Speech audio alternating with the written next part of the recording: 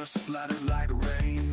Coffee stains tell stories of pain. Spoons clink and whispers in the night. Beneath the night. Shadows dance beneath the neon light. Who drank the poison, who lit the flame? Everyone's guilty, no one takes the blame. True crime cafe where secrets bleed. Truth the bullet, truth's a need. True crime cafe where lies collide. Order up a story no one can hide. Black boots stomping, floors of regret. Ashtrays full but we're not done yet. Clock ticks louder, the walls closing. Every scene tastes like original sin. Who's the killer, who's the saint? Fingerprints smudged, they don't paint. Truth or dare or just pretend? What's the start, what's the end? True crime cafe where secrets bleed. Truth the bullet, truth's a need. True crime cafe where lies collide. Order up a story no one can hide.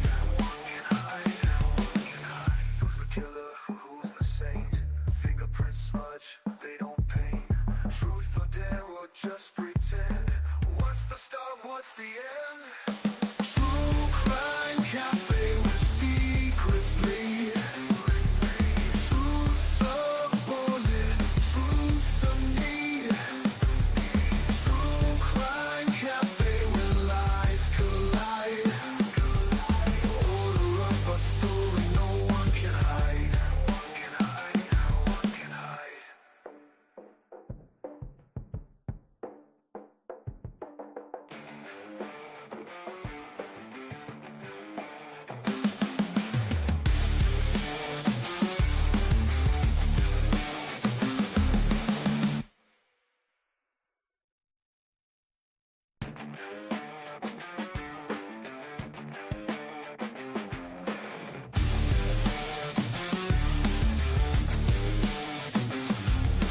Blood on the counter splattered like rain. Coffee stains tell stories of pain. Spoons clink and whispers in the night. Beneath the night. Shadows dance beneath the neon light.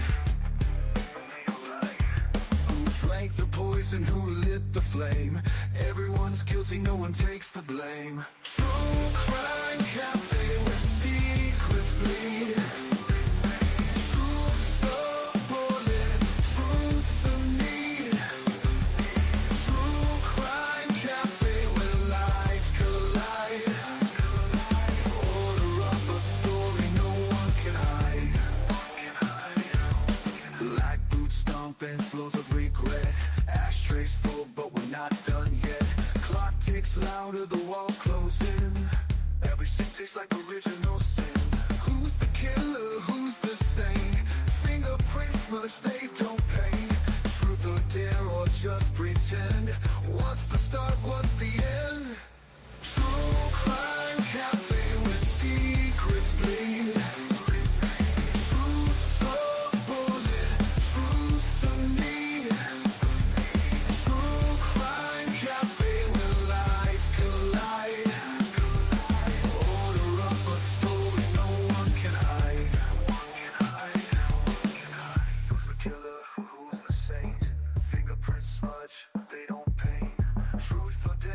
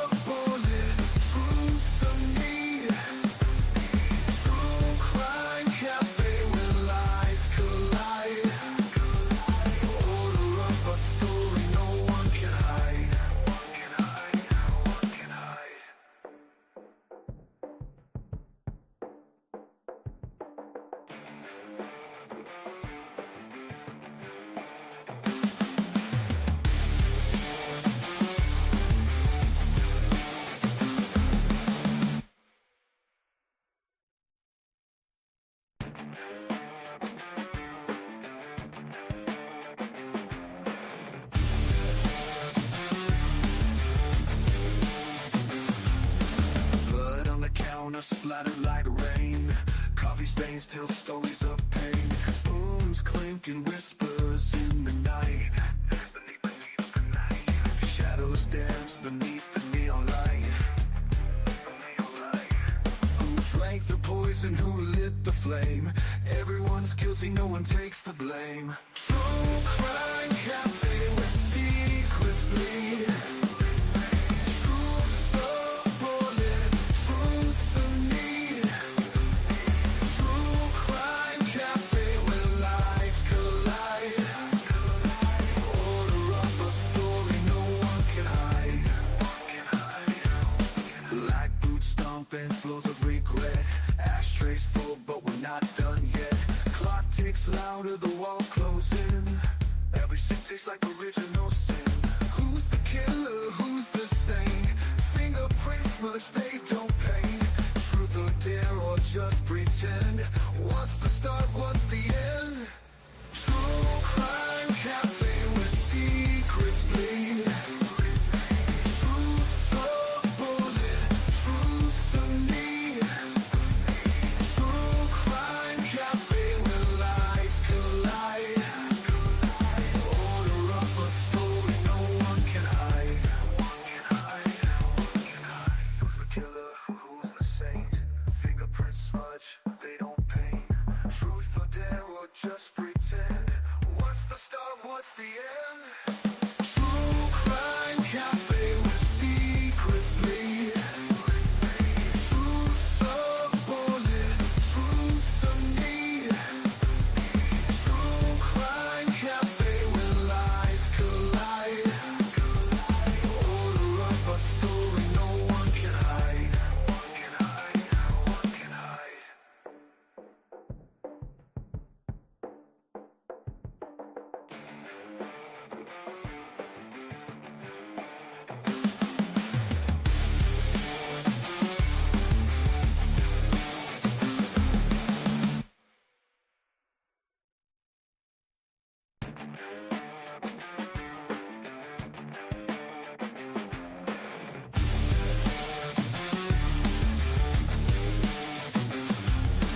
Blood on the counter splattered like rain. Coffee stains tell stories of pain. Spoons clink and whispers in the night. Shadows dance beneath the neon light.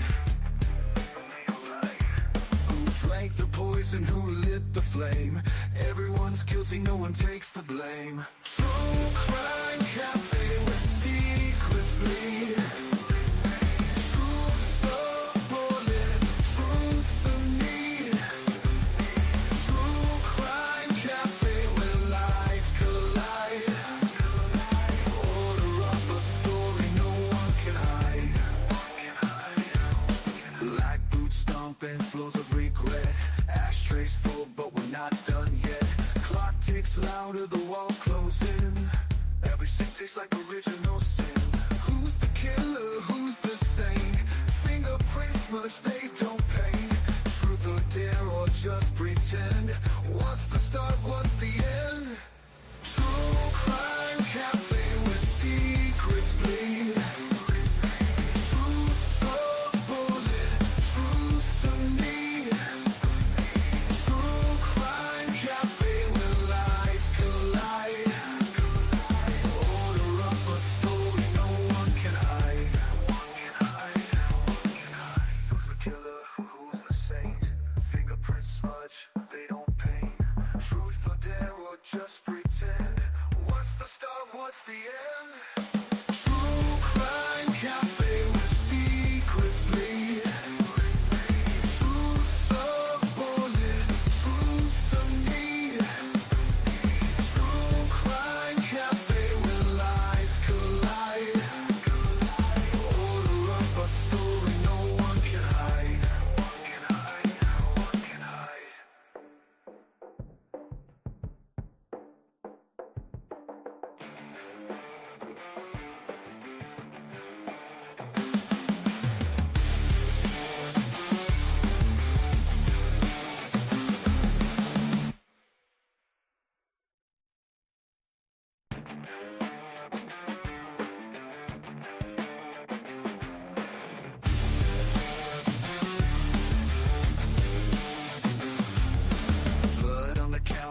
splatter like rain.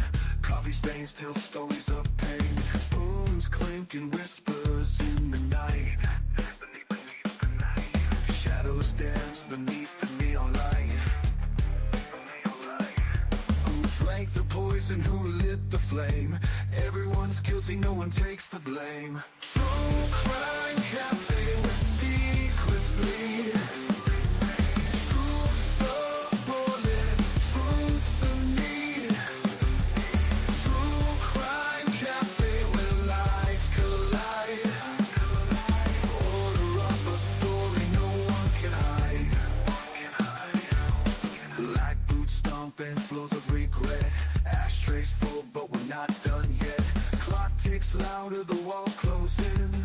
Every scene tastes like original sin. Who's the killer, who's the saint? Fingerprints smudged, they don't paint. Truth or dare or just pretend? What's the start, what's the end? True crime cafe where secrets bleed. Truth a bullet, truth's a need. True crime cafe where lies collide. Order up a story no one can hide. Who's the killer, who's the saint? Fingerprints smudge, they don't paint. Truth or dare or just pretend? What's the start, what's the end? True crime cafe where secrets bleed. Truth a bullet, truth's a need. True crime cafe where lies collide. Order up a story no one can hide.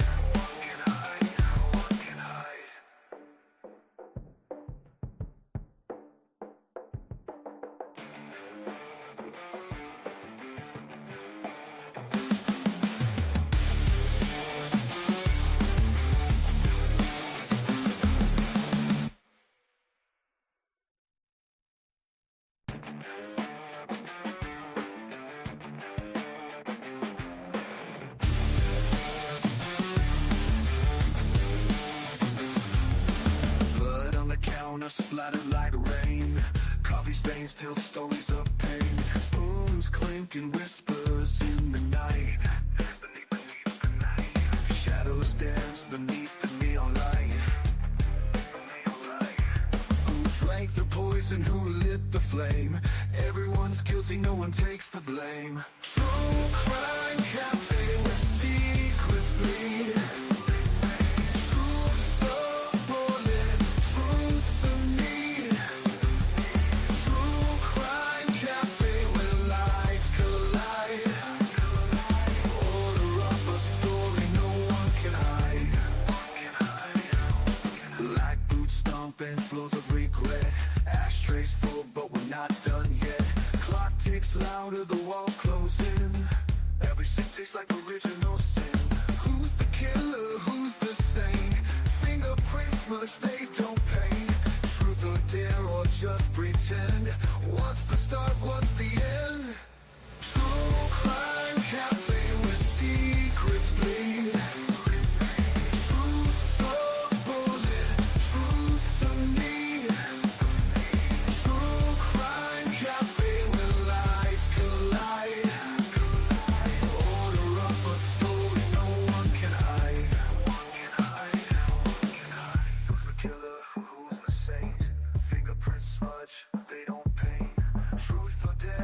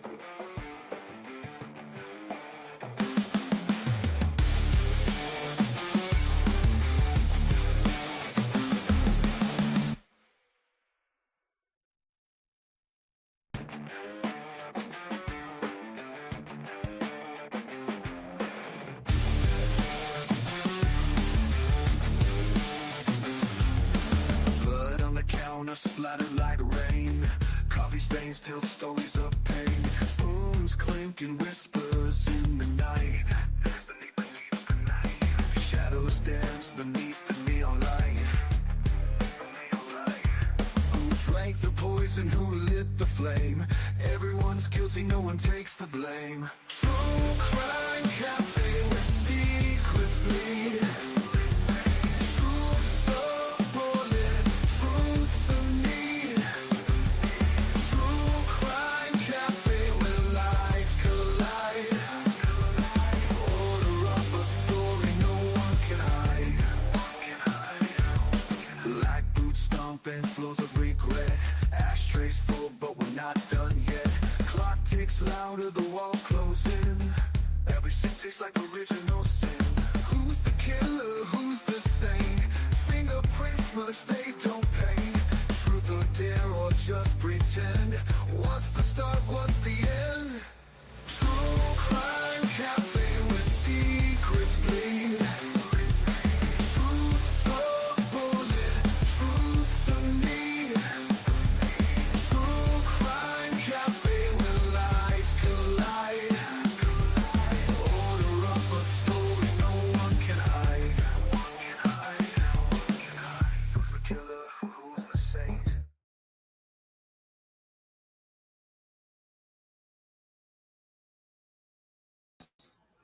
All right, all right. Welcome back to the cafe, folks. We are open for business. Thank you guys so much for joining me today.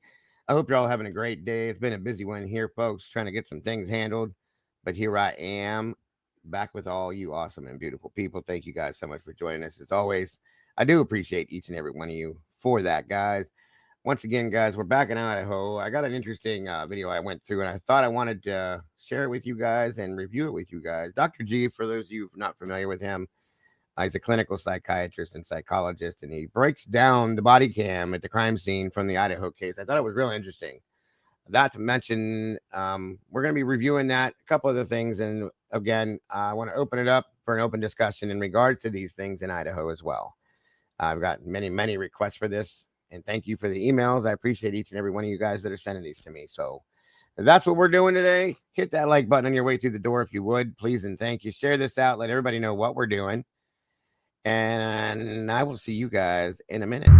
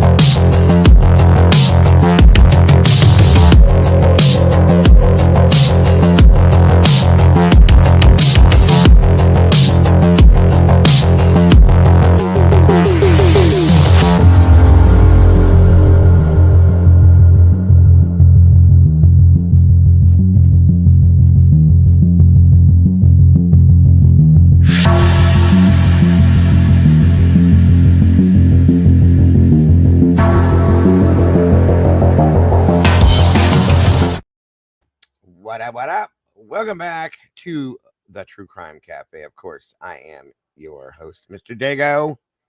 It is great to see you all, and thank you for joining me today. I hope you're all having a great day. Hope everybody had an amazing night. I missed you guys. Wish I'd have been here earlier, but I had so much going on today. It's crazy. My house guests left, and I had to put some things back in the order that they were in. And again, still shutting down my pool, but the majority of it's closed down. That takes some time and some stuff to do, and straighten up the yard. And I had to work on my mower. It's just been a busy day, folks. So here I am. Great to see you. Thank you so much for that, Meg. Again, everybody, as we all know, as I always proclaim, tips and donations and any kind of financial support is never ever expected, folks, but absolutely 1,001% appreciated. It does help to keep the bills paid, to keep this channel running. So thank you, Meg, for that, and thank you to all of you that may choose to support us that way. Besides that, folks, hitting the like button is one of the best things you can do in this channel. We appreciate it so very much. And thank you very much. Again, thank you all for being here with us today. Thank you to my blue crew for jumping in here with me, the most amazing moderators on this platform here we call YouTube. I appreciate each and every one of them, as always. And speaking of amazing people, who else we got in here today? Miss Donna Salamander, welcome back to you. The cat lady from up north, good to see you today, cat lady. Thank you for joining us. Of course, the megastar, Miss Meg P, great to see you. Fizzy's fizzing around in here as well. Cat K, welcome back. Wonderful to have you here. Let's see. Who else we got in here? Anna Zorman, welcome back. Great to see you. Tina Gobley, thank you for being here today. Phineas, a new name. Great to see it. Great to have you here. Yvonne Poolway, great to see you. Eddie's in the house. I hope you join me today, bud. I hope you can. Let's see. Yvonne Pool. Pappy Man, what's up, brother? Good to see you today. Always great to have you here. Beach Babe, welcome back to you. Carolyn Prestage, great to see you. Insight Unseen, wonderful to have you in the house. Another new name, I love it. We need a bigger pot, ladies. We might have to get a bigger one. Legendary's back in the house. Good to see you. You are at the beginning and the end, Legendary. Think about it. C-Jag, welcome back to you. The Done One, welcome back. And Lucci, there's our Lucci. Good to see you, Lucy. Thank you for being here, dear. Always appreciate it, each and every one of you, for being here. Michelle Weddle, great to see you as well. Beep, beep. Hope Norris, first in the house. Good to see you today. Phil's in the house. All right. Good to see you, Phil. Aquarian number 1, good to see you. Thank you for joining us. Come on in, grab a seat, get comfortable, please, and thank you. Come on, come on, come on. I want to thank all you guys that do throw these these purple hearts in here. That means a lot. In memory of Wisdom Speaks, as I always proclaim, she's still with us one way or another, and I appreciate that. Thank you so much for that. Miss Evelyn, great to see you. Kent Corbett, welcome back, my friend. Always happy to see you. Midnight at the Mancennial, good to see you. Come on in, guys. Get comfortable. 64 peeps, 41 likes. We're getting there. We're getting there. Hit that button on the way in, please, and thank you. Thank you so much, Miss Donna. Deborah Ackland, good to see you. Appreciate you. Just cut 6 inches. Oh, my goodness. I cut 6 inches off my head, too. I'm just kidding. I just went and trimmed it up again. I can't handle that hair when it starts to grow back in, folks. It bugs the hell out of me. So here we are again. I think I cut my hair like once, maybe sometimes once, at least once a week. Vonda Tolman, welcome. Good to see you, dear.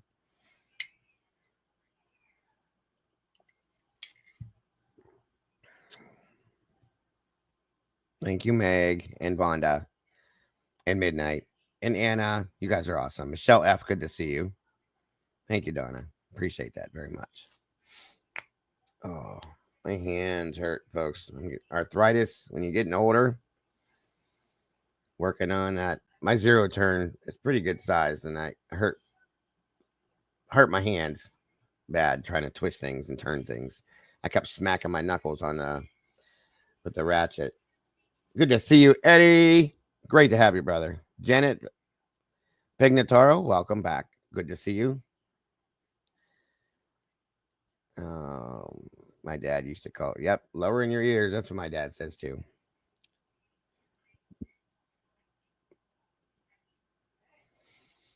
So for those of you that aren't familiar with Dr. G, like I said, he's a clinical psychologist and psychiatrist. And he breaks down the body cam at the crime scene in the Idaho case. And I thought it was kind of interesting. I've watched, there's a lot of stuff that Dr. G has put out that I have not been agreeable with, but this one, it's kind of interesting. So hopefully you guys think so as well. I wanted to review and share it with you. And then again, an open discussion on some other things involving it. We will be talking about there as well. Let me go ahead and do this now. Throw that up there. Pin it to the link is pinned to the top of the chat. Anybody that wants to jump up here, please feel free. I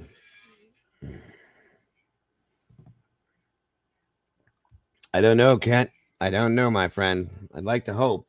we'll see what happens. We will see what happens. We got one more day, and if it don't, like I said, he can still appeal, guys. It's just going to be a different way, and it's going to be a little bit more difficult. So there's still the options there.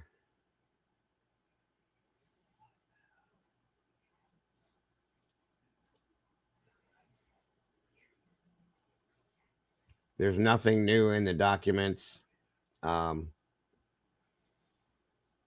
and there is nothing new in the case summary. For those of you that might be curious, nothing there at all. So nothing's happened as of yet. They may take it down to 11:58 or 11:59 tomorrow night, folks. We don't know, but we shall see. By the way, thank you guys for joining me last night for the Noah. When we covered Noah's case last night, guys. It really needs some more airplay in a bad way.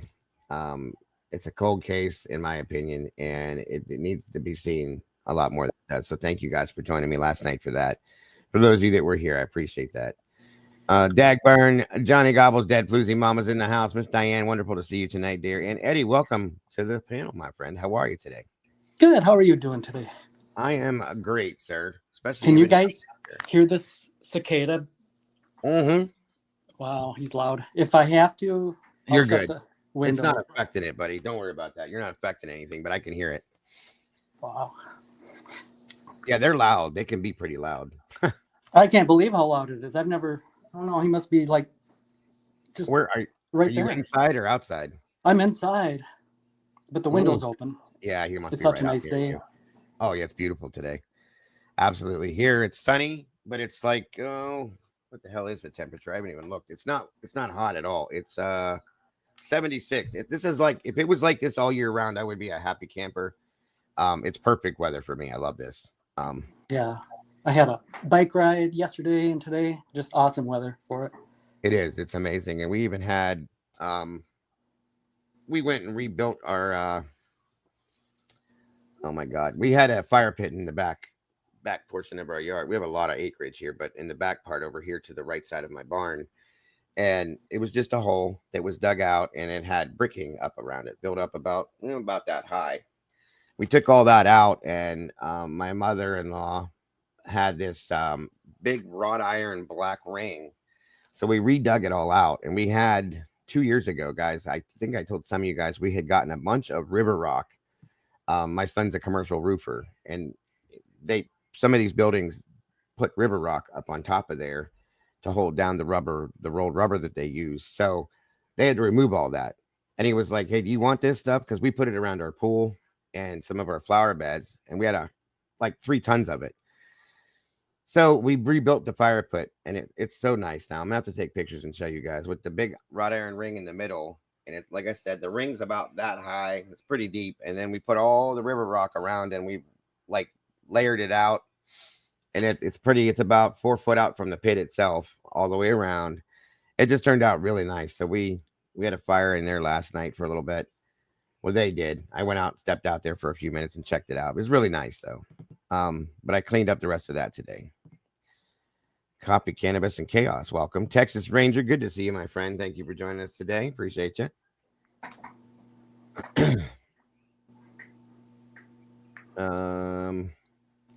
Miss Taylor's in the house. What's up, buddy? Dago, I have something that we might want to look at together. I came across Sure. somewhere where I think someone has discovered some hidden meaning in these redacted court documents. Really? Yeah. It's important. I think we should look at it. Yes, I'm down. I love that kind of stuff. Actually, that's always fun. And it's nice to learn. I love learning. You know that. Love it, love it, love it. Make sure your son covers himself in sunscreen. That's how they do use some sunscreen. But no, I get it. I get it, Meg. Thank you for the advice. I will pass it along for sure. They're out there 24/7. They both work there together. My older son, my granddaughter's dad, he's the foreman, and Caden just started there. So, but yeah, they'll do it. I said, they can both afford it. Caden is the only 19-year-old kid I've ever met in my life. I told him how lucky he is, as much as he hates this job. He makes $22 an hour at 19 years old, without a college education as of yet. So you don't get that option too many times. I said you better relish it and enjoy it, And he is. He's almost got his money saved up to be able to buy his car now. He's buying his sister's old car for $1,200, and I'm scared to death to get him on the road. But I've been trying to show him how to drive, and I'm telling you what, it's been fun. Tell you that much. Joanne, good to see you. Where did they come from, Miss Joanne? I was looking, and I don't always get the.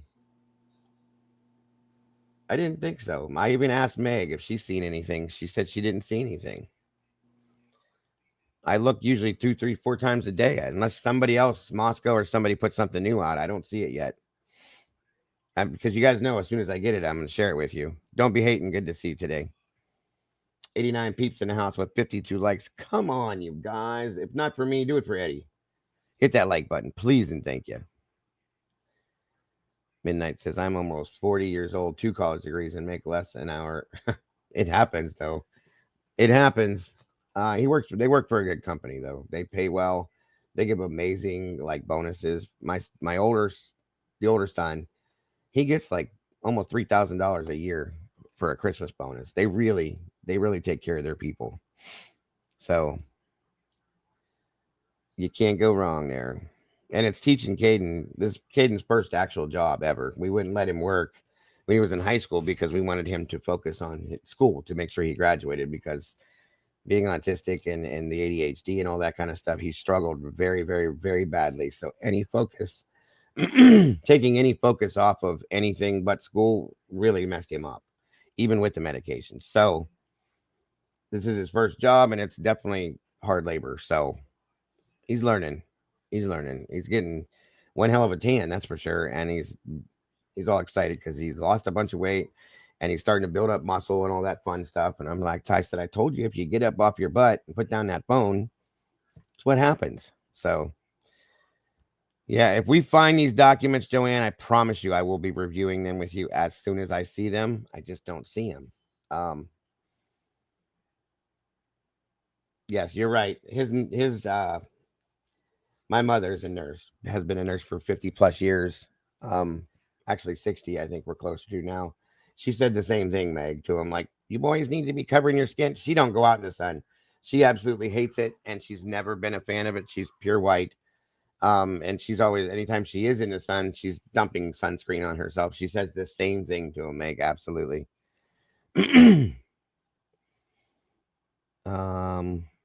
Witchy's in the house. Thank you, Witchy. I appreciate that. Hit the like, please. I'm too busy to hex you today. I love it. That's awesome.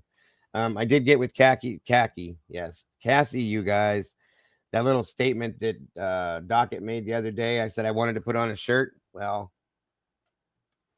it's going to be available in the merch store here relatively soon. If you guys remember right, it said, I need new conspiracy theories. All mine have come true. I'm putting it on a shirt, and I love that. I love it. So we'll have those shirts available along with the other stuff we have here fairly relatively soon. One of these ones, these are available now. These are the new ones with the new logo that we put in there. Those are available too, as well as the old ones still, and some other stuff we got in there. So if you're interested, please go check it out. My autism really screwed up my employment habits. The others doing well. Me too. Back in the day, it wasn't my autism, it was my ADHD, which who knows, I could have it too. They didn't diagnose back then, like for our age group. We were just bad kids. You know what I mean? Yes. Be one of the cool kids. Get you some merch. Thank you so much, Miss Meg. You're awesome. We got some cool stuff in there. And guys, if you have suggestions, by the way, I like doing this too. Any suggestions or anything you would like to see possibly in the merch store or that you would like to have, let us know, and we'll do our best to put it together for you. We've done it before. Thank you, Aquarian. I appreciate that very much. He's looking at school, though, too. We have 2 local colleges here he's interested in going to. One, he wants to go for music, of course, and the other um, major for music and a minor in business. I think he said. We'll see. Still like me thinks you should shut up and sit. Yeah, I wrote that down too, cat lady, and I think we're gonna do that one too. I think that's hilarious. I love it. We need something to smile at around here sometimes. I got burned by gas and didn't know what. Oh Jesus, Texas. Um, burn cream. Wait, did you get burnt by the liquid, or did you like have gas on you and then you caught it on fire?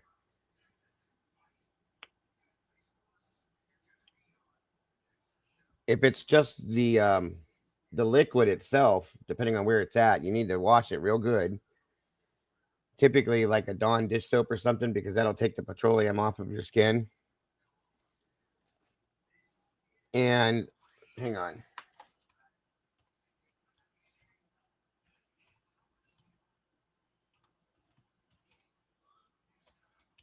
And then put a cream over that. It was the liquid.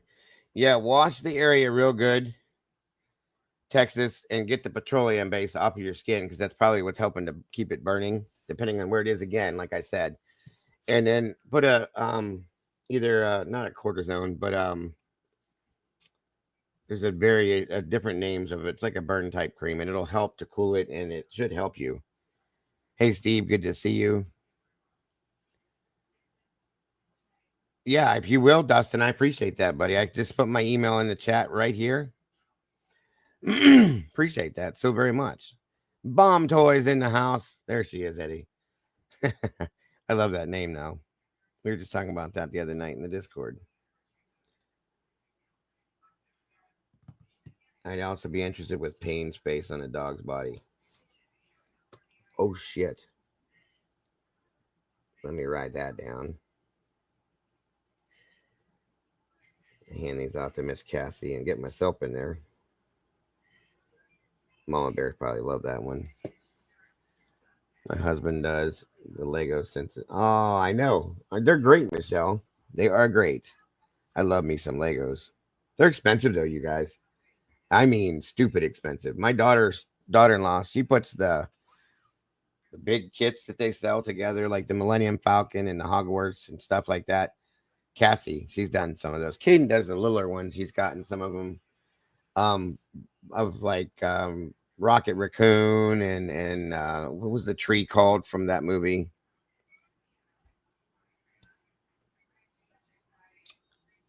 You know what movie I'm talking about, Eddie? The it's part of the Avengers thing. Oh, I don't. The tree, the talking tree, I think. What the hell is his name? Caden, what's the talking tree called that you built the Legos? The Lego thing you built, it's the tree. Oh my god. Groot. Groot. Chat it's has Groot. it. Yes, we had Groot come in here. Groot? Yeah, it was Groot. He got the Groot and the Rocket Raccoon. And is that the only two Lego things you put together like the that? Two structures I have right now are them. Yes.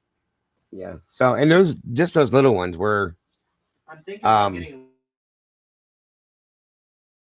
Those two things were stupid expensive. Welcome, Kim. Good to see you.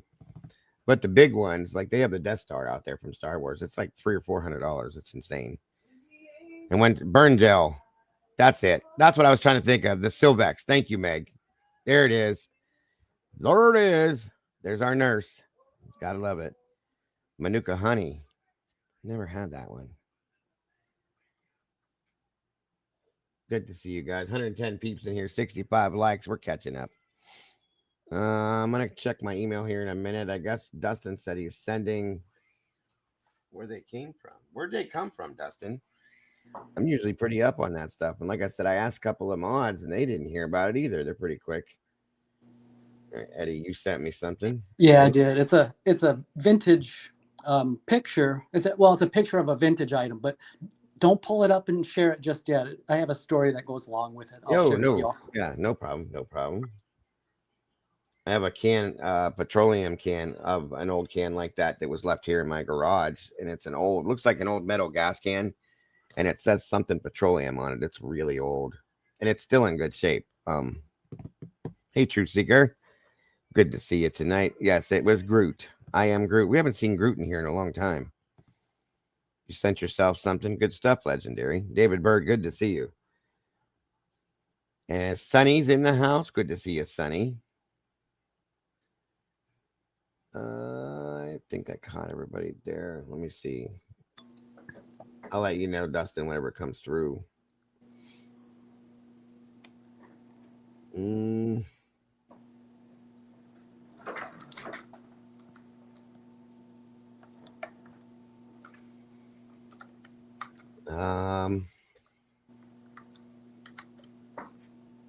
don't know that I do, Dustin.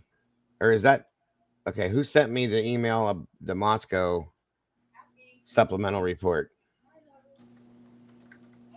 I don't know that I do have that one, so I will be looking at that. We can definitely go over that for sure. Was that what you sent, Dustin, or did you send something, or are you sending something else?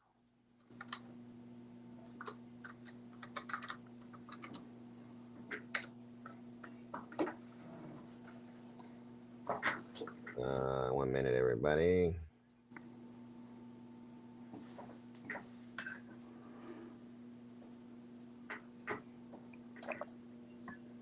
Done one. Good to see you as well. You sent, okay. I don't know that I do have that. I don't remember by looking at, but we will review. That's only one though, right? Okay. So it came out in Moscow. Yeah, that's not new. I didn't think so. And Moscow supplement number 50. Yeah, I'll have to look in my. Yeah, it could have it. I just don't remember because it's been so long since I've covered it. Well, I guess let's start off with what you had, Eddie, what you were talking about. Okay, yeah, and it'll just take a moment. But No. yeah, like I was saying, it has something to do with these redacted court documents, and there is a deeper meaning to them. And luckily for us, Nothing Have Asked has had a guest on her channel that knows exactly what they mean, and it's in one of her shorts. Ah, gotcha. Yeah. I love her. By the way, we need to put her link out anyhow because she does some great stuff. Let me get it pulled up here. Yeah, this is legit. This person knows what they're talking about. We need to take a look at this. It's important.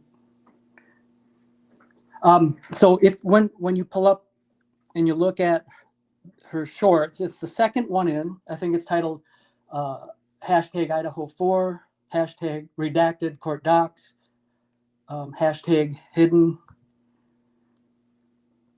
There's a very intelligent Gotcha. person that, or guest that the face of the guest is also, kind of front and center. Okay, no problem. Let me get to her here in a second. There she is. All right. Second one in on the shorts. He said, hold on. Well, Yeah, you'll see like breaking news kind of like on the top, and then like hashtag Idaho 4, hashtag redacted court docs. well, the guy, if it's what I'm saying, is it an alien? Yeah. Okay, gotcha. Okay. Yep. I wasn't sure, but okay. We got to check this out. All right. Hidden meaning. Gotcha. It'll shed some light. All righty then. It's a TikTok, it looks like, so I can't make it.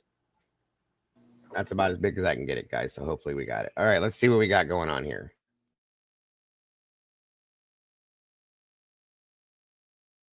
Well, Hitler, it looks like our plan is working to take over the world. You've initiated the data sequence of tones into the paperwork flawlessly. No one will ever know they're sending code to my home planet. Ha ha ha! Blank, blank. Blank, blank, blank. Blank, blank, blank, blank. Blank, blank, blank. Blank, blank, blank, blank, blank, blank. They'll be here soon enough. Thanks, Hitler. Well, Does it get any better? I am dead. That's That was great. I love it. I love it. Yeah. I knew there was a meaning behind all that blankety blank blank blank. Ah, That's amazing. I can't wait I'm till in tears. Yes, that was amazing. I cannot wait till I see her. That was great. So, like you said, when you first began live streaming, it's nice to start out with, Yes, on a lighthearted note, with absolutely. um, with a funny in there mixed in now and again. And I can also share a quick story and a vintage item, a photograph of a vintage item, and then a joke also with That's you guys. great. Yes, I love it. That was amazing. That's perfect, actually. Um, that was too funny. I love it. The blank blank blank blank blank blank, and it sounded like the voice reminded me of the Crypt Keeper's voice. I love that. Too funny to me. Oh, Meg says her cannibal vampire potato. I brought that up a while ago. That's it. It is. Hey, welcome, Transformer Uplifter. Great to see you today. Thank you for joining us. I love it. I am me. Good to see you. That's something I would have expected from you, Miss Lucy. That was good. Great stuff. Noel's in the house today. I'm surprised that thing isn't viral by now. That you can't improve upon that. It should That's be. gold. Yes, it is. It definitely should be, guys. Please go jump over to Nothing Half-Ass channel. Hit the like on that if you will, please, and thank you. That was too funny. I love that. That is amazing. She did a great job with that. And there's the link Miss Meg just dropped in here. Thank you for that, Meg. Please go over, hit the notification bell, and subscribe to Miss Nothing Half-Ass channel if you have not yet done it. And hit the like, especially on that one, guys. She's got so much good stuff over there.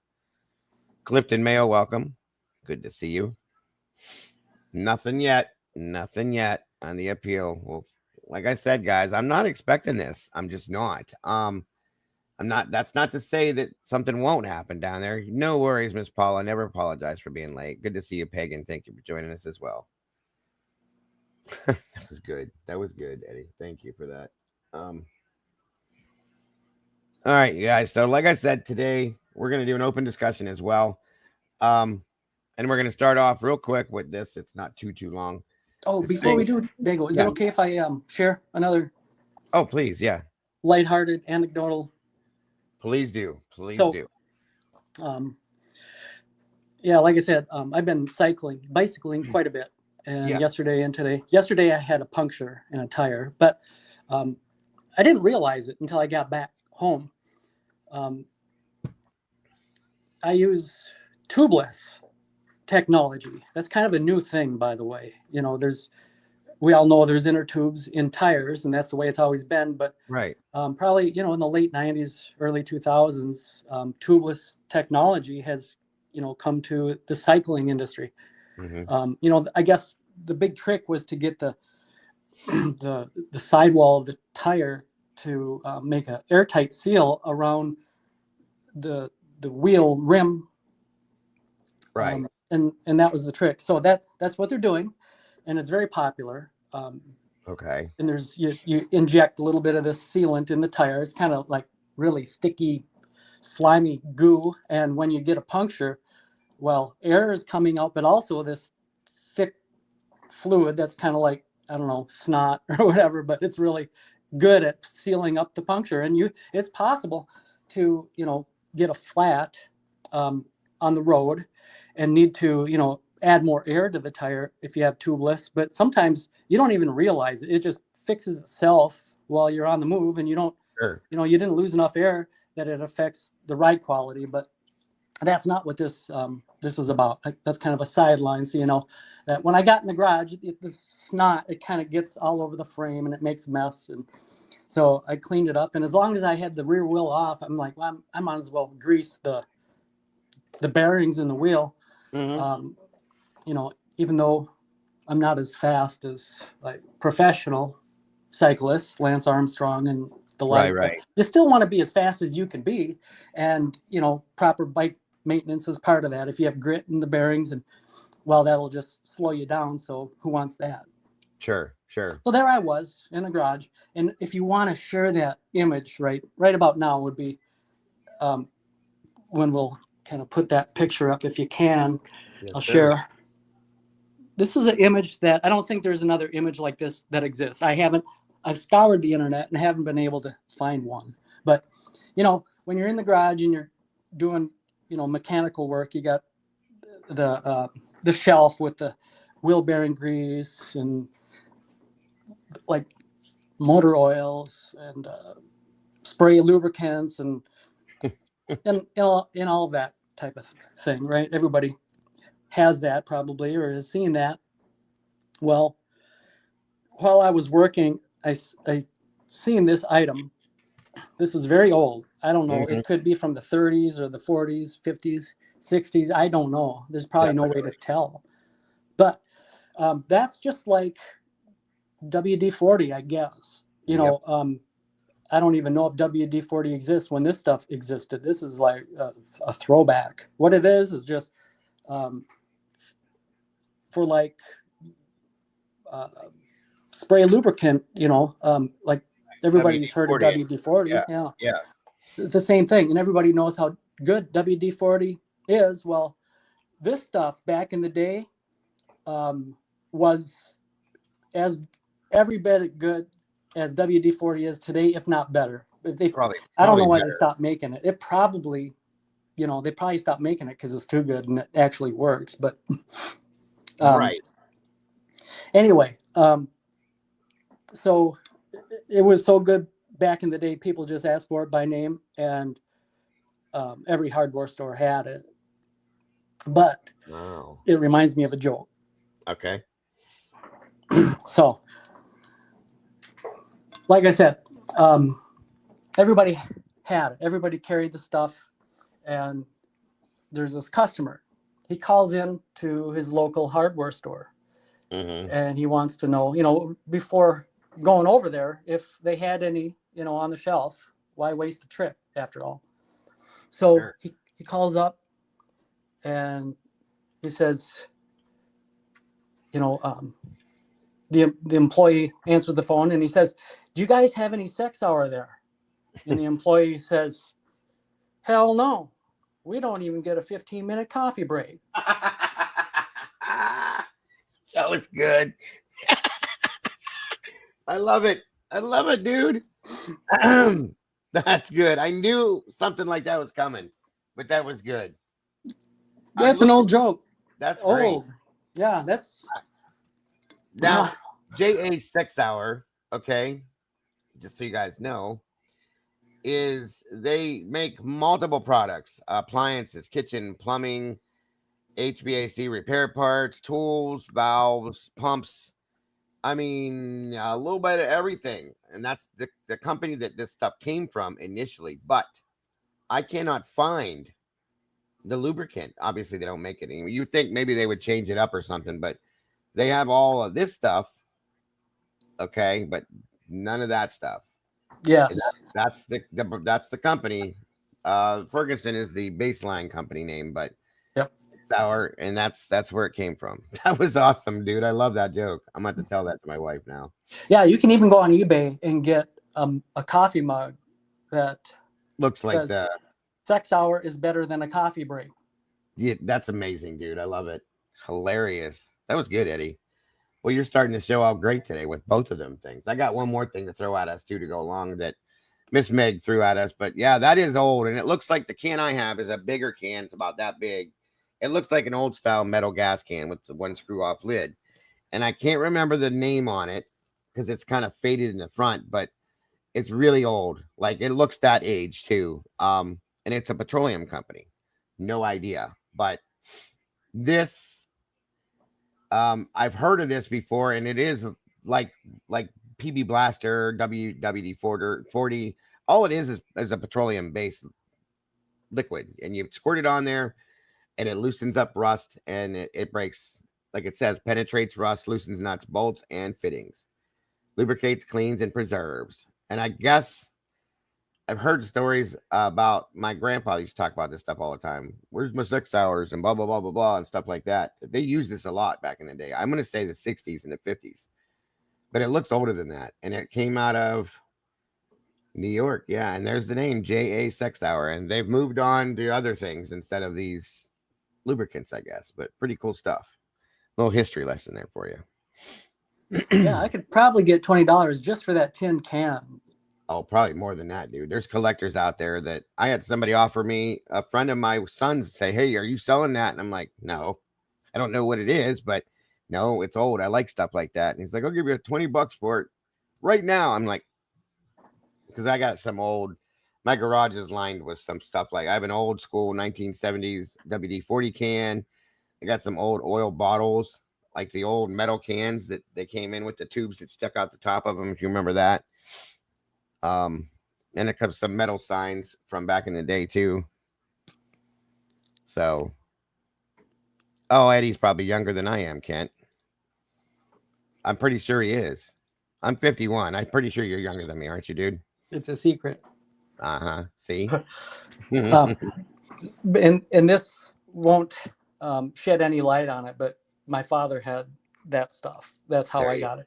There you go. Who knows where he got it from? I don't know. It could have been his father. Who knows? Yeah. Yeah. While looking around the internet yesterday for other images, I did kind of find the obituary for John A. Sex Hour. Uh-huh. Yeah, he started that. That's right. Plumbing manufacturing company. I think That's it. he's long time, Been around for a long time. That's right. Yeah. Yeah. So this is what Miss Meg was talking about. She sent this over to me, and it says, "Fancy Grace's hunt for the potato cannibal vampire." I'm curious. News. It's me, everyone. Fancy Grace, I'm undercover, is a group of potatoes trying to help out my friend, Meg P, who is terrified by the thought of a potato cannibal vampire. I have my whole team working on it, Meg. We sure do appreciate you. Love you. See you later. Now let's check in with my first correspondence. Go! Thank you, Fancy Grace, for having me on. Breaking news story here for you. Yes, there is an APB out looking for the vampire potato. Because, yes, as you reported, Meg P has requested to know if a potato is drinking vodka. Is that cannibalism? We're trying to get your answer, Meg P. Hang in there. Back to you, Fancy. Yeah, Fancy Grace. The vampire potato, he did get me. Beware, Spuds, look out. The vampire potato's out there. Ask Meg P, she knows all about it. Yes, Fancy Grace, it's me, Leprechaun Potato. I'm hiding underground because I heard about the cannibal potato. And I'll never let it get me Lucky Charms.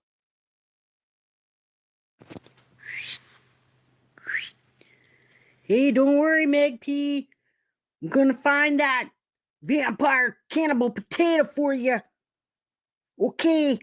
Love you, Fancy Grace. You're my favorite crime reporter. Breaking news. It's me, everyone. Fancy Grace, I'm undercover, is a I love it. I love it. Hey, Gen 7, good to see you. That's awesome, you guys. Guys, go check out, by the way, if you haven't seen Fancy Grace's channel, please do. You'll love it. You really will. It's great stuff. And that looks like Nothing Half-Assed was on there too. So thank you both. That's just, I love that. That's great. Too funny. I've heard this. I haven't. Everybody keeps talking about this Fancy Grace thing. I've never. When did that come about? By the way, somebody explain that to me. When did that come about? Do you know why it's called PB Blaster? I used to know the answer to this, Bill. There you go, PB. Where there's a Phil, there's a way. Nothing works faster than PB. PB's awesome. When I first got into it, I worked at a parts store a long time ago, and they had it, and they said, "Watch this," and they sprayed it into a styrofoam cup, and the cup dissolved completely. And I was like, "Whoa, what the hell is that?" Welcome, Tonka. Good to see you. But yeah, that stuff. It's I live by PB Blaster at this point, folks. Anything that you have that's like that, that's the best stuff I've ever used. So it kind of scares me. Well, that and Coca Cola. Coca Cola works too, by the way, and we drink that, so that should scare you a little bit. There's Ms. Rach. Thank you so much. Good to see you, Rach. I'm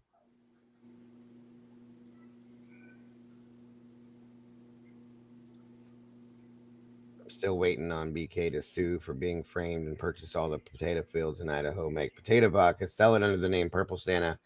Oh my God, Lucy, I'm done. I'm done. I'm done. You guys are nuts. I love it. Insane. That's great. Like I said, Eddie's right. It's good to start off with a smile, folks, because Lord knows we don't usually end with one. So, good way to get the day moving. I appreciate that very much from all of you guys. That was good, though, Eddie. That alien thing was awesome. Thank you for recommending that. And again, nothing half-assed. Thank you so much for that as well. Angel Mom, hello. Welcome from PA. Good to see you, neighbor. And yeah, Nona McPoppins, welcome to you, dear.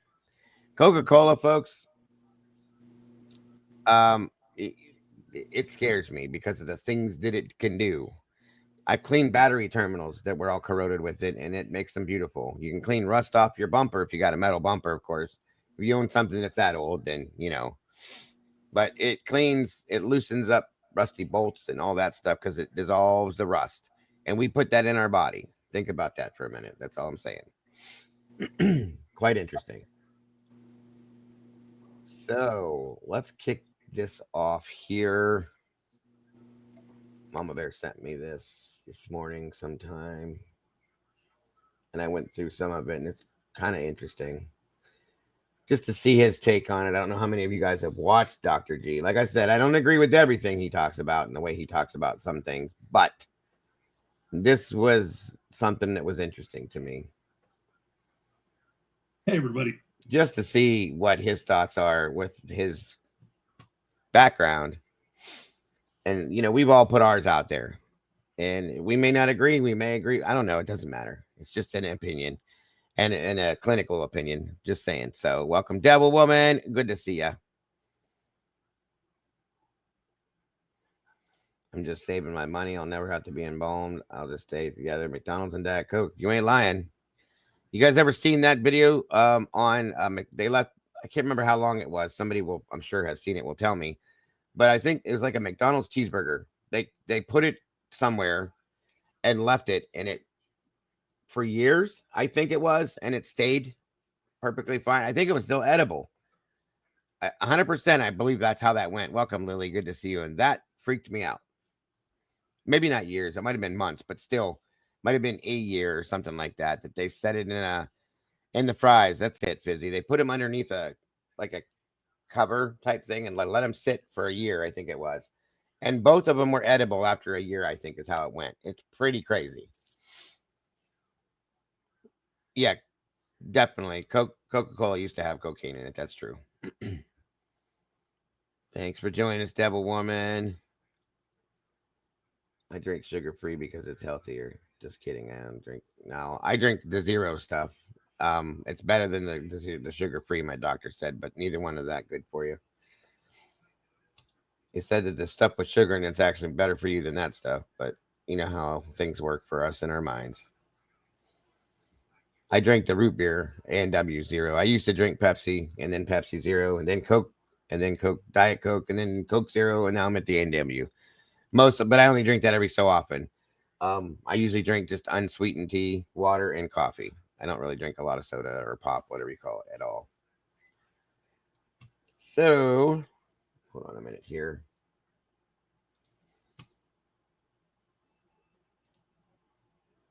again, guys, go check out this channel if you will. It's called Dr. G Explains. I'm going to drop the link here in the chat for those of you that choose to, of course. And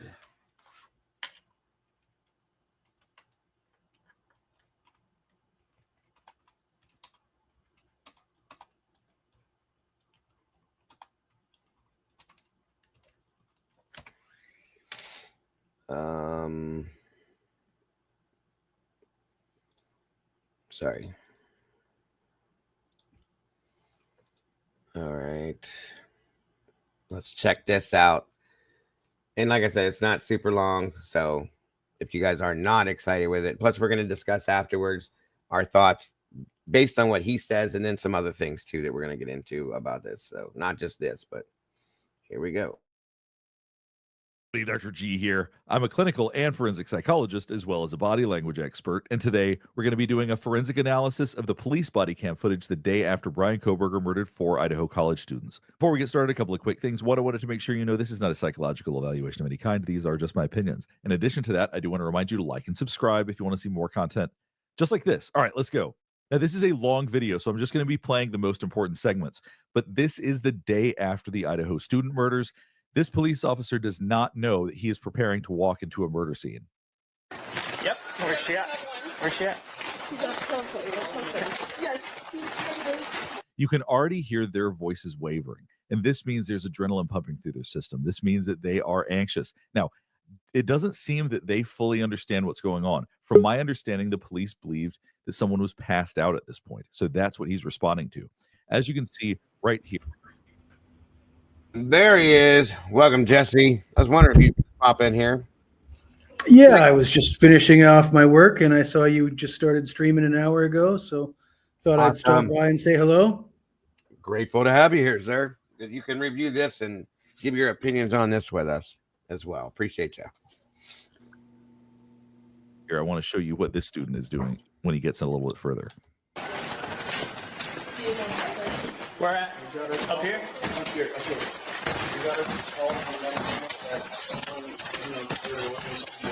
Something you may already be noticing, and I want you to look out for, is how tight everything in this house is. The stairway is small. Everything is very windy, which would have added to the chaotic nature of what was going on.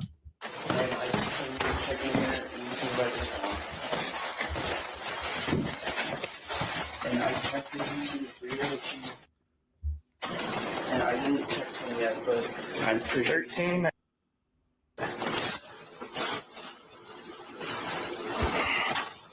Okay, do it. So as you can hear in the officer's voice, even just briefly, everything changed right there. You hear the tension in his voice almost immediately. Once adrenaline starts pumping, once the body starts tightening up, you are in protection mode, because this is not what he anticipated. And that's a big part of what we're going to be talking about today, is the expectations were defied. Nobody was going to expect what happened. Nobody is going to expect what they saw. So it's going to be very hard for people's brains to recognize and reconcile with what was actually going on and what actually happened. When they talk to one of the roommates later about what they recall, we're going to get much more into that. But now I'm going to jump back. Let's listen to this police officer for a second.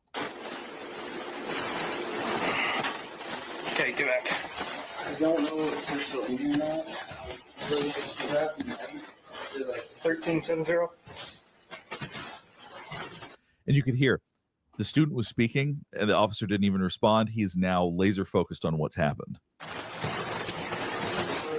I'm just going to skip ahead because he's exploring the room and everything's redacted, as it should be. Now, I mentioned I was going to point out what this student was doing. You see this position right here, hands over his head, elbows up. We do that when we're in a panicked mode because it forces us to breathe through our diaphragm. So if you try to do that and take a breath through your chest, you just can't do it. So it's not like you consciously think that you need to do this. Your body just automatically does it. But that's a way to try to force yourself to calm down a little bit. You oftentimes see people who have been in tragedies or who have been in some sort of catastrophe doing this exact thing. So this body stance does force you to breathe through your diaphragm.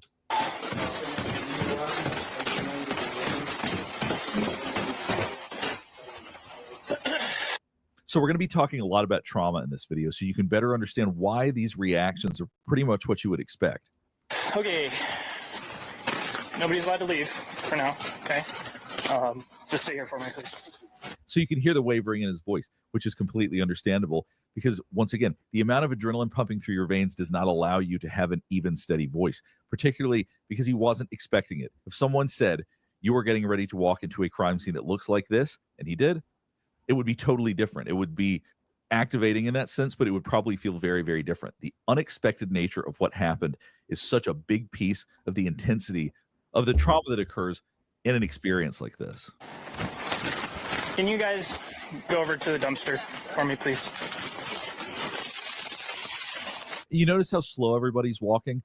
It's almost like being in a daze. When you dissociate, part of trauma is dissociation. So in other words, you are taking a step out of reality a little bit. Sometimes time can get compressed, sometimes it can get elongated, but it affects your perception. And this happens with PTSD. It happens in short term if there's been a trauma. And all of these students are going through a trauma right now. They don't know what's happened. The unpredictable nature of what's going to happen next is also adding to that. So you have to understand, really making sense of trauma is understanding how unpredictability has completely thrown off their worldview.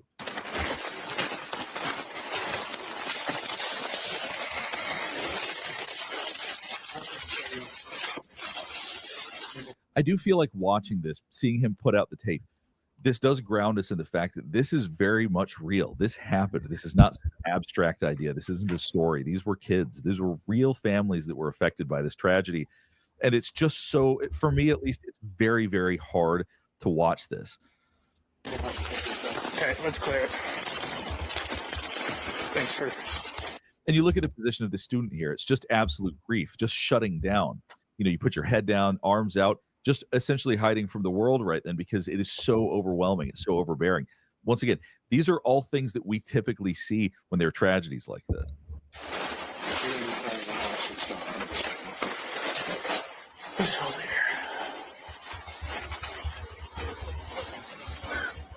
Okay. I'll just start down here. And you can hear the voice of the officer whose body cam is on. You can hear his voice change. The adrenaline has settled down. He's trained for these kinds of things, but it was so unexpected. That's what caused that reaction. Police department.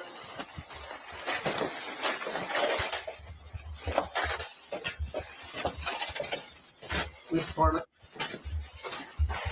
So even as they're actively looking for somebody. Yeah, I got to agree with Meanie. He says he's editorializing too much. I agree with that. And he's looking at this from one side, obviously, folks. He doesn't see the dark side to this, possibly. I mean, at least not yet. So this goes back into training mode. Immediately, I think that once the adrenaline settles down, once you know what you're dealing with, then it goes back to just following what you know how to do. And so all of the feelings probably get set aside right now. Now it's just in the mode of like, let me make sure that everybody's safe. Back into that sort of mindset.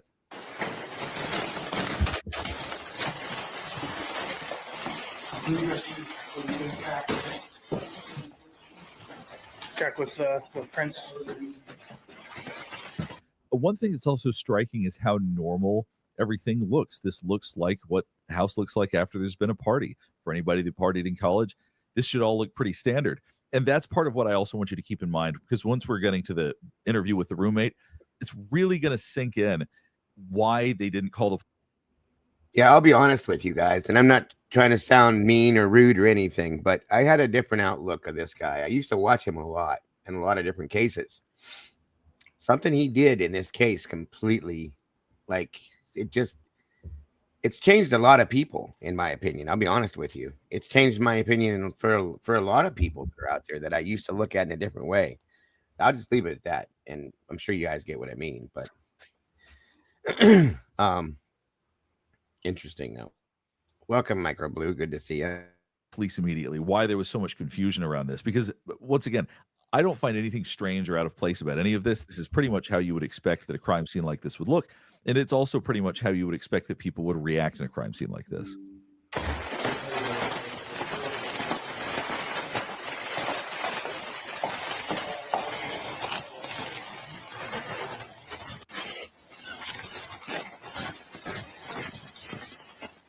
You see how everybody's huddled together. Typically, when you see people if they're not in an emergency situation, they'll be more spread out. They'll be more casual. We do this type of solidarity. We do this for protection. I don't think they're actively worried about anything happening, but everybody knows it's a crisis. Everybody is traumatized right now. So you are seeing people huddle together because of that reason. It's also 30 degrees outside, so keep that in mind too, just so you know.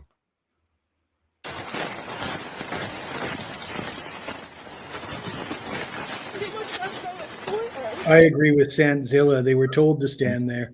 They were told not to mill around separately. Yeah, they were told. You're right. There's that, and it's freezing out. If that's why they're all kind of standing side by side, hugging each other in that sense. He's right to some extent. You know, I've seen that being on certain scenes, how people hold each other for comfort. I understand. In this situation, I'm not saying that's not true. What I'm saying is it's cold. A lot of them are in shorts, no coats. And they were told, go stand by the dumpster and don't move. So yes, that's agreeable. Is this a recent video, Diego? Yeah, this just came out. I should have told you guys, and I'm sorry I didn't. 7 hours ago.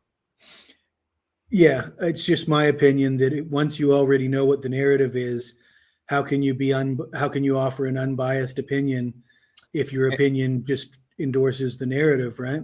Yeah, and I've seen him talk about other things with this, and he's a one-way mind. You know what I mean? And I don't understand a forensic psychologist having a one-way mind and not having the ability to open it up to the other side of things. I just don't get that. My wife, like I said, my wife has got 2 degrees and she was gonna go to, be a psychologist. And she herself, she said, I don't understand why people aren't seeing the other end of this and looking at it from the other end of things. She goes, it just doesn't make sense, hon. And I said, no, I know. That's what a lot of us are asking. She goes, most of these people do not have an open mind.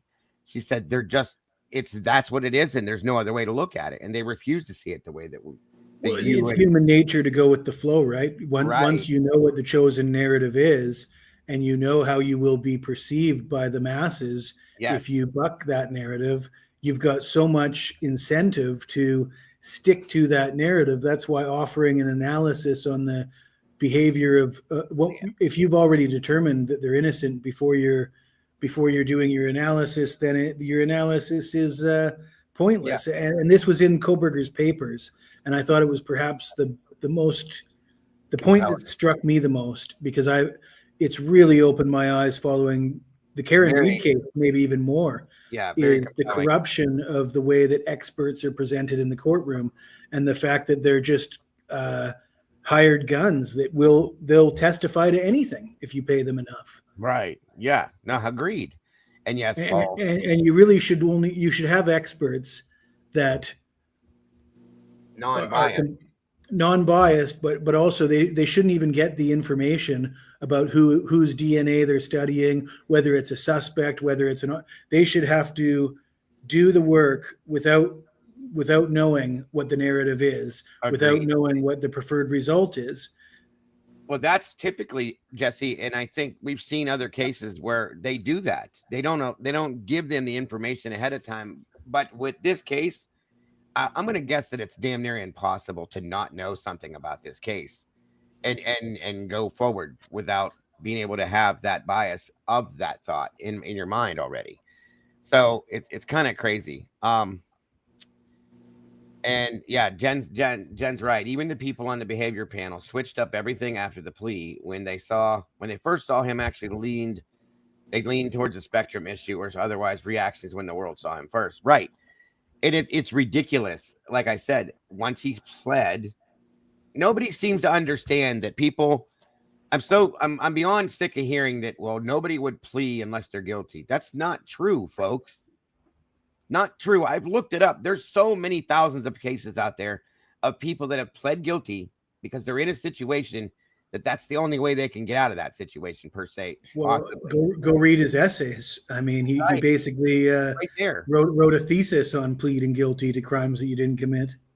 100%. And that explains a lot of it. But there's more to it, even other than the stuff that Brian wrote. It happens every single day. Okay. People plead out to get out of a situation that could possibly put them into a better situation for their future. And a lot of people just don't seem to want to get that. Nope. Nope, nope, no way. If he pled guilty, he had to do it. Yeah, there's a handful of times that that's true, folks. I promise you, it is. But there's two handfuls of times that it's absolutely not what the case is. And I'm feeling like in this situation, that's what it is. And it's not because that's what I want it to be. I told everybody, Eddie, you can account to this. Jesse, you both have been here with me for going on 3 years now with this case. Okay. Both of you have. And you heard me say many a times that I wished it was Brian that did it. It would make it all make more sense. And I would have a lot more sleep under my belt. And I wouldn't be in my head so much with this, but I can't see it. So I'm just not going to say something because everybody else is saying it. I can't do that. I'm sorry. That's my thought on that part of it. Does not have her shoes or gloves on or anything, and it's probably quite cold. Because you tend to numb out during this. You just can't think straight. This is part of dissociation. You just lose contact with your sensations. You lose contact with time. All of these kinds of things impact how we sense the world. In the main room. This is one of the. Pretty much they were in the main room. I heard them dancing and laughing. And they went upstairs and she screamed because someone's in the room. She ran downstairs. Do you guys notice that every time Dylan Mortensen has explained this, and it doesn't matter who she explains it to, it starts off with pretty much every single time, from the 911 call to this to the documents and everything. It's every single time, and that's weird. That's really weird to me. I don't know if it's a thing. Yes, Dylan is left-handed, by the way, Tomboy. That's true. It could be that she's knowing that what she's recounting isn't exactly as she's been instructed to say it, but she's trying to get it pretty much. Well, see, my thought, you're pretty close to what I was going to say, Eddie, is my thought on that, and that's why I brought it up, is that because she knows that it's not quite what happened. So, but, you know, what she was given to say is close, but not quite a cigar. So pretty much, no matter how many times she explains it, it has to be pretty much because it's not truly what happened. So we're kind of on the same boat there, bud. What I notice is that when she's talking to other students, she's telling them what happened as if she knows as if she knows something. She's, "Whoa, this is what happened last night, pretty much this and pretty much that." She's telling them. But when she's talking to the officers, she doesn't know nothing, doesn't know nothing. I don't really know. I might have heard this, but I don't know if I don't know what I saw or actually heard. She seems pretty confident that she knows some information that she's very excitedly trying to pass on to her friends and other kids or students. Yeah. But when it comes to talking to the officers, she doesn't know shit.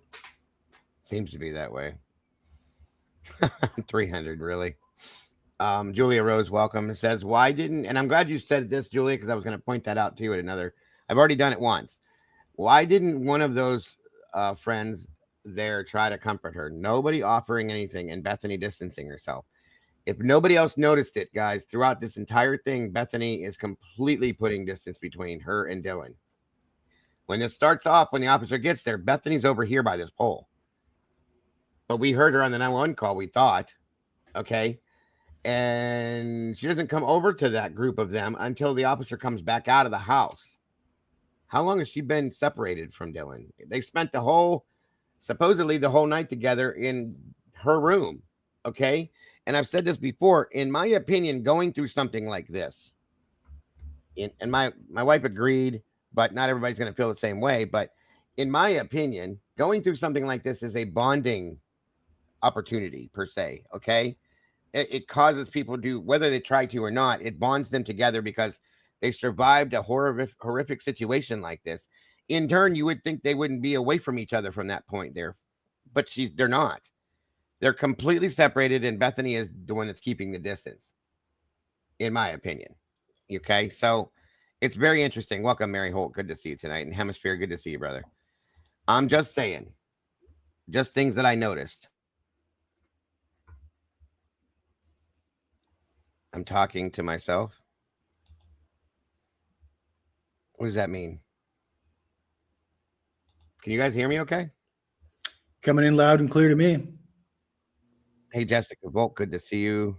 Oh, I guess. Oh, can everybody else hear me or no? Eddie? We can all hear you. Yeah. Everybody in chat can hear me? I guess Devil couldn't hear me. Devil Woman couldn't hear me. I'm sorry. I don't know what happened, you guys. My apologies. Yeah, it seems there is a distance to some extent with Dylan. It's weird until she goes over there and sits down. But that was just the Bethany and her thing is what bugged me the most. Okay, good.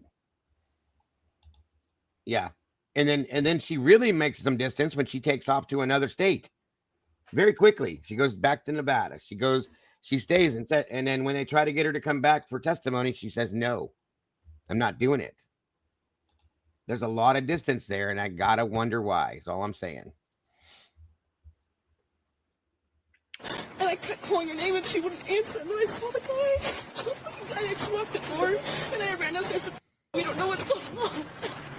So you see her almost bracing herself with her pants right now as she's talking about this. You hear the pressure in her voice. She's probably making the connections with what she experienced the night before and what actually happened. It's probably all starting to feel a bit real. So there's a little bit of panic coming through as she's talking about this. You can hear how fast she's speaking.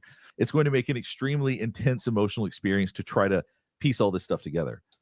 Can you come here with me, please? Dago, pause it. Who is this guy with the headphones on that's speaking? His name is Dr. G. Okay, good enough. What he just said right there, it'd be interesting to hear him elaborate on that. In his opinion, what does she have on her mind? The realization of what? In other words, what does Dylan know at this point? Right. Yeah, interesting. He didn't go there, but that's purposefully. He didn't go there. That's kind of why I wanted to do this today, because I wanted to see everybody's thoughts on what he says here. It kind of brings the point to the table. So is he suggesting that she knows there's been 4? I mean, Dylan doesn't even know that there's other 2 roommates, according to Dylan. According to the script she's been given to recite, rather. Right. She doesn't even know about Kaylee and Maddie yet. So what is Dylan so distraught over? She's right now, according to nothing ever happens in Moscow. What she knows, there's only one person who's drunk and passed out. That's it. Yeah, because they don't know. Well, maybe they're not maybe supposed Ethan to know. Yeah, maybe when Ethan gets back, he can help the drunk and passed out. You know. Thank you. Yes. That's the point. In Dylan's mind, anyway. That's the point. But here's the problem I feel with this, because Dr. G already knows everything with this, okay? You should have done this before you knew all that. Because now, to me, it's kind of like null and void. It doesn't really matter because you're not giving an honest, in my opinion, of course, you're not giving an honest description of what's going on based on the knowledge you have at this point. That's why. And that's what I was kind of showing here, but we'll keep going. It's almost over with anyway.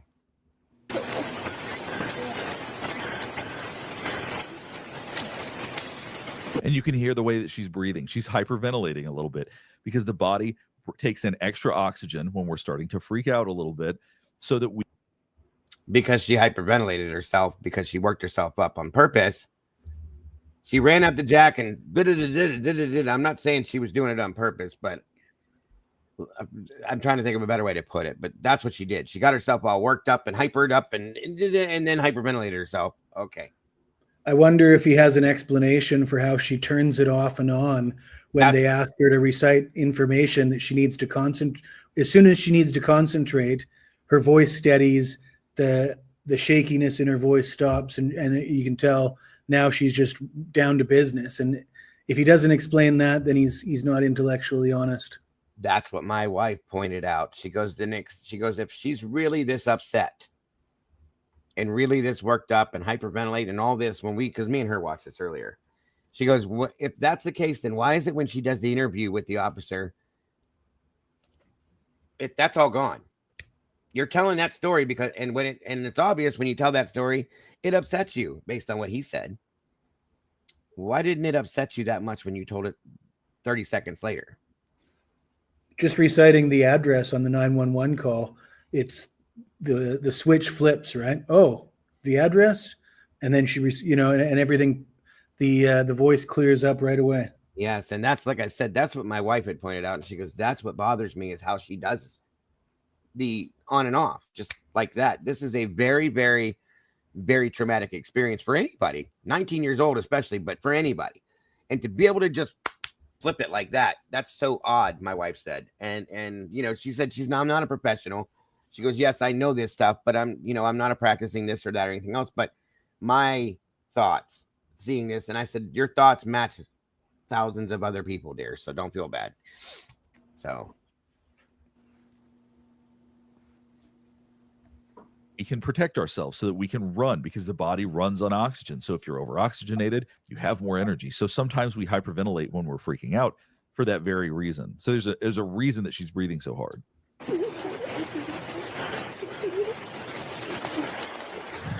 Break Fire 3170. Could you guys grab some blankets for all these people out here? Oh, okay. You see how her hands are covered in front of herself, just trying to protect herself right now, emotionally, if nothing else, but just not knowing what's going on.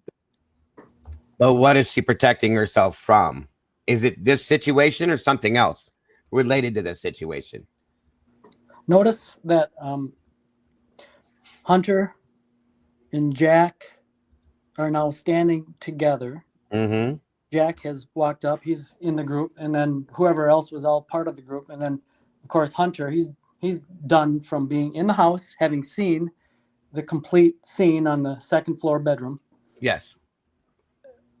And right then and there, in this parking lot, in the place by the dumpster, everyone should know exactly what's going on.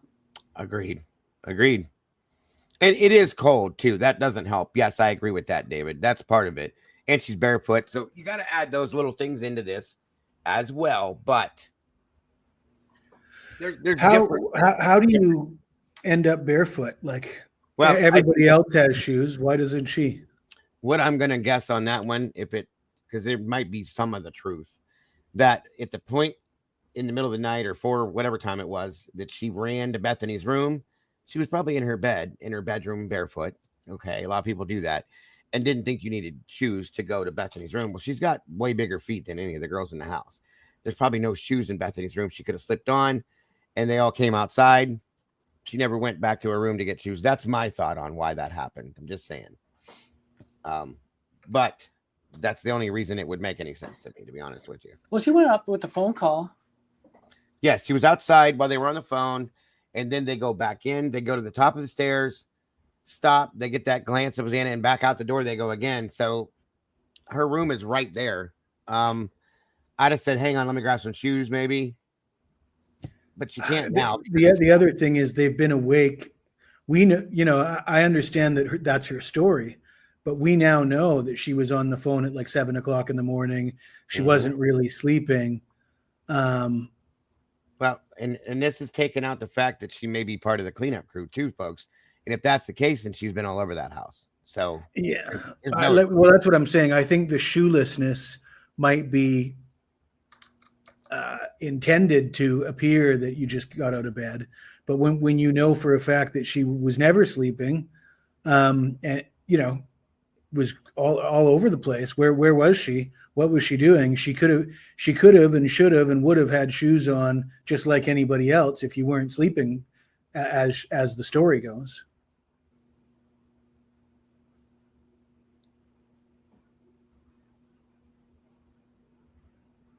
Wait, that everybody's got different feelings and on this as well. I agree with that, and it's understood. And I respect everybody's thoughts on this. That's why I like doing this. I like hearing it. Hey, Brian, thank you, buddy. Good to see you here today. I appreciate that. Our Jesse sure gets around. Thank you, Brian. I appreciate the super chat, buddy. Jesse does get him. He likes to listen to everybody's thoughts. I don't think she was drinking, Texas. At this point, I don't. After reading the reports and hearing reports from other friends of hers I don't think she drank that day.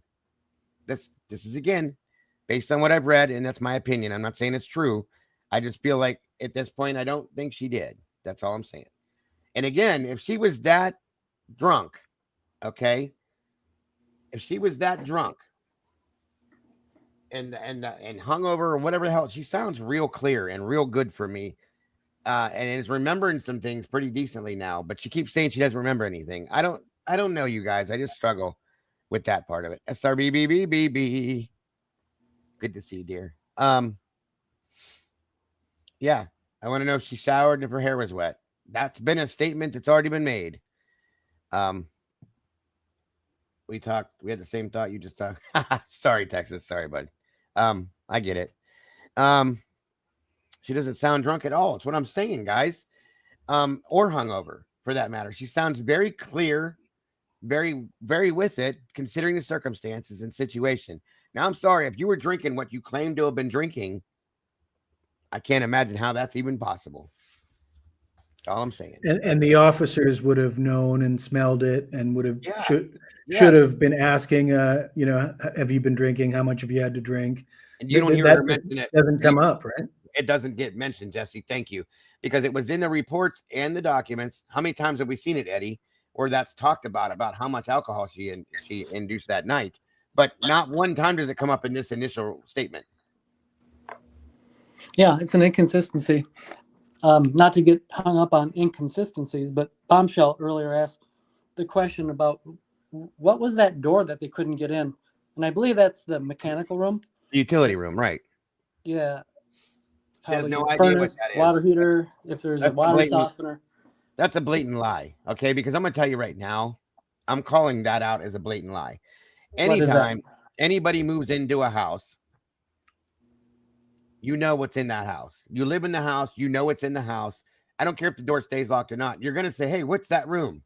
Oh, that's the utility room. That's where they keep the furnace in the wall. Oh, why did you just say it makes you think that there was something in that room, like well, they had it open. They have it open at some point in the photographs. That you see it wide open, the door's wide open at that point. You see the furnace and all this, and maybe it could be, Jesse. You're right. Well, but when you're was clearing it Bethany or rooms, Dylan that answered that they didn't know what was in that room? Dylan said it.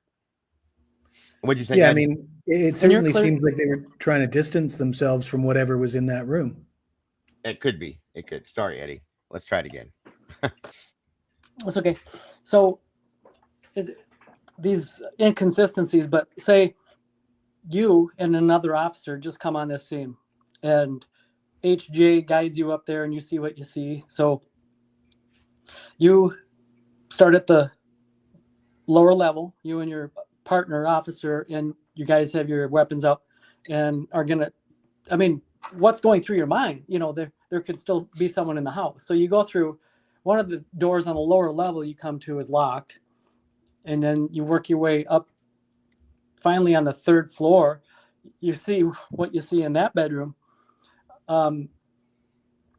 You're okay that there was one door that you couldn't get in. Mm-hmm. And you don't even, you don't process that. Now you have 4 bodies in here. Not on a quadruple homicide. That doesn't make any sense, Eddie, at all. That would be the first door I go in. Right. Pop the door right now. Get that lock off there. Let's get the hell in there. What the hell's in that room?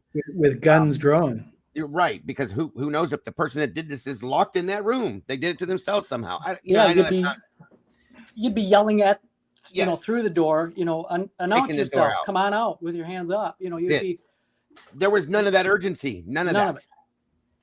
And that is what bothered me from the beginning on this whole thing. There was no urgency to clear that house, folks. You have 4 people deceased in this home and you're not looking for somebody or like, wait a minute. What the hell's going on? There was too much of a comfort zone. And I've seen these things happen in person, folks. And that's not at all how that went down. That's the first thing you do after you, of course, you deal with this, the person that is deceased. And they did, but they did it in a way that I've never seen before. I'll just put it that way. Dago, could it be that there was no urgency? Because maybe it's possible that they knew before they arrived what they would be going into, what it would be. That's the reason why we're watching this video right now. That's why I pulled this up. He if you heard the first things that Dr. G said was that they go in there unexpected. They have no idea what they're expecting. And you hear the adrenaline. Nothing changed in their voices, you guys. No actions changed. You did hear a couple, oh my gods, or wows, or man. Yeah, okay. It's a lot to look at, okay? Because you didn't get a visual chart drawn out to you that this is how they're going to look when we get there. That doesn't mean anything. What that means is I'm sorry, but I do believe that they knew that there was something that they were walking into when they did this, okay? He doesn't believe that. He believes this was all unexpected. Maybe I'm wrong. I could be. I have been. This time, I don't know. I don't know. That sense of confusion is going to make her feel like she needs to be protected. Nope. Just come over here with me, please. I was trying to go to bed and I heard Kaylee, who, ex-girlfriend, who was In fact, I just thought of something. When he comes back out of the house and he says, the first thing he says, he kind of sighs and he goes, okay, nobody's leaving. There was no inflection in his voice of panic or being upset at all. Did anybody hear it? Because I didn't. Okay. Now, I don't care if you've been a cop for 5 years or 50 years, 5 months or 5 years. Walking into that situation is going to blow anybody up. Okay. It did me many a times, even after I had done it for years, seeing the things I've seen, I was still like, oh my God, like, oof. It takes your breath away. Some people get sick. It makes you step back and stutter a little. None of that happened except for, okay, nobody's leaving. That's it. Matter of fact, wouldn't the normal response to that be, can you please tell us what's going on? Can you please tell us what happened to our friends? Can you please give us any information? We don't know what's going on, officer. Can you please tell us? But he didn't have any kind of a change in his mode either, Jesse, is what I was saying. Like, You're right, though. You're absolutely right. They should have. Nobody did any of that on either side of it. Okay, if I was the officer, I'd have walked outside and said, all right, you here, and you go there. You guys take them. Everybody separate. And what the fuck happened here? Put them in the back of start putting them in the back of cars. Every one of them would have been separated like that. Hunter would have probably been handcuffed, put in a car. All of that. Everybody would have been detained, but none of that happened. There was no urgency, none. And I don't understand that. There is the moment when the officer tells Dylan, I'm not sure what I can tell you, so I can't tell you anything. And she says, oh, yeah, that's understandable. You know, like. It was like they were talking about cribbage or something. It's not like a murder scene. You know what I mean? Yeah, I get it. No, my friends might be dead, but I'll just wait. Maybe I'll find out later. That's what this is all about, you guys, today, because I don't understand it. Well, I do, but I'm damn right they already knew, Ro. That's what it looks like. And at this point, I have to say that I'm comfortable saying that at this point. Okay. And you don't have to be a doctor of body language. Yeah. What'd you say, Ed? Dago, I said I've seen more excitement in a cribbage game. Yeah, right. Exactly. Exactly. Inside your bones, good to see you. Seems like he did the right thing till help got there. It's not no, that's agreed, but there's the shock of the situation itself should have provoked, in my opinion, and he's a young guy as well. If I'm pretty sure that's Nunez. He was a younger officer, not that he ain't been there that long to see. I guarantee you he's never seen anything like that before. I mean, if he has, then wow. But there was no fear that would provoke fear in anybody. Like, what in the hell just happened here? This is unbelievable. And I get it. You're doing your job, so on and so forth. But I would still think there would have been more of a surprised, maybe I'm lacking the right word for this, but a surprising sound or something. I don't even know how to explain it, guys, but that's just how I feel. That's all. Need some Z's. Thank you for joining us. It's good to see you today. EK. Kim from WSU said her daughter knew at 9 a.m. the girls were. I have something to play for you guys here in a few, too, by the way. Thank you for bringing that up, EK, and thank you for joining us. And yes, that's correct. Real fast. Which one is your room? Kaylee. Which one is your room? Oh. What room are you in?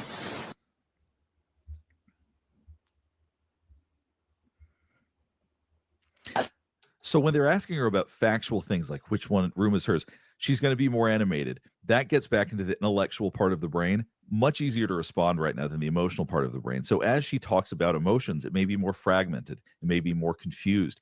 But when he's asking her something like, which room is yours? Those will be much easier for her to access. You were in that room? My room, not Xana's room. My room. And your room is this one right here? Next to stairs. That one is Xana's room. That's a big deal. Do you guys think there could be anybody in the house still? That was never said, nor talked about. Dude is so full of beans, this guy. On this, yes, he is. He absolutely is, guys. And he just glossed over the fact that she answered a question that she wasn't asked. Mm-hmm. So tell us about that. Why did she say Kaylee? What did she think the question was? I mean, the answer was Kaylee. What was the question? Somebody in chat, can you tell me what the question was? And he's only hitting the points that he wants to point out. I mean, his question, the officer asks, which one was your room? And she says, right. Kaylee. So yeah. What did she think was being asked of her? Yeah, that's not what he asked at all. And why so she's got Kaylee on the mind.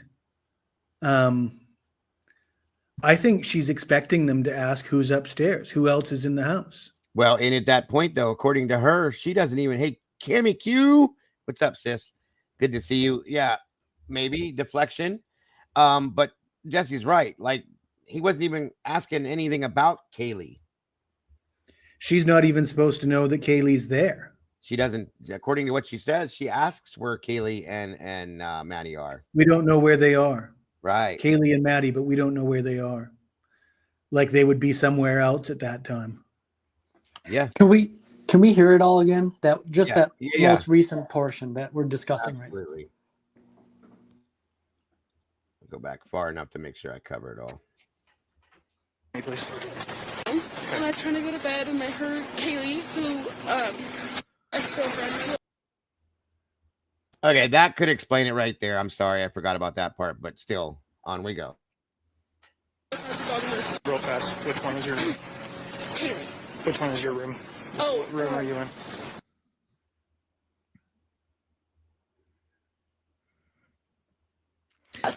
So when they're asking her about factual things like which one room is hers, she's going to be more animated. That gets back into the intellectual part of the brain. Much.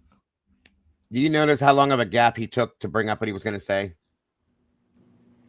To me, it feels like he's trying to work his way around certain things to only hit on certain topics. Did she tell him that Kaylee was downstairs? I don't think so. I'll play it back. No, I mean, not that we can hear, but that was redacted. It could be.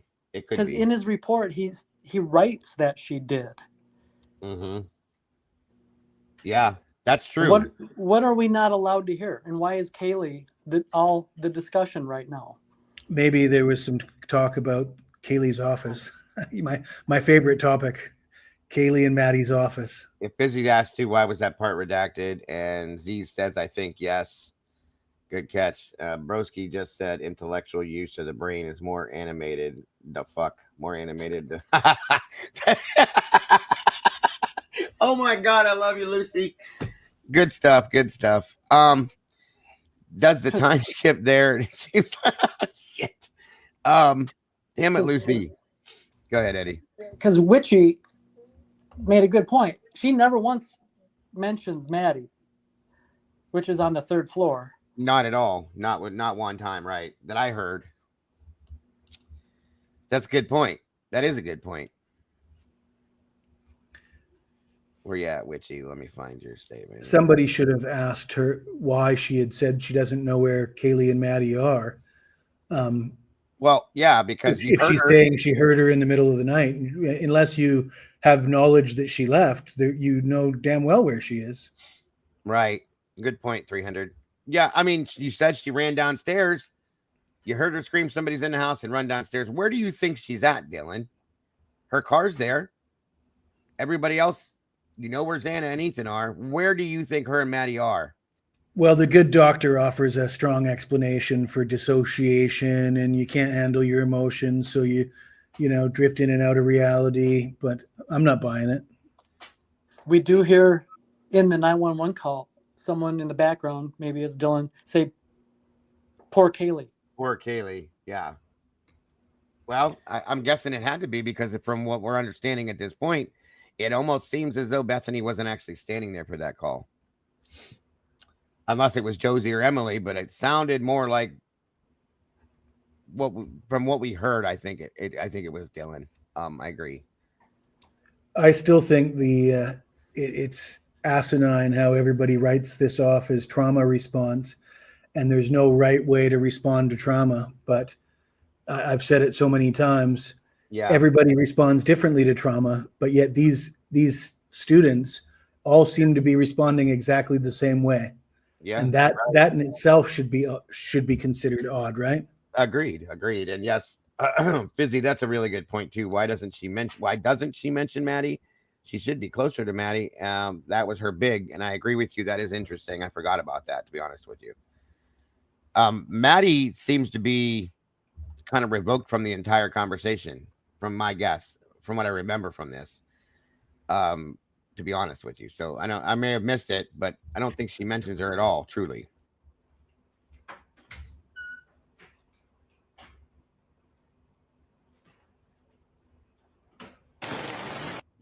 Hold on, guys. I must have pulled it down. Or no, did I add it? There we go. Sorry about that.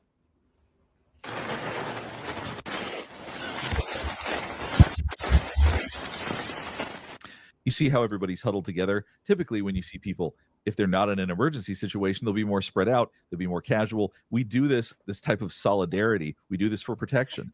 I don't think they're actively worried about anything happening, but everybody knows it's a crisis. Everybody is traumatized right now. So you are seeing people huddle together because of that reason.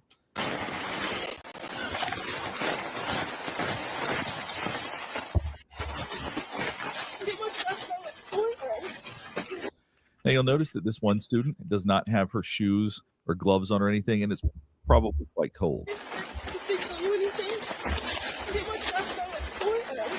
Because you tend to numb out during this. You just can't think straight. This is part of dissociation. You just lose contact with your sensations. You lose contact with time. All of these kinds of things impact how we sense the world. That's probably one of the most ridiculous things he said yet here. I'm sorry. But that's not why that happened.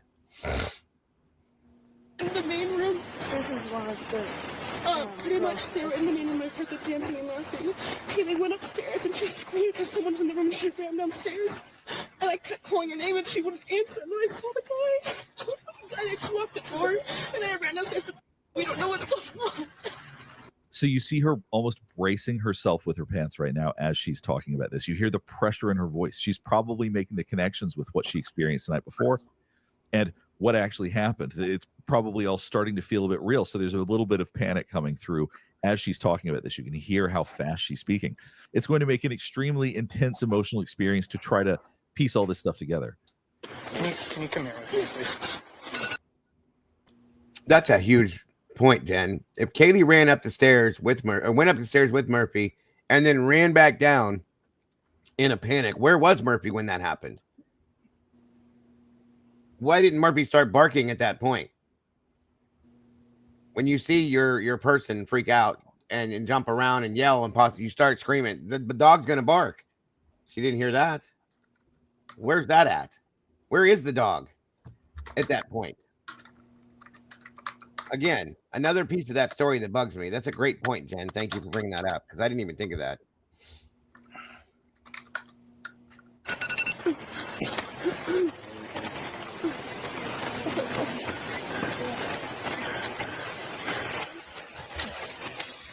And you can hear the way that she's breathing. She's hyperventilating a little bit because the body takes in extra oxygen when we're starting to freak out a little bit so that we can protect ourselves, so that we can run because the body runs on oxygen. So if you're over-oxygenated, have more energy. So sometimes we hyperventilate when we're freaking out for that very reason. So there's a reason that she's breathing so hard.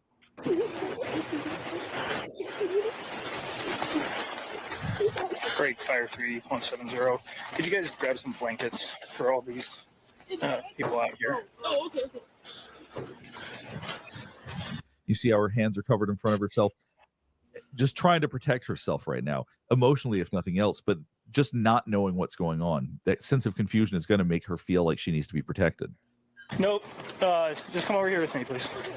And I was trying to go to bed, and I heard Kaylee, who, ex-girlfriend, who has a dog Murphy. Real fast. Which one is your room? Kaylee. Which one is your room? Oh. What room are you in?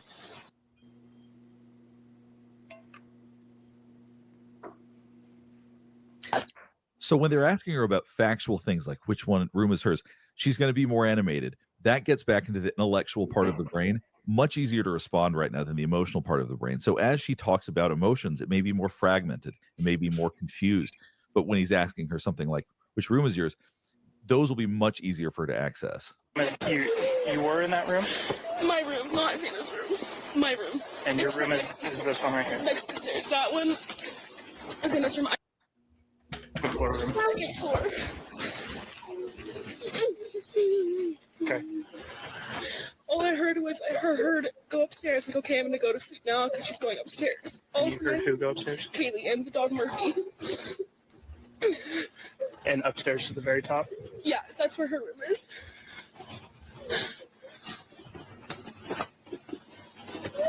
Okay.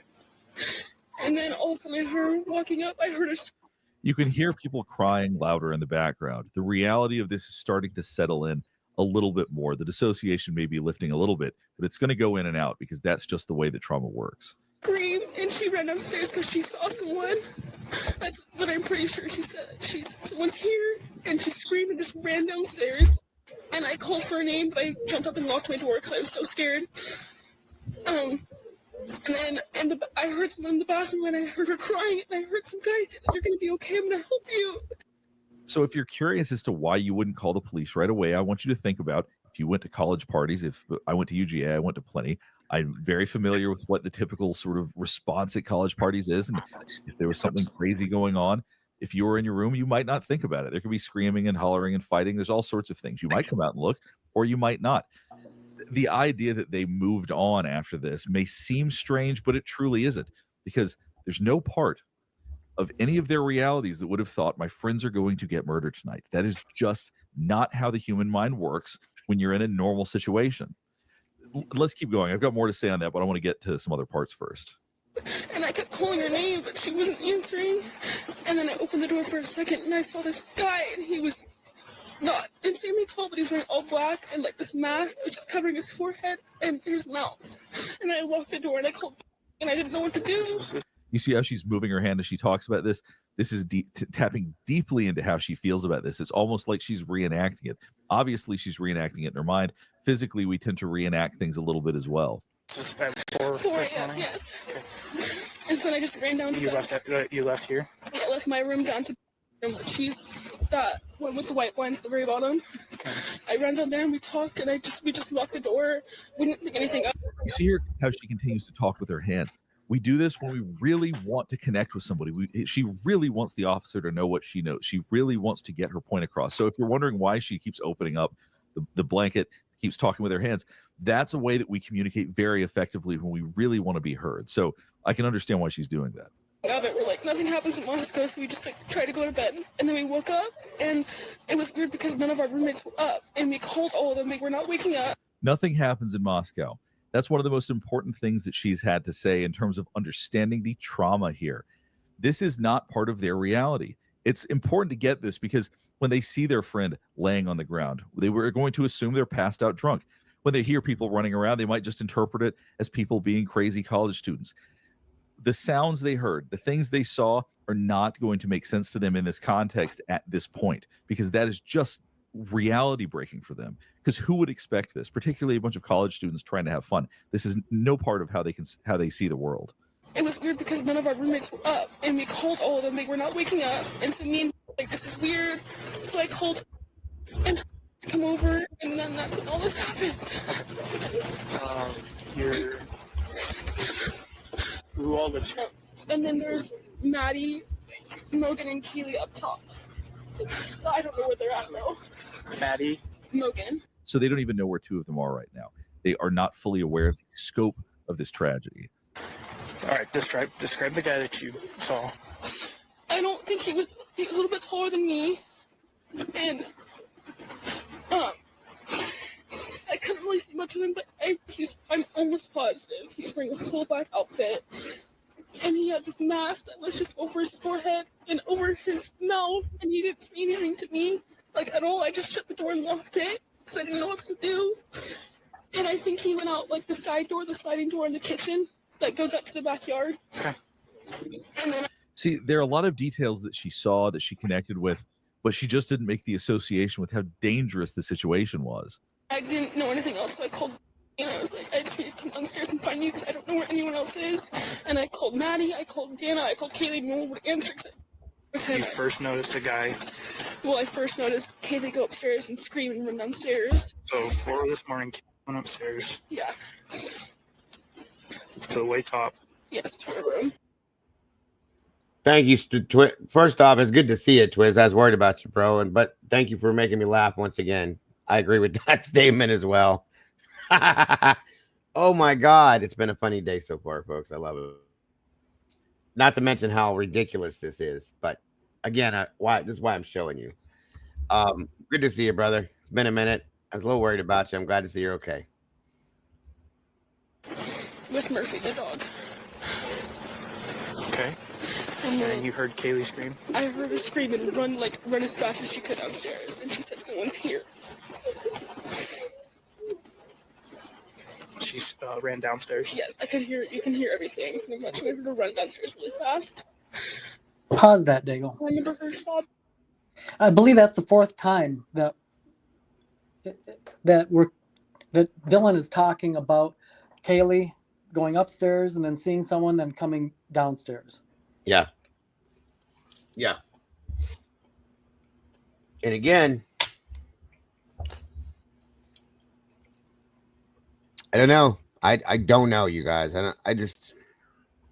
You guys know what tenant media is? Tenant media. I'm not Eddie, sure. have you heard of the tenant media scandal? It doesn't ring a bell.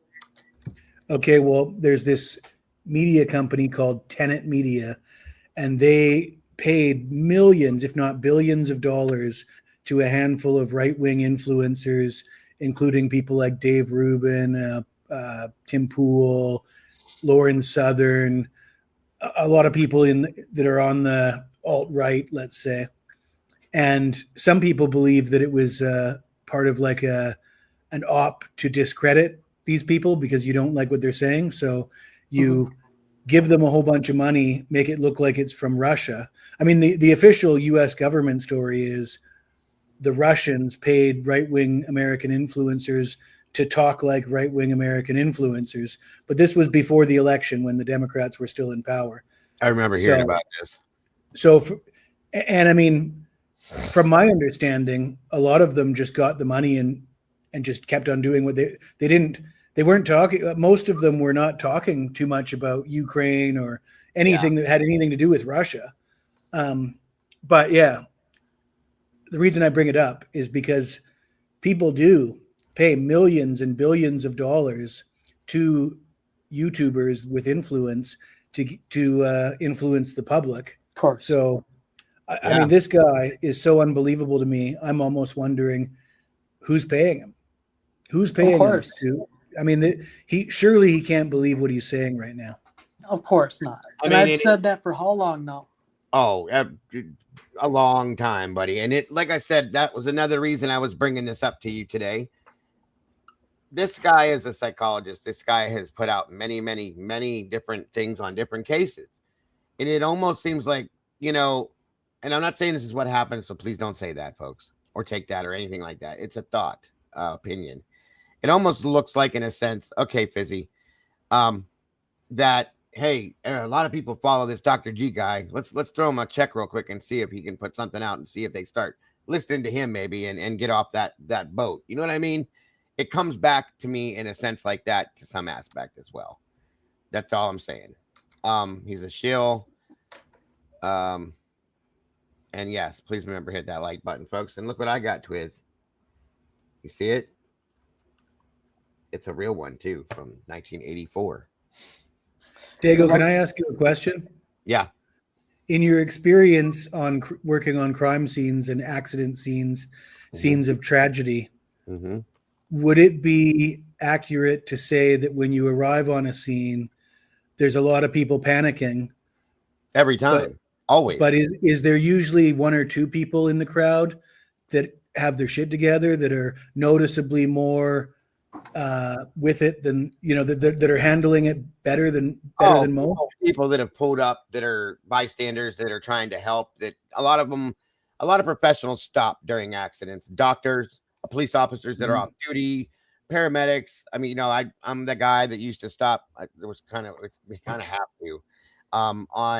When you're not on duty, if you go drive by a situation, you stop to help, and you stay calm because it's not your situation and you're able to help in that sense. So yeah, there are people that are calm, collected. The people that are involved in the situation are usually running in circles, flipping out, so yeah, 100%, bud. Mustang Granny, welcome to you. Good to see you. Does that answer your question, Jesse? It does, but my suggestion was more that with these students that, they all seem to be reacting the exact same way.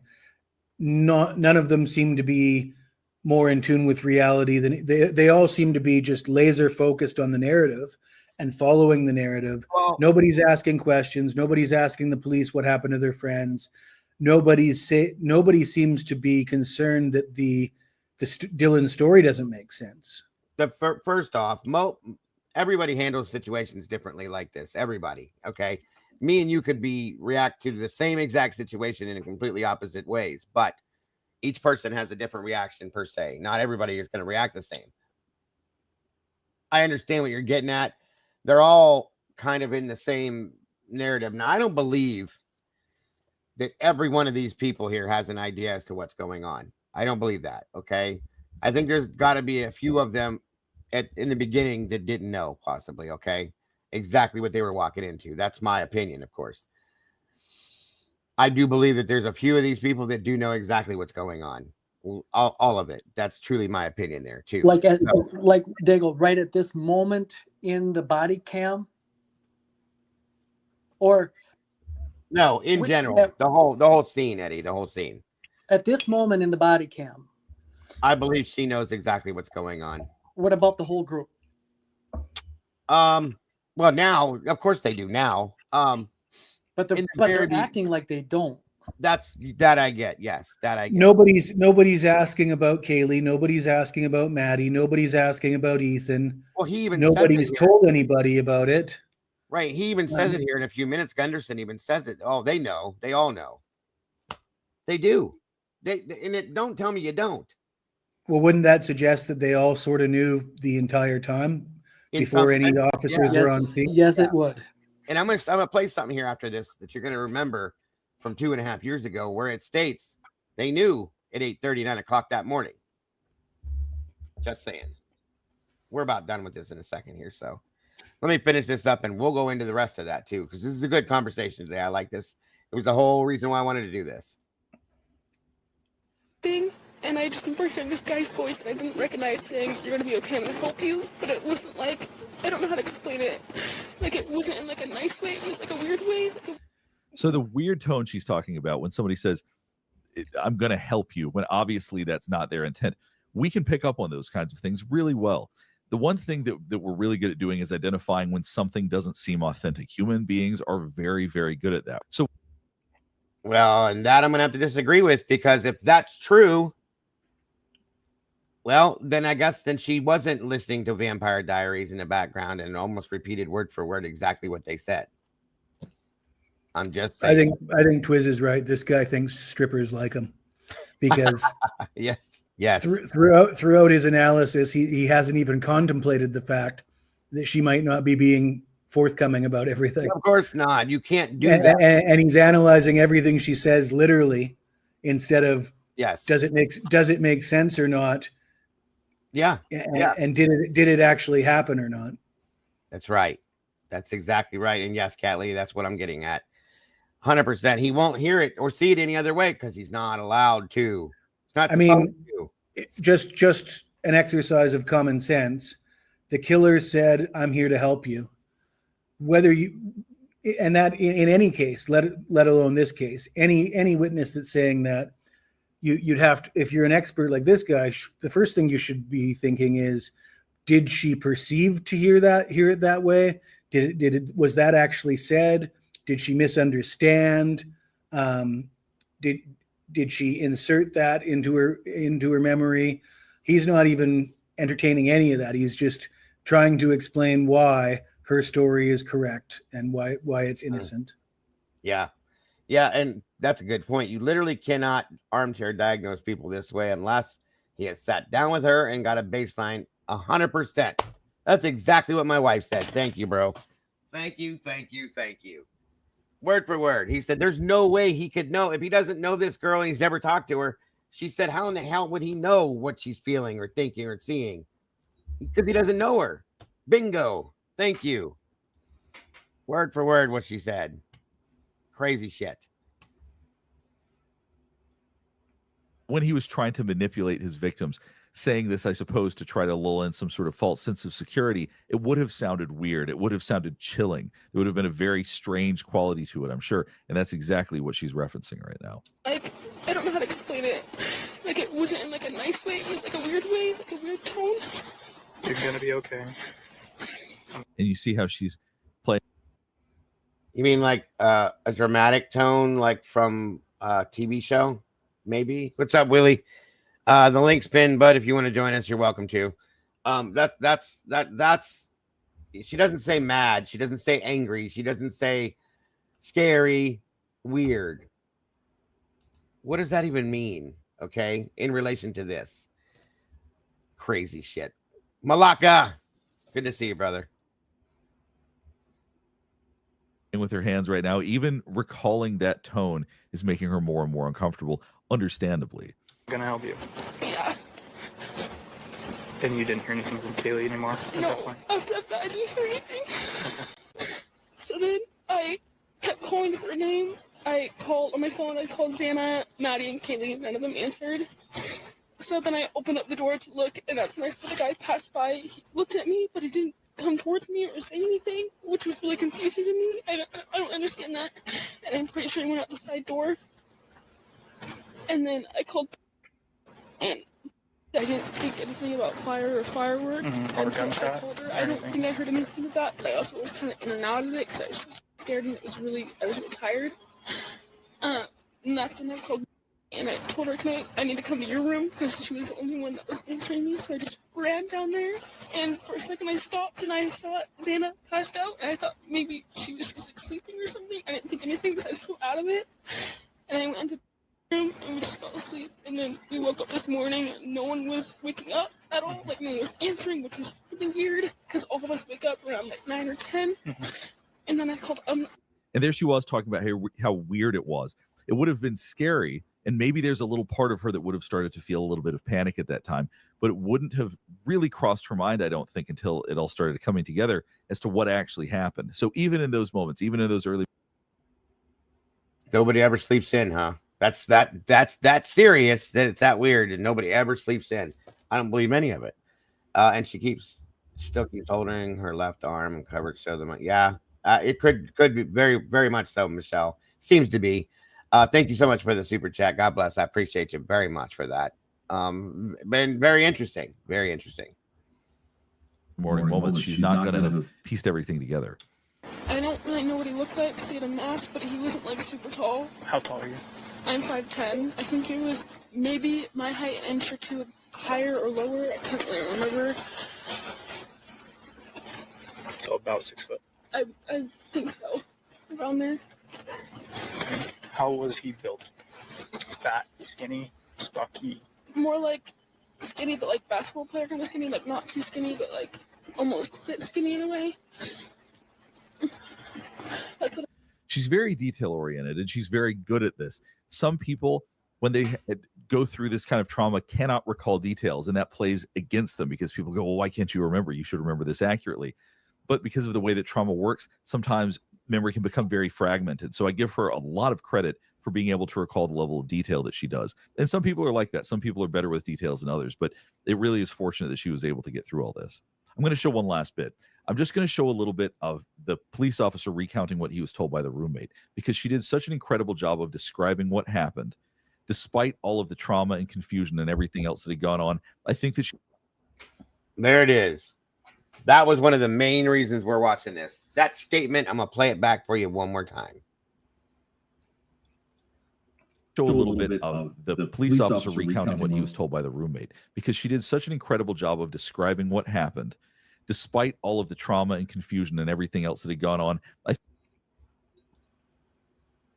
That's kind of interesting. She did such an amazing job describing everything, despite all the trauma and everything that went on. There it is, folks, in my opinion. Once again, the problem is he's assuming what she's describing actually happened and ignoring the fact that it doesn't make any actual sense and most likely didn't happen because it doesn't make sense. Yeah, this guy, obviously, I hope he got a big paycheck for this, because this is really not inspiring a lot of confidence in his ability to read people. Not at all. Not at all. Not even close. Not even close. Jesus. Like I said, when we watched this earlier, my wife was like, "Are you serious? Who is this guy?" And she was like, "Oh, honey, no. Whatever. You know, I ain't. Who am I?" Just saying. That's why it would be so fantastic if Brian could be exonerated. So all these people that have been so dishonest about this the whole time could be exposed, and they will forced to explain themselves. They'll disappear, Jesse. Every single one of them will disappear. None of them will come forward with an apology. None of them will come forward and say, "Well, I guess I could have been wrong for this." None of them. They will silence and disappear. They're done. I promise you that. And there's so many of them. Experts, law enforcement officials, retired FBI agents, doctors, they're all going to disappear because they will not. Can I respond to Good Trouble? You can respond to whoever you want to, bud. Good Trouble says that since I don't know Dylan's baseline, I'm in no position to call her a liar. Perhaps, but I'm not using body language to call her a liar. I'm using her statements that were not factual, and then her other statements that contradicted what she said in the previous statements, and that's what I'm using to call her a liar. And I don't need to be a body language expert or need a baseline to understand when somebody to spot a liar or a lie, because the truth doesn't change, lies change. So that's how I can diagnose the fact that Dylan Mortensen is not speaking facts, because I think a lot of us, I think a lot of us have come to the conclusion that she's lying because of those same things, because of the multiple stories changing, the multiple differences in what is stated as to what we know, the things in the multiple statements. I think that's why I have come to that conclusion, at least. Well, if you walk into your kitchen and you see a broken cookie jar on the ground and cookies spread all over, and your 2-year-old says, "Well, a bird flew through the window and knocked it over, and then this happened, and a dinosaur," the story is fantastical. So it's not true. Right. And that's this story right from the beginning, without knowing anything about Dylan or anything like that. The story of the 8-hour delay, we didn't hear anything, we don't know nothing, never made sense.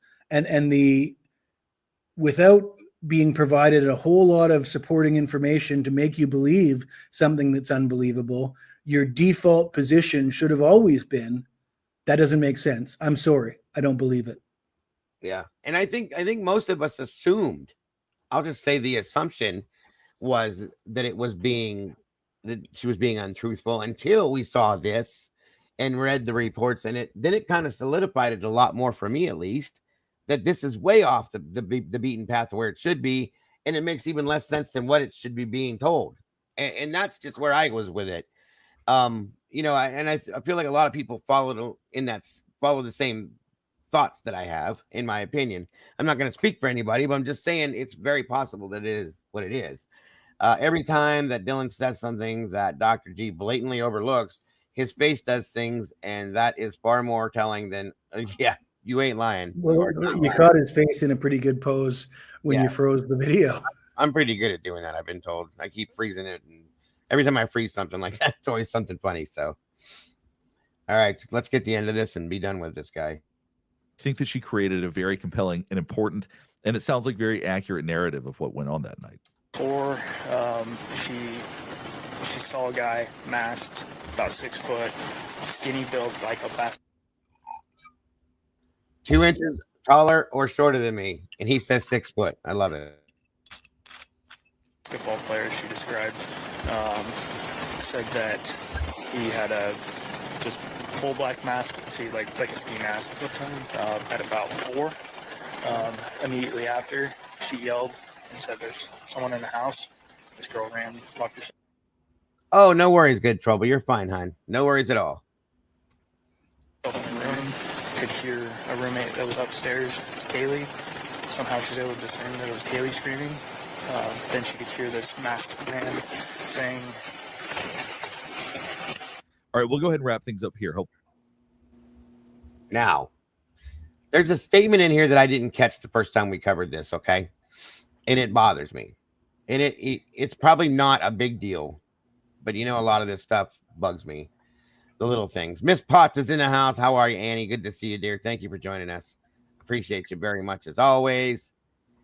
And then we went to sleep. That's right, because they never slept. So this little statement that this officer is telling his buddy, just think about this when I repeat it. He's explaining this to this guy, and he doesn't know this, okay? For 2 reasons why this bothered me. I'm going to play it again, and I want you to hear what he says. Listen close, because it's not what G says, but what the one officer says to the other. Then she could hear this masked man saying, she yelled and said, "There's someone in the house." This girl ran, locked herself in her room, could hear a roommate that was upstairs, Kaylee. Somehow she was able to discern that it was Kaylee screaming. Then she could hear this masked man saying, all right, we'll go ahead. We're done with him. And she could hear this masked man saying, "It's okay. You're okay. I'm here to help you." That's not what she said, nor is that what should be being said. She said she heard a voice she didn't recognize say, "You're going to be okay. I'm here to help you." That's all she said. How is he discerning that this is the masked guy? You can't make a statement like that if you're guessing that it's the same guy, because that's all you're doing at this point is guessing that it's the masked guy that you saw that said that. He should have never said that, okay? Because what if there's somebody else in the house with him? Somebody should analyze Gunderson's body language, because he appeared to be rather disinterested throughout that whole conversation. The entire thing. Nobody was paying any attention. You're right. Well, I think it's because he already knew, but that's me. He knew what was being said to them, so on and so forth. I'm just saying. But that statement bugs the hell out of me, folks. And then she heard him. I hear this masked guy saying, "It's all right. We're here to help you." You don't know it was him that said it, so don't say that. Uh-oh. And Annie's speaking her wisdom. I'm thinking there never actually was a masked man in the house. Just my opinion. And I gotcha, Annie. I'm thinking that a lot of this entire story probably never happened. Okay? That's where I'm at with this at this point. I have been there for a little while now, but yeah, good point. So he's not going to say anything else about this. He's just going to say, "That's what my thoughts are on this," and we're done. Thank you so much, G, for your rubbish. I appreciate it. Moving on. So I have a quick question. Yes, sir. Of course, for everybody too in the chat, if you recall. But up to this point in that body cam, did Dylan describe that masked man's color of skin? No. Not in the initial statement. I never saw or heard her say anything about a white guy. Yeah, nobody asked either. It was not asked, not answered. Right. Yep, not at all. By the way, the link is pinned to the top of the chat. If anybody wants to join Eddie and Jesse and I up here, you're more than welcome. Please do. I love your guys' thoughts and feelings on things. So now we get into this open discussion about a bit of this and a whole lot of that other stuff. So now I'm curious to find out when the first time she uses that description. That's a good question, Eddie. Just thinking out loud. That's a really good question, actually. Because here's what's bugging me. they have him described, him being Brian Kohlberger, in a general way. They can't have her able to describe him using specifics, but in a general way, he was just described. Mm-hmm. Like they knew that that's who it was going to be at that point. She is not able. They're not. Let me rephrase my thought. They're not ready to arrest him yet or build their case fitting him as the perpetrator yet. So they can't have her able to identify him using specifics. Sure. That makes sense. That makes sense. Well, it does seem like that. Yeah, they don't want anything specific. They don't want to tie anything down. They want to keep it. They're not asking her to explain herself. They're not asking her if she's been drinking, how much she had to drink, because that could discredit her testimony. Yeah, and she's also not offering that, Jesse. Right, and that was part of the 3 statements that we heard, but she doesn't offer any of that right there. She drank a whole Borg, if you guys remember that, and a bunch of White Claws, I think, and some shots. That doesn't get brought up, not once. Neither does the fact that she ran down to Bethany's room, or Bethany doesn't mention that her and Dylan were together at all. A lot of things aren't talked about that probably should have been, and they weren't. And I get it's the first initial statement, but still, when you read the documents, it seems like they were throwing things against the wall to see if they stick, trying to set up all sorts of suspects. We'll try and build a narrative around this guy and that guy, and they could have arrested half a dozen different suspects, and it seems like they were building that up purposefully. We're gonna pin it on one of these people, whoever is the unlucky guy. Right. Yeah.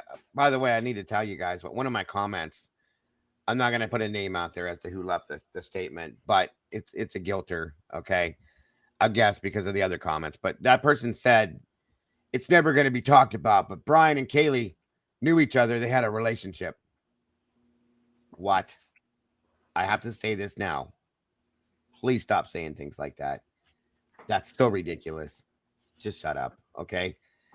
That's the problem with this case is people are putting things like that out and people are getting confused with it. Don't say stuff like that. Just don't. Okay. And if you think that, that's fine. I respect that. Then tell somebody you think that's your opinion. Because that truly is not anything that makes any sense. It's been stated, I don't know how many times, in how many different ways. There was no connection. None of them knew each other, and he knew none of them. So, good golly, Miss Molly's in the house. Good to see you, Molly. Thank you for being here. But yeah, that's so ridiculous. Go ahead, bud. Before we move on, just the last thought is there is one truth in Dylan's statement, and that is Kaylee was on the 3rd floor. Mm-hmm. She came down to the 2nd floor, went into the bathroom. Dylan called to her many times, but Kaylee wouldn't answer, and Kaylee was screaming in the bathroom. Right. That is the truth. And well, Kaylee never made it back upstairs. I don't know about the screaming thing, because here's my question. Let me ask you this question, you guys, and this is just a truly just a what do you think kind of question, okay? Do you think if in a let me put it Eddie's way, in a right side up world, let's go there first. If that was going on and she's really screaming her name through the door, the person that was attacking Kaylee would have went to her door to shut her up, maybe, or maybe attacked her at that point. In a right side up world, I would imagine that they would have went after her, but they didn't. So once again, remember, this is all upside down. So that part bugs me a little bit. I can't wrap my head around anything that's stated like I'm not going to read too much into any of Dylan's statements because I don't have enough trust to even believe. I mean, I see where Eddie's going, that a lie is based on the truth. I do believe that.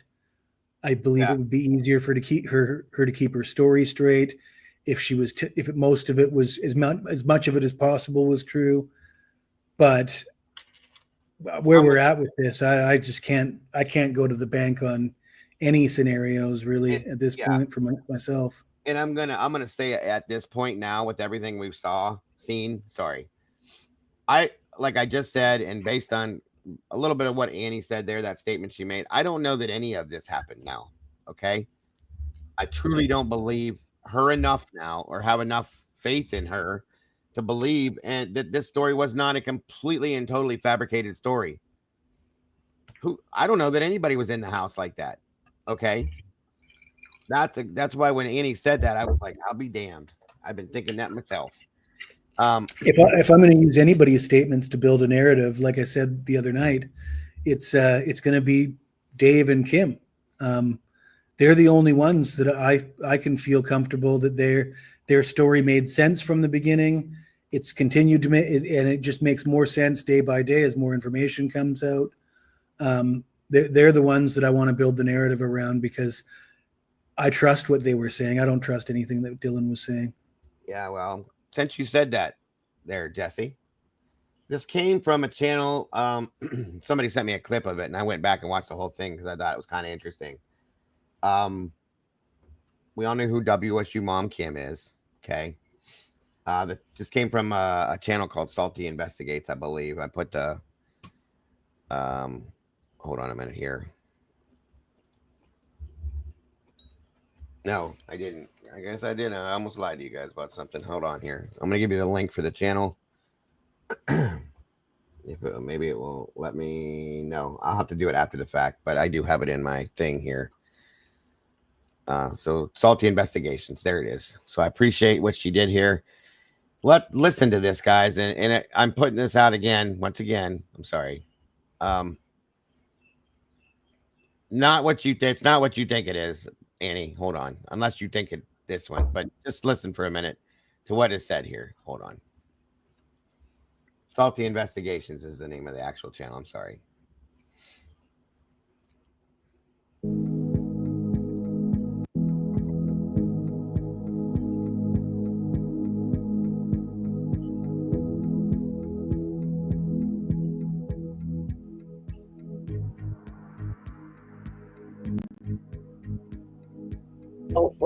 What happened, and she told me that 4 students were stabbed, and they had died, and that she and I said, well, how do you know that? And she said her sorority sister, who is a nursing student and attends school in Spokane, often when she's in town will stay at with my daughter and her roommates because they're all friends.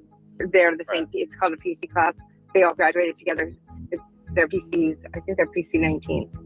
So so her sorority sister called and told her, and the reason and I said, well, why did she know? And she said because of her boyfriend, Mom. He goes to UI, and so she's friends with the Pied Guys because he goes there. And I said, but how do the Pied Guys know? How do you know at 10 o'clock and we don't know until now? She goes, I don't know that. And I said, but why do you know now? Why did you know at 10? And it's 4 o'clock, 5 o'clock, and we don't know. And you know everything that happened, but the news doesn't say that. Because at the same time, I'm going through my phone looking for any information I can find. And there's just no information. And so then I said, what happened? And she told me that. And what she said to me was that there were 4 kids were killed. They were stabbed, and that there were 2 roommates there who locked themselves in their bedrooms because they were scared. They heard a lot of noise, but it's a party house, so maybe they didn't know what was happening. And I said, hold on a minute. I said, did they call 911? She goes, I don't know. But that is what I was told. That is what and I did correct it with the FBI as soon as I learned that this is not working. It's not right. So a lot of kids were there early in the morning. Mm-hmm. They were there early in the morning. Okay, so there's one thing, and I know this is probably going to bug some people. I'm sorry, but I'm doing this to prove a point. There was a lot of kids there at 8 o'clock in the morning. We don't see anything in that body cam until noon. Were there other people there before that around the scene? I'm asking out of curiosity myself. I wonder this, and I know that we heard this years ago, where she said all this stuff, and a lot of this stuff has proved to be true. Okay, as crazy as it is, and it's coming back now, almost 3 years later, that it's showing up to be true. It's wild to me. It's wild.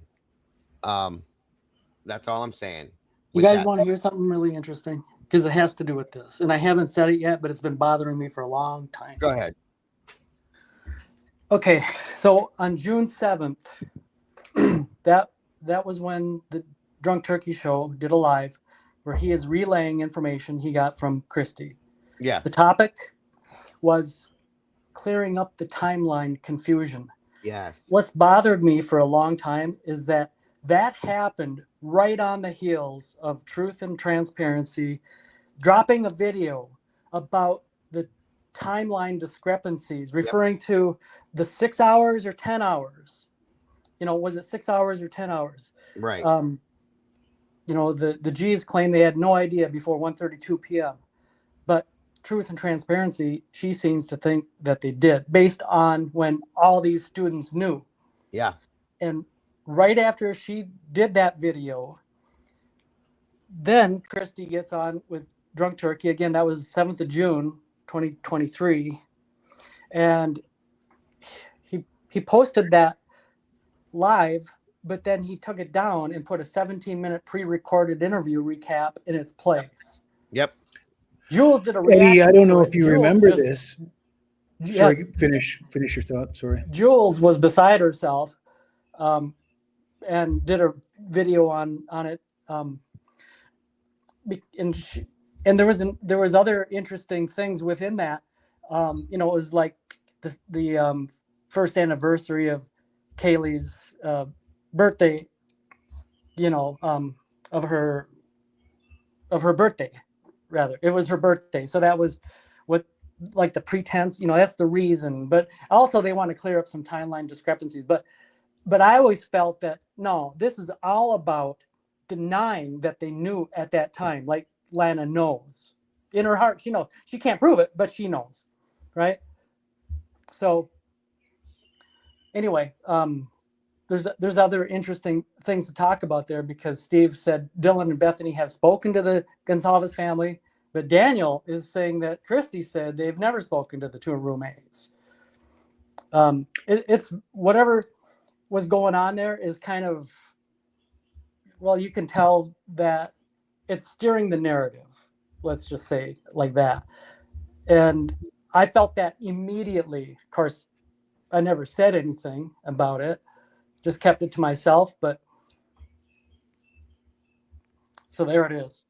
Well, I agree wholeheartedly with what you're saying. And I will point out that when the text messages were released, when we got our hands on the text messages that basically proved that Kim and Dave were telling the truth, I hadn't been on this panel for maybe a year, 6 months. And I don't know at that time if you were around, Eddie, but I was so excited that, there was some vindication. We'd been talking about this case, and we'd been speculating, and we all sort of felt like what Dave and Kim were saying might be true, that it made more sense.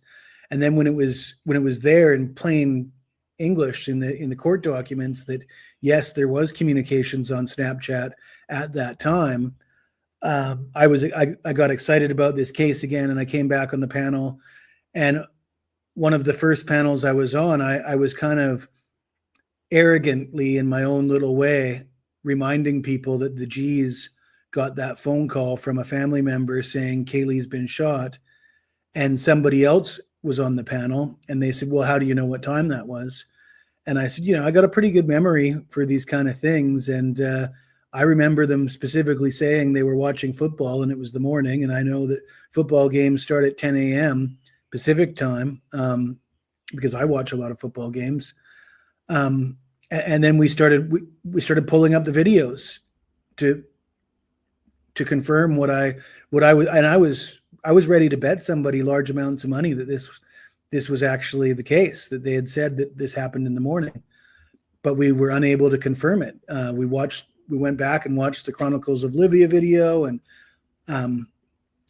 we tried to find it on Drunk Turkey. I think it was gone from Drunk Turkey, or we were unable to find any reference to what time they got that call, specifically what time, or even whether it was morning or afternoon. But I still to this day believe that at one point they said it was in the morning. I mean, 8 o'clock. That's what they. Hang on a minute. Hold on, Brian. You know I love you to death, buddy. But listen, I know you've been arguing this point. Brian Koberger was diagnosed with ASD, period, by doctors. Okay, and I believe that there was that it was looked into when he was a child, if I'm correct. But then the experts came out and then they redid this with the whole thing. ASD is ASD. I mean, you can be. My son has ASD and nobody would know it. Okay. Clearly, nobody knows it until I tell you about it. You don't know it with everybody. You can't tell just because they're not acting a certain type of way, bud. Okay? I mean, it's fact. I just noticed this conversation. I want to make sure it's understood. He absolutely is on the spectrum, folks, period. That explains 90% of his behaviors, okay? But yeah, it absolutely is not a false statement, okay? Like I said, I know a few. I could have it for all we know, folks. I was never diagnosed because it was never looked into. My son has it, very clearly has it, but you can't tell that unless I tell you, okay? So it's 100%, you know? It was not a big deal until what? Probably the past 10 years, 15 years, I'll say, when it all started coming out like it did. But he absolutely was diagnosed with it, period. So to argue it, you know, I'm not saying that you're, I'm not trying to like corner you, Brian. I love you to death, and you know that. But he truly does have the diagnosis of it. It's fact. And they were experts, doctors, everybody that had diagnosed it. And it was something that was going on when he was younger too. So I don't know what, you know, you can come off as being fine. I saw that statement in the police stops. Of course. It doesn't mean that you're not. You can drive, you can do all these things, work a full hour, 40-hour a week job, and all sorts of things. It doesn't mean you don't have it, is all I'm saying. Sorry to interrupt.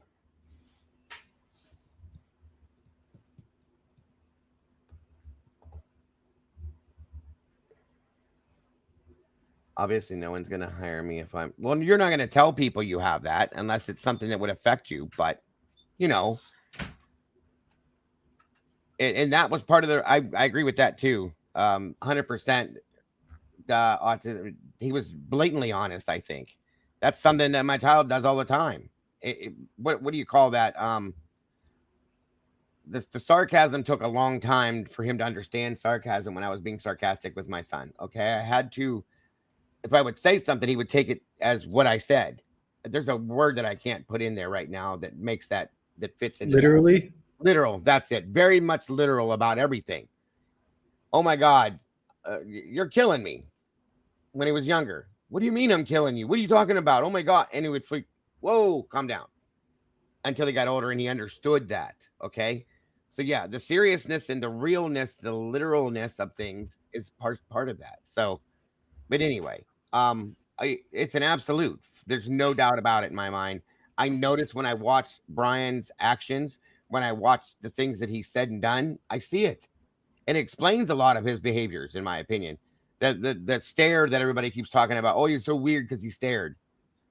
That doesn't make him weird, folks. He's focusing on a situation. Now, don't forget one thing too that they have claimed in it's in the reports and other things like that about the what is it called with his vision issues, something visual snow, I think it was.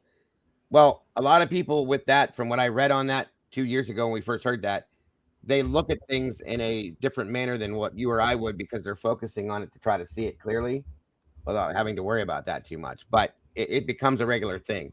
Now, I don't know how real that is, folks, because I've never dealt with anything. But what I read about it is explained it that way. So, and it is very, like I said, the ASD stuff has become very, very prominent in these days as compared to 25 years ago when it was nothing. Nobody knew what it was. It was just, oh, he's a bad kid because he's acting that way. Or they used to say that there was those people were mentally handicapped when it's not truly what that is. It's very sad. It's good that it's changed now, but just saying to understand.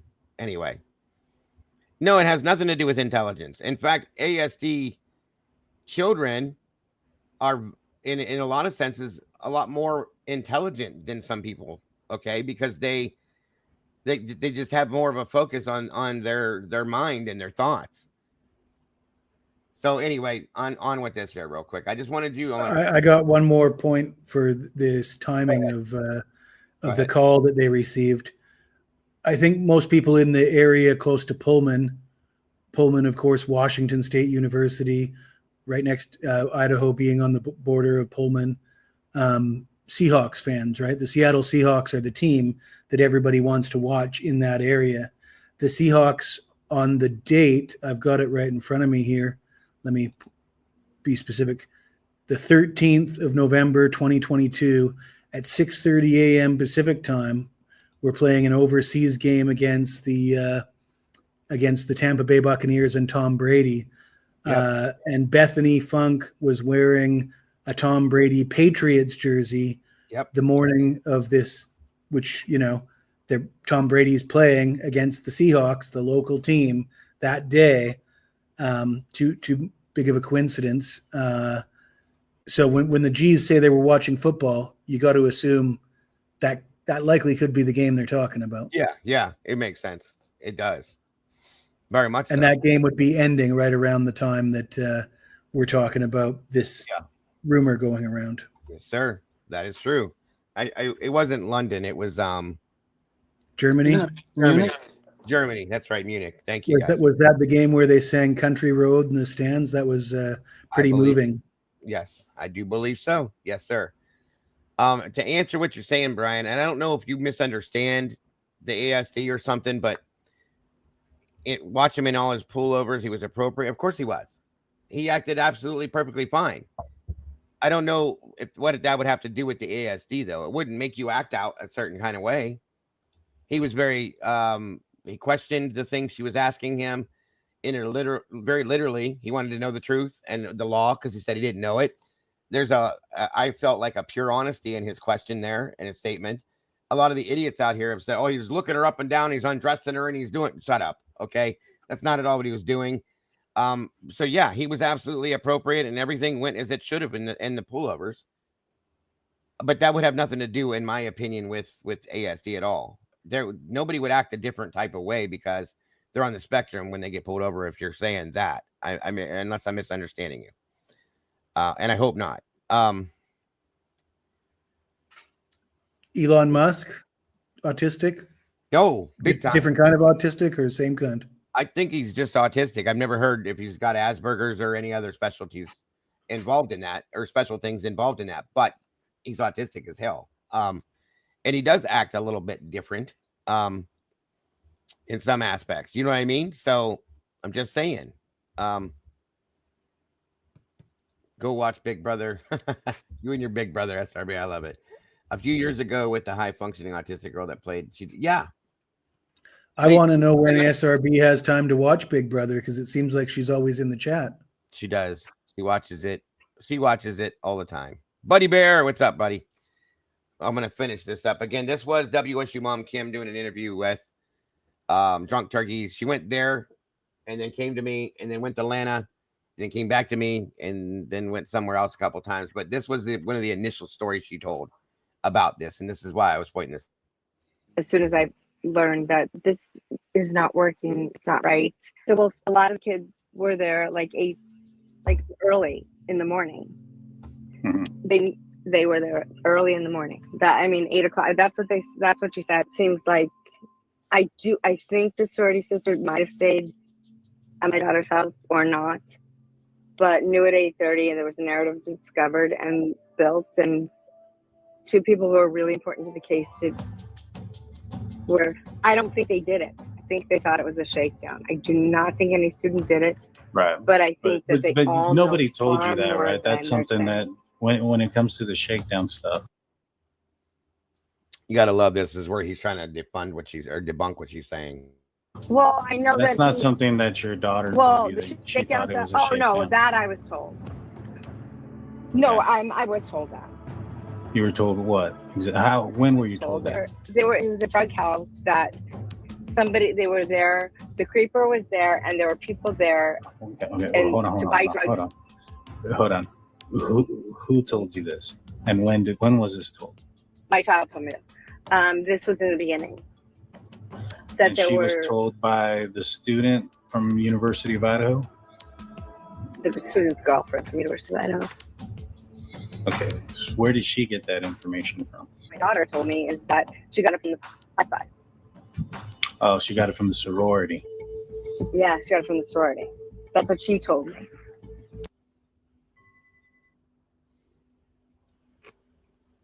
Interesting, ain't it?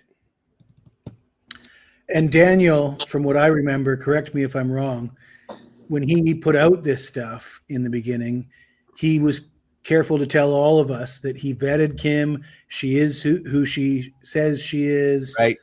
And he was not suggesting she was lying. He was perhaps expressing mild skepticism about her story, but mostly endorsing, like, it's okay that I've vetted this and I feel comfortable putting this out. This is a viable source of information that we should at least look into this. And that was the narrative that he was rolling with for, I believe it was a period of months, that he was treating this as if this was significant. And then just a few months later decided he was going to go full on guilter. Is that how everybody else remembers it? He was already a full-on guilter at this point. Now I remember I could still have conversations. But he wasn't an admitted full-on guilter, is what I'm saying. He wasn't representing himself as. Yeah, he was still listening.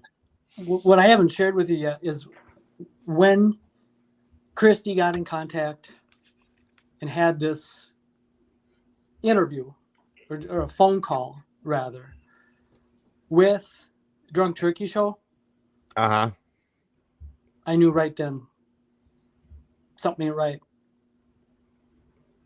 I don't know, Hemisphere.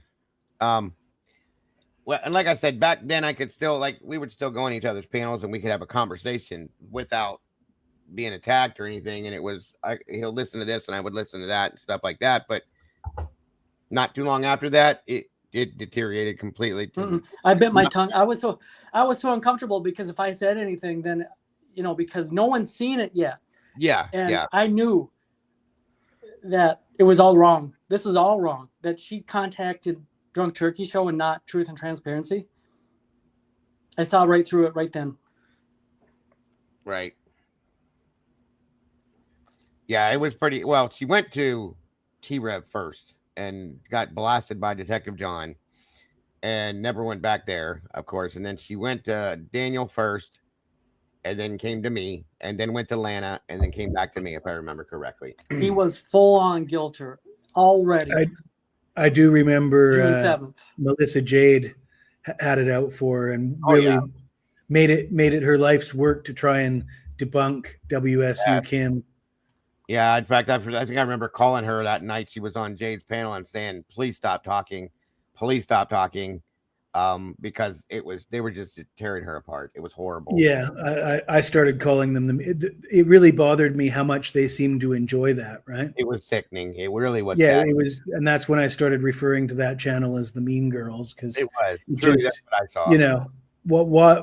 It was sickening how much they just enjoyed tearing her apart. Okay. Lucy's saying Chronicles of Olivia is the first person that pushed out Kim's effing story, unless I'm in another. See, I don't remember that one, Lucy. I'm sorry, hon. I didn't remember that. I didn't know that, I should say. I just remember seeing her on T-Rev and everybody's pointing her out, and I'm like, oh, okay. I didn't know, and so then I was like, this is wild, this is crazy, and we started following that, the thoughts that she was putting out. And I don't think I've seen it. Let's play it. Let's get that video. Oh, it's bad. It's bad. If it's still out there, I can try to find it. But like Detective John really went in on her. No. I'm talking about the Chronicles of Olivia that Lucy's talking about. Yeah. Is there a video for it, Lucy? Because I don't remember ever seeing it, hon. Secret Keepers, she says. Is that the name of the video? I'll find it then. I'll look.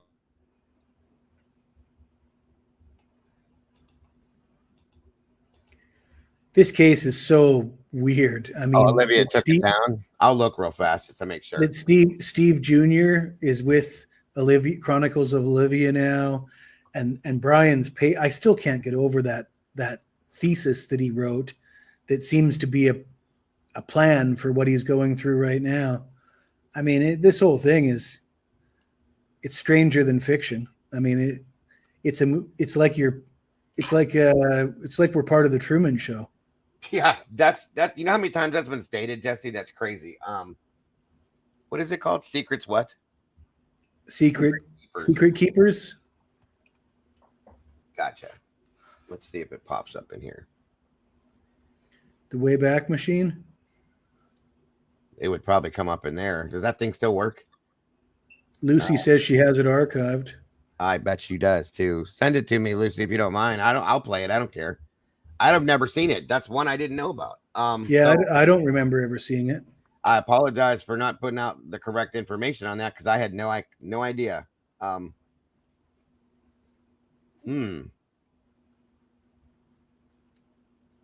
Wow. So Eddie, when did Drunk Turkey become a guilter, or he was always a guilter, Eddie's right, just masquerading as a normal person? Well, that's why I believe right there he was trying to shut her down when she was making that statement. Like, wait, hold on. Because Could you ask that again? Sorry, Jesse. Well, you'd mentioned that he was already a guilter. Mm-hmm. He was. I can't remember. I mean, have you been around since the very beginning, Eddie? He wasn't telegraphing it. Like, I don't know, like what you mean by that, but I could see that he was 100% already. And then June 7th. He used to come on this show, and he used to sort of cooperate with Lana and Dago and he. Yeah, I remember. I was around. He tried to sell himself as, an open-minded dude that just wants to get to the truth. That's the best way to present himself. But otherwise it'd be rather conspicuous.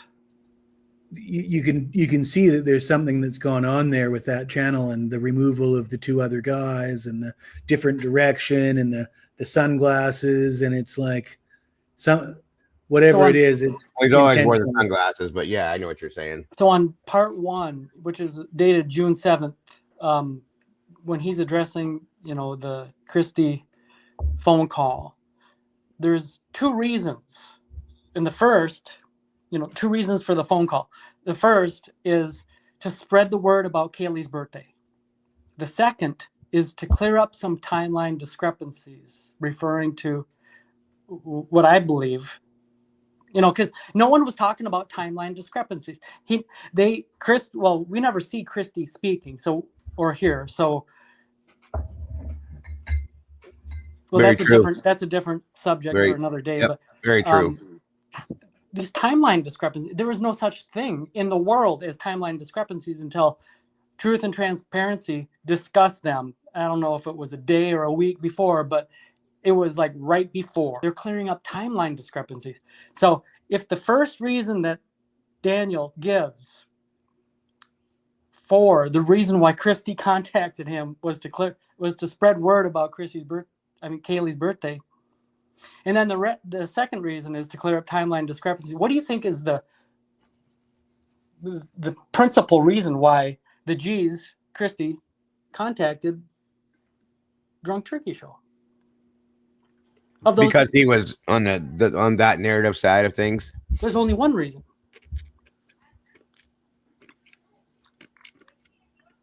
And they did the same thing with the 911 call as well. They played like I can't remember if it was Drunk Turkey, if it was Daniel reading a transcript written by Christie, or if it was a recorded audio or video of Christie speaking, but it certainly wasn't live, and it was just Christie's version of the 911 call as she knew it. And this was to correct what was going out around YouTube, but it turned out to be the most bogus version of the 911 call. Yeah, definitely. That's the one where Hunter Johnson was summoned to kick down the door because they were trying to open the door and they couldn't open the door? Yep. Good point. Good point. So it was evident one of the first times I'd spoken to him about this that he was already, he was pointing out everything that proved Brian's guilt from the beginning when I first talked to him. Okay. But he would listen to what I would say and say things like, "Oh, I understand, but that could be explained this way or that way. And we don't know. And that was in the beginning. But Eddie's right. Like, he was already there at that point automatically from the beginning. But it went, like, I think after the relationship was formed with him and the G's, is it was like full bore, non-stop, nothing but. But Eddie's right in that aspect. I do have to agree. So Lucy, being the amazing person she is, once again, there it is. Nobody is more dedicated than Lucy. She's awesome. She's absolutely awesome. Awesome.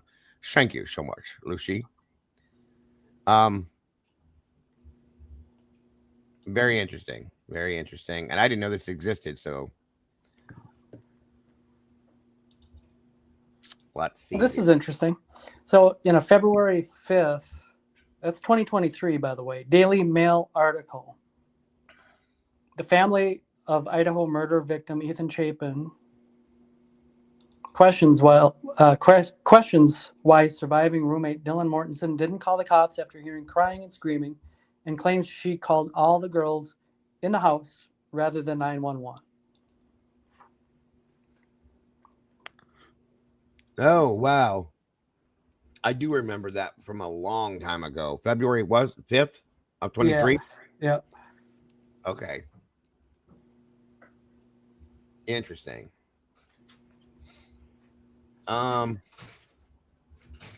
Very possibly Cat Lady, I do believe, because I remember when I would talk with them, one of them definitely was not 100% going that direction. So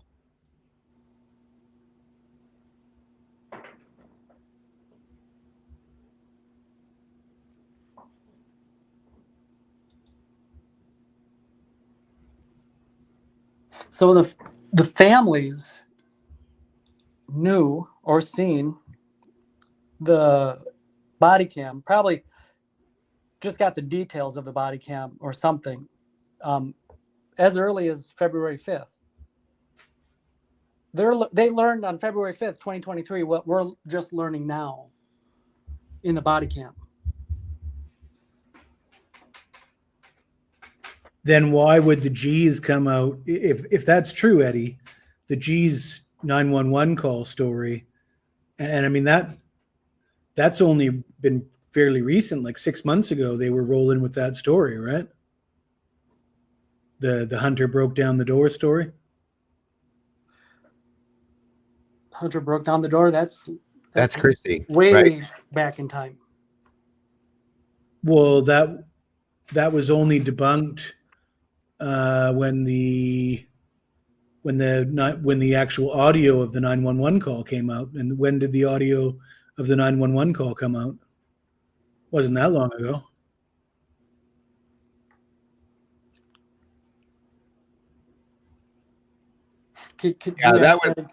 That was definitely the Christie conversation. That's when I first heard that.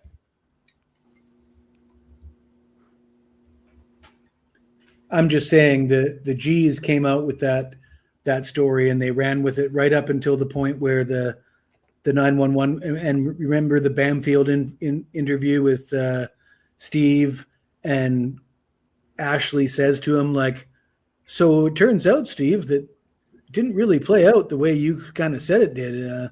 Do you have any explanation for that? And he just glossed over it, and it's like he pretended that she asked a different question and started talking about something else. The same thing he always does, yeah. Well, that wasn't a year ago, though, was it? That was more like 6 months ago or something? I don't recall. No, it's been a little bit, but not too long. I'll have to look into it to find it. Angel D, good to see you, dear. Nothing that's come from the G's. Yeah, that's absolutely probably true, SRB. I'd be honest with you. Absolutely. And nothing's come from the G's for a long time now. It's been a When's while. the last time we seen them on TV? Yeah, very true. Very true. Let's see what this is here. I never heard this. This is crazy. I didn't even know this existed.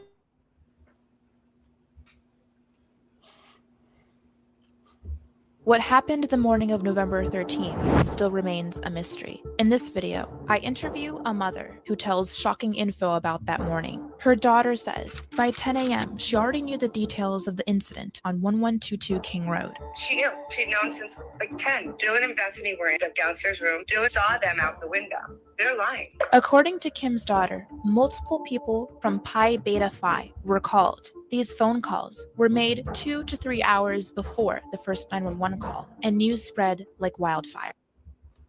Now, I want you guys to catch something because I forgot about that. Remember early on when we heard that Dylan supposedly saw somebody on 1122 King Road. She knew. Out the window, and then where did that has been completely admonished? It's gone. Haven't heard that since. Wasn't it Bethany that saw somebody out the window? Or was it? She said, I think she said Dylan, but again, I'm going to play it back real quick, but that's truly what I remembered from back then, and it just never heard it again. It's crazy. Sorry, guys. Hold on. She'd known since like 10. Dylan and Bethany were in the downstairs room. Dylan saw them out the window. Dylan saw them out the window. And I had, like I said, I had forgotten about hearing that. She said that to me on my panel. So I didn't know she had said that to anybody else either, but just saying. They're lying. According to Kim's daughter, multiple people from Pi Beta Phi were called. These phone calls were made 2 to 3 hours before the first 911 call. Multiple people from Pi Beta Phi recalled multiple phone calls. All these phone calls were made 2 to 3 hours before the 911 call. So again, hey, Leah, good to see you, dear. None of this is being talked about at this point. So maybe this is actually the true story. Who knows? And this is Steve G's now wife to be.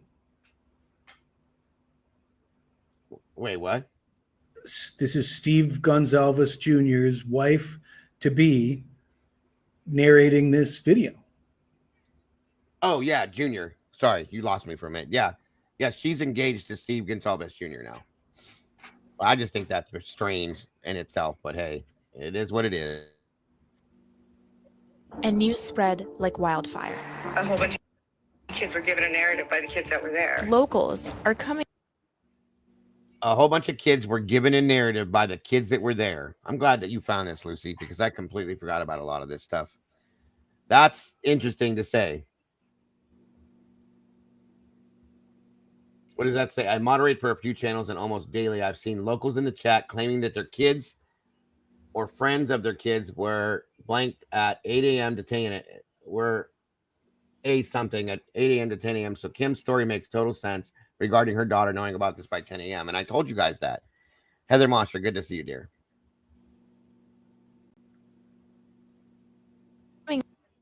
Out claiming their kids or friends were at the home between 8 to 10 a.m. This user says that her nephew said a lot of people were at the home by 11. This is still 1 hour before the first 911 call. I even spoke with a student at U of I who also knew people got called. But when it comes to speaking with anyone who received a phone call or immediate friends of those who did, it's kind of hard to get people to talk. Why?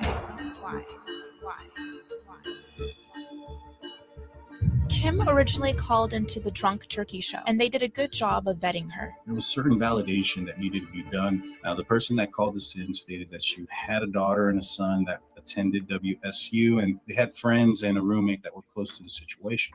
I called the FBI on the 13th, actually, because I knew my daughter received the text. That is all true. She had received the text by 10 a.m. Kim mentioned to me that she talks very fast, so let's be nice in the comment section. You can slow down the speed of this video if you would like. Also, for privacy reasons, I bleeped out certain names we talked about.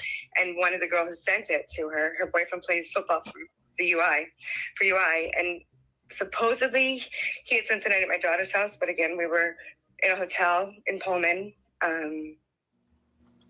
I'm gonna verify that Kim told me this story too, not on a live, over the phone. And this is where she said that he lied to police about his alibi. I believe that's what she's about to say. And if not, I will completely finish what she's gonna say. I never saw him. I never saw.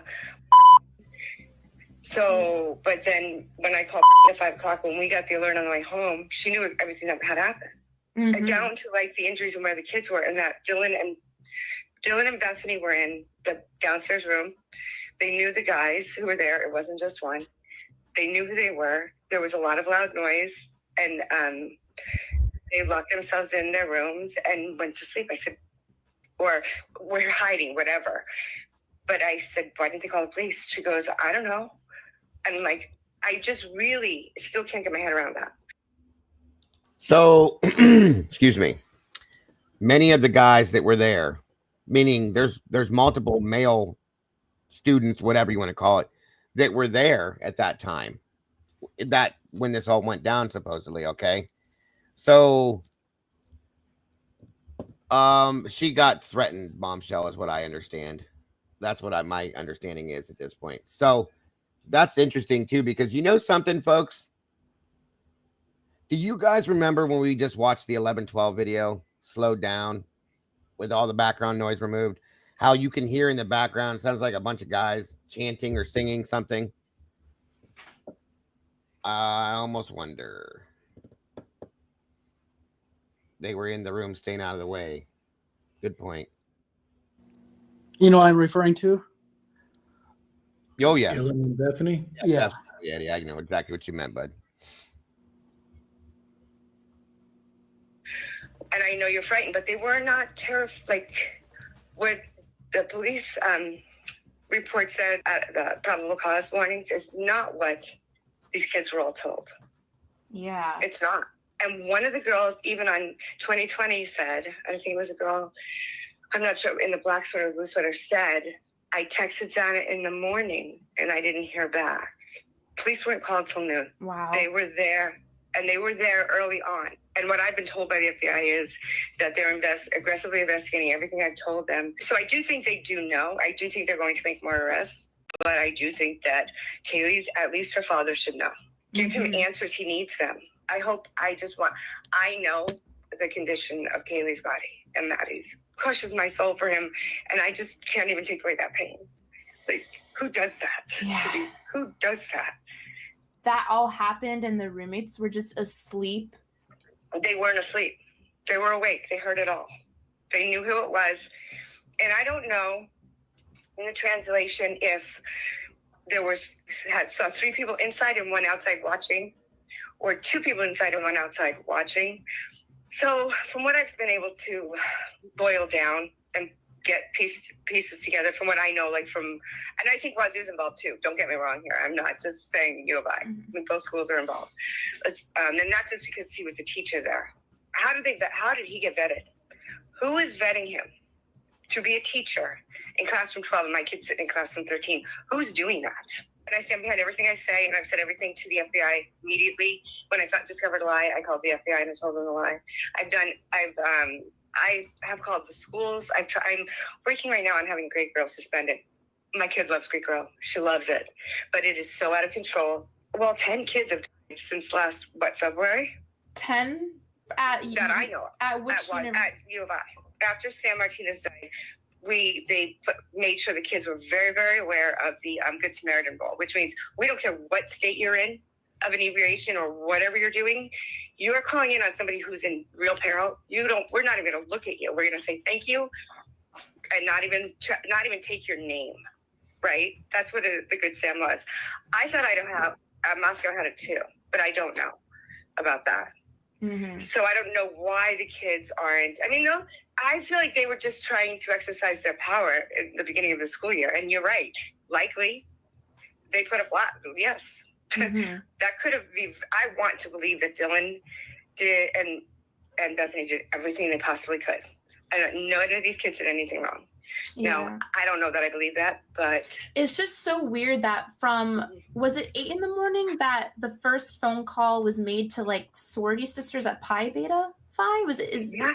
So from 8 o'clock till 11:58, that's literally 4 hours of time that goes by. Right. And if she was awake, like she says, that was 8 hours, and she heard all of that. So with the do you know for sure that is what the phone calls were about when the roommates called at 8 a.m. and I think what I heard, and I'm not sure which of the girls said it, was they were getting rid of everything in the house. They were cleaning the house, which would explain the van shoe print. Because I'm almost 100% sure that TA guy doesn't wear Vans.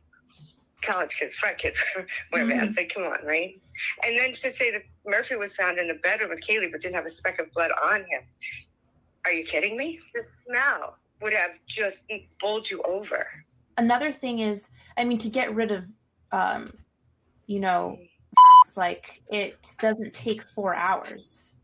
So it's like, so I don't know.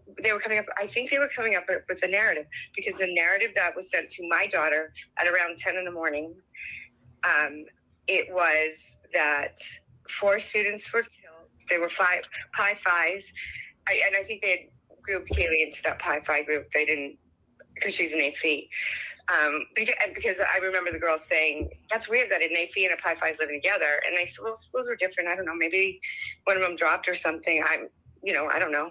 And I don't know Greek. I went to Central Washington University. We didn't have Greek there. But so anyways, they said that they were stabbed to death, and they said about Bethany's injuries. And then... Wait, whose injuries? Yeah. Bethany? Not Bethany, I'm sorry. About Maddie's injuries. Yeah. And I don't know if you know their injuries or not. But another thing they all knew that. That's interesting, because from what I had heard was the kid that discovered the bodies. But from what you're telling me, it seems like multiple people knew about the injuries before the so-called person. So that's not true then. So he might have been called over. See, I can't imagine that Hunter Chapin would have not immediately called 911. Part is really confusing. Because I know there were guys there as well. So you know for sure there were other guys that stayed overnight? I do know that there were other guys there. I know told me that he was a triplet and that his brother was there. Hunter Chapin, yeah, he was. Yeah, so he was there. And in fact, he's the one who told his parents said on the TV. So I assume that's the facts. That's true. So the police clearly weren't there yet. And everybody was told by the kids, not the police, which, right, all these kids are there first. So the first call. So when my daughter, and I know that, here's what I do know for certain. When we dropped my daughter off to her house, before we went to the hotel, it was like about 12-ish. I hadn't seen her all day, or your boyfriend. But then when we went and picked her up for breakfast, it was probably around 8, 9. Still wasn't there. We went in. At some point, she was either there or she wasn't. Mm-hmm. The girls, and I kept saying again, why didn't they call the police? She's like, I don't know, Mom, because it's a party house. I don't know why. I think that's why. And that's kind of where that feedback comes from. I mean, and I said, have you been there? And she goes, well, no, Mom, I haven't been there, but a lot of people do. I mean, they're cool. Like, and I said, how do you know? Do you even know them? She goes, well, she knows Xana's sister, Jasmine, goes to school at Wazoo. So she, and Xana's sister Jasmine is Greek too. I don't know how she's in know, but she's friends on social media with, I don't even know if she is, with the kids over there. But she's really good friends with Pi Phis, and she's really good friends with. She's a sorority sister. So, and that's where it came from. And then when charging documents or whatever came out here, she came down from. She woken up, and I said, look at what they said, and showed her. She says, that's not what happened. And it was so absolutely organic that I have no reason not to believe that's what she truly believes. And that's the narrative she knew. So they were given a narrative, a whole bunch of kids were given a narrative by the kids that were there. Maybe received the text, wasn't present, but received the text from somebody in Pi Phi. And then she distributed it and other people did as well. And that's why all the kids know it's a different story. The importance in this is that she got a phone call from Pi Beta Phi. Yes, that's exactly right. I don't know what format the communication was in. I believe it was Snapchats.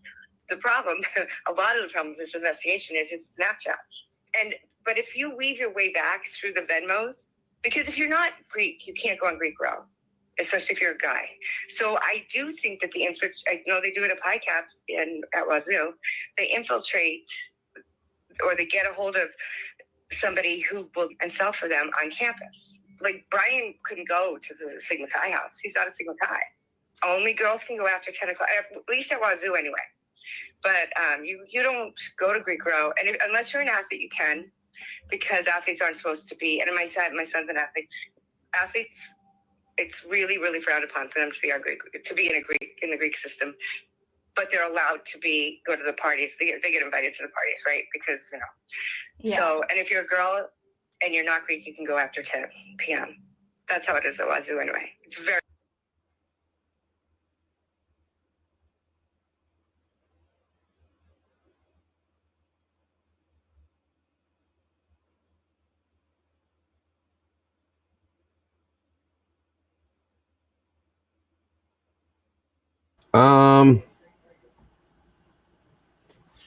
I'm looking right now, Eddie. I'm sorry. This is set up differently than. Have any of us ever heard this interview before? Is this like an old one that you're replaying, or is this new? No, this is old. This is from way back when. Gotcha. I guess this was the first time she put this out. January 21st of 23. It's got to be old because she wouldn't be putting this out after she was in a relationship with Steve G. Jr. No, yeah. This is this came out of the Wayback Machine, and it's January 21st of 2023. Because of all the redactions is interesting. I've never. Yeah.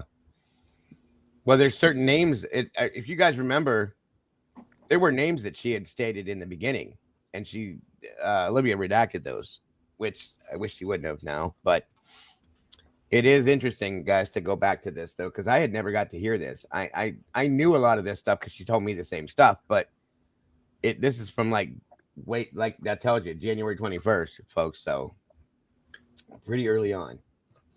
Yeah, a lot of one thing that I sort of forgot was Kim was always under the impression that Brian was either guilty or involved.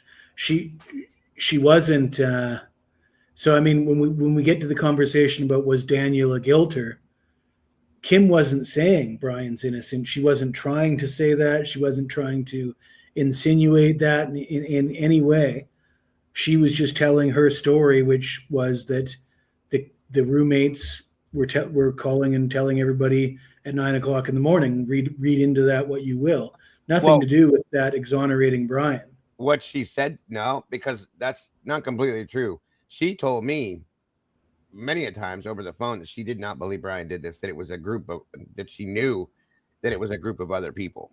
Well, she might have developed that opinion later, but even in this video, she says, she refers to Brian as the TA. How did they vet that? She's assuming that he's guilty based on what she's saying in this video.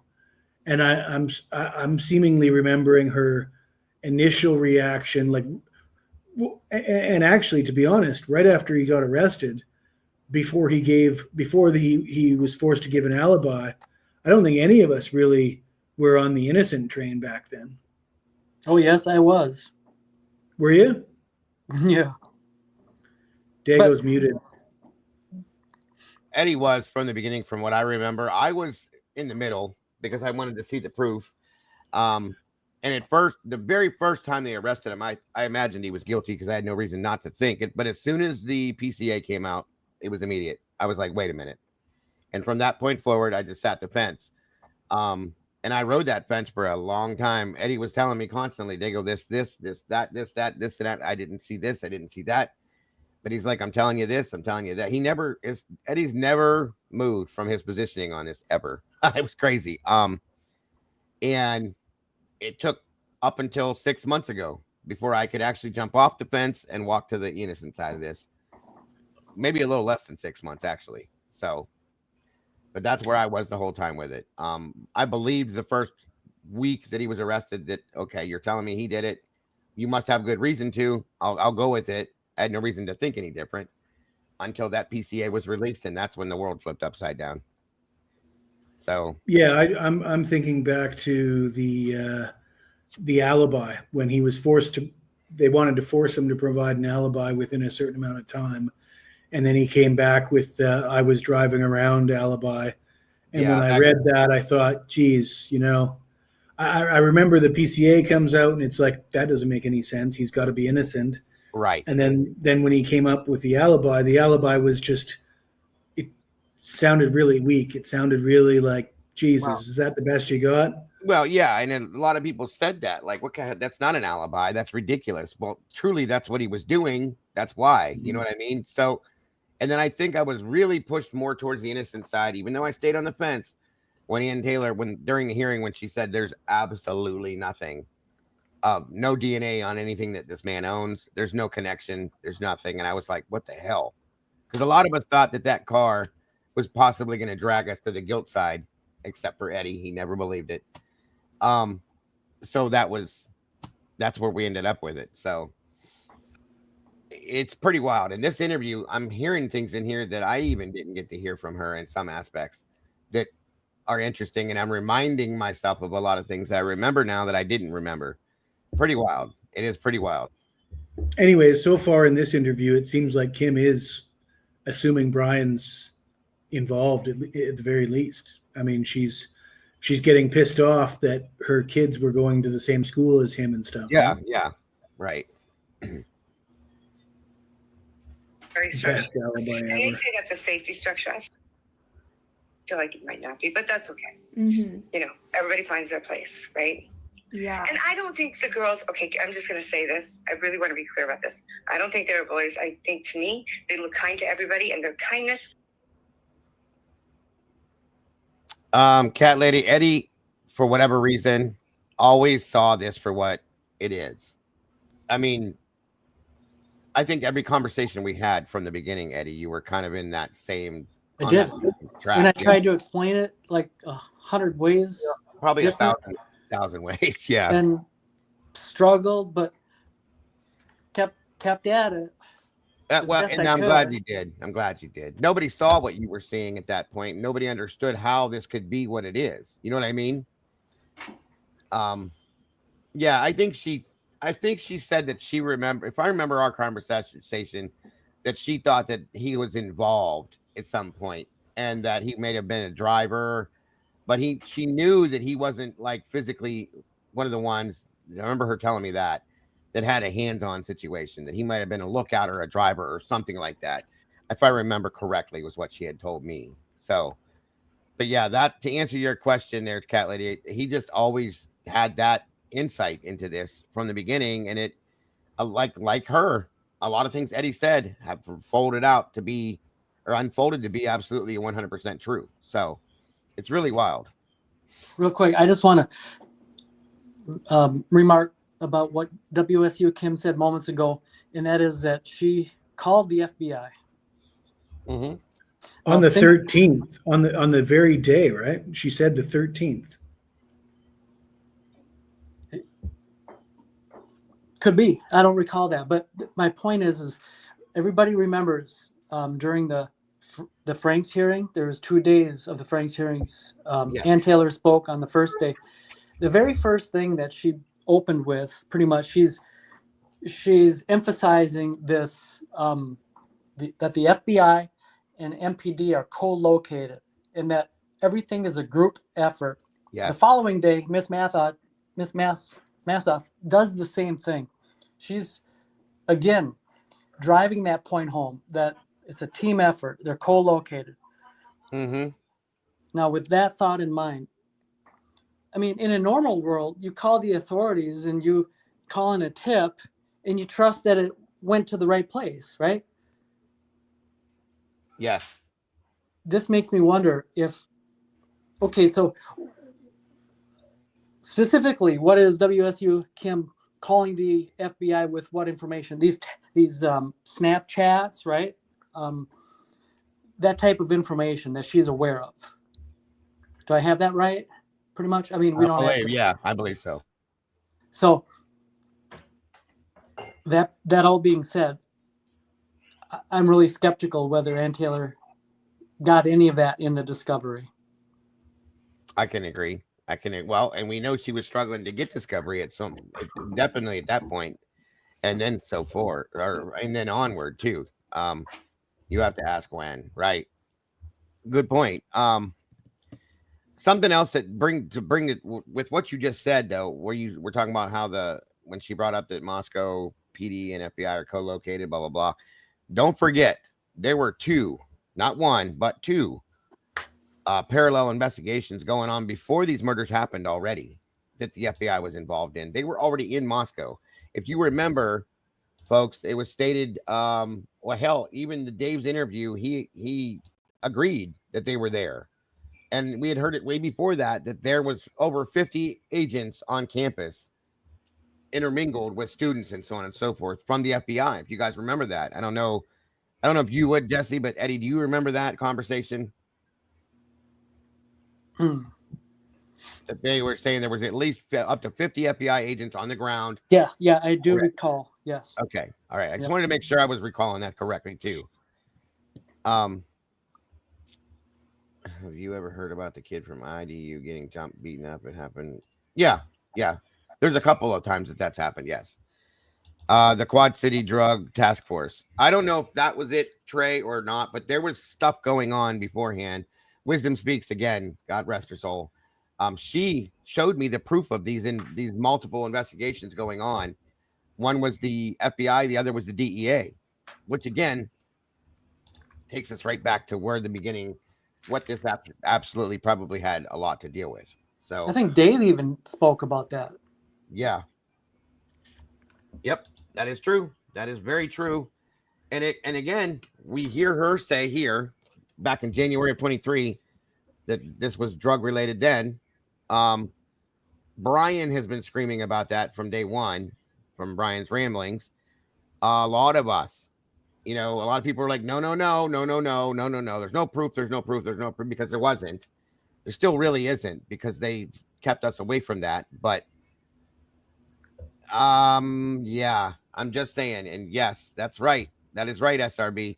The video that JLR put out with all those police cars lined up, there was like 15 police cars, one after another, lined up. I remember showing the video. Good catch, SRB. I do remember that. Oh yeah. By the way, Dago. So I have it in my notes that 50 FBI agents were living on campus at the university, and that was said by Dave. And that you can find on the 14th of May, when Truth and Transparency was hosting Dave. There it is. I told you guys. I knew it. So that was beforehand, you guys, before the murders even happened. Part of the investigation, they were intermingled, living on campus with students, running probably some kind of a sting operation. I'm going to guess. That's my thought. Hey, Docket, good to see you, brother. Kim said she believed he did something to get himself in an orange jumpsuit. Yeah.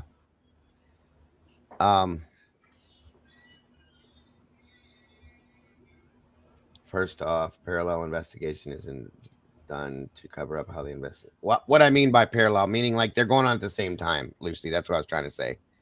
As far as parallel, that's what I mean by that. Sorry. I understand, Mom. I gotcha. So let me rephrase it then. There were two investigations going on at the same time. There we go. Don't punish me. So yeah, this is all kind of important at this point, folks. Hearing this stuff, in my opinion, now, going back to this and bringing it back to the table here. I love you, Lucy. You know that. It kind of think about where we're at right now and hearing this again is all I'm saying. Maybe made them more naive and put them in a precarious position they didn't even know they were going to be in. Not that I'm not blaming them. I'm just saying goodness is not a right to hurt somebody. But I do think they were sucked into it because of Sigma Chi. And I do believe it's Sigma Chi. This is bigger than them. And it's bigger than Moscow police, which is why I call the FBI on the 13th, not Moscow police or Pullman. They're afraid. These kids are afraid to talk. I have to agree with that, and I'll just tell you, she called FBI way more than one time, folks. Way more. Like every other day she did. And it went into a black hole. Meaning, normally if you have information about a crime and you're trying to help solve it, and you call the authorities and you give them that information, they're gonna appreciate that and use it to help solve the crime. But in this case, they blew her off and shut her down. Yeah, thank you for that. And it just went nowhere. You got to know that. Yep. Completely blew her off. This isn't about solving a case. It was already solved. They already know on the 13th who did this. This is about covering something up. Absolutely.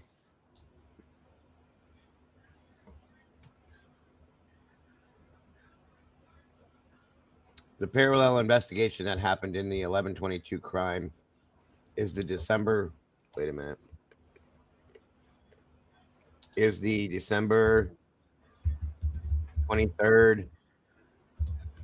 2022 AT&T warrant.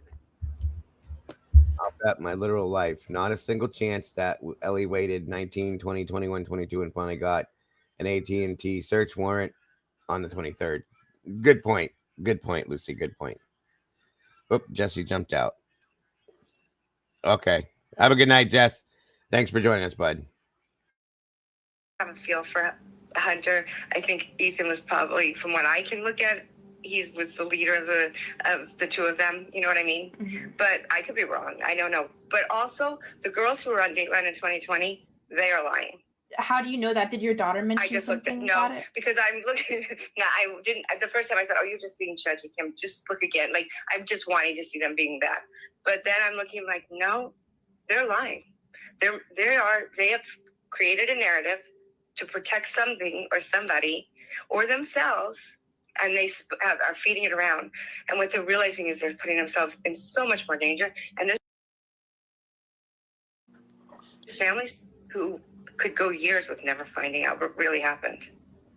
Wow. I do think that Brian was a mastermind. I do not believe he was alone, because the information first given to my daughter was that there were 3 people there.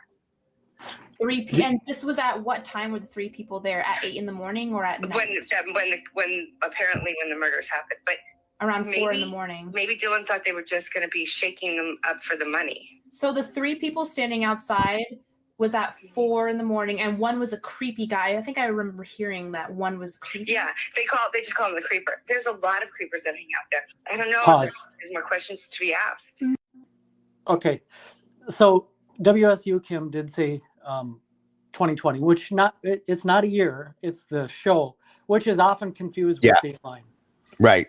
She was meaning Dateline. Yeah. So the girls on Dateline were lying, is what she's saying.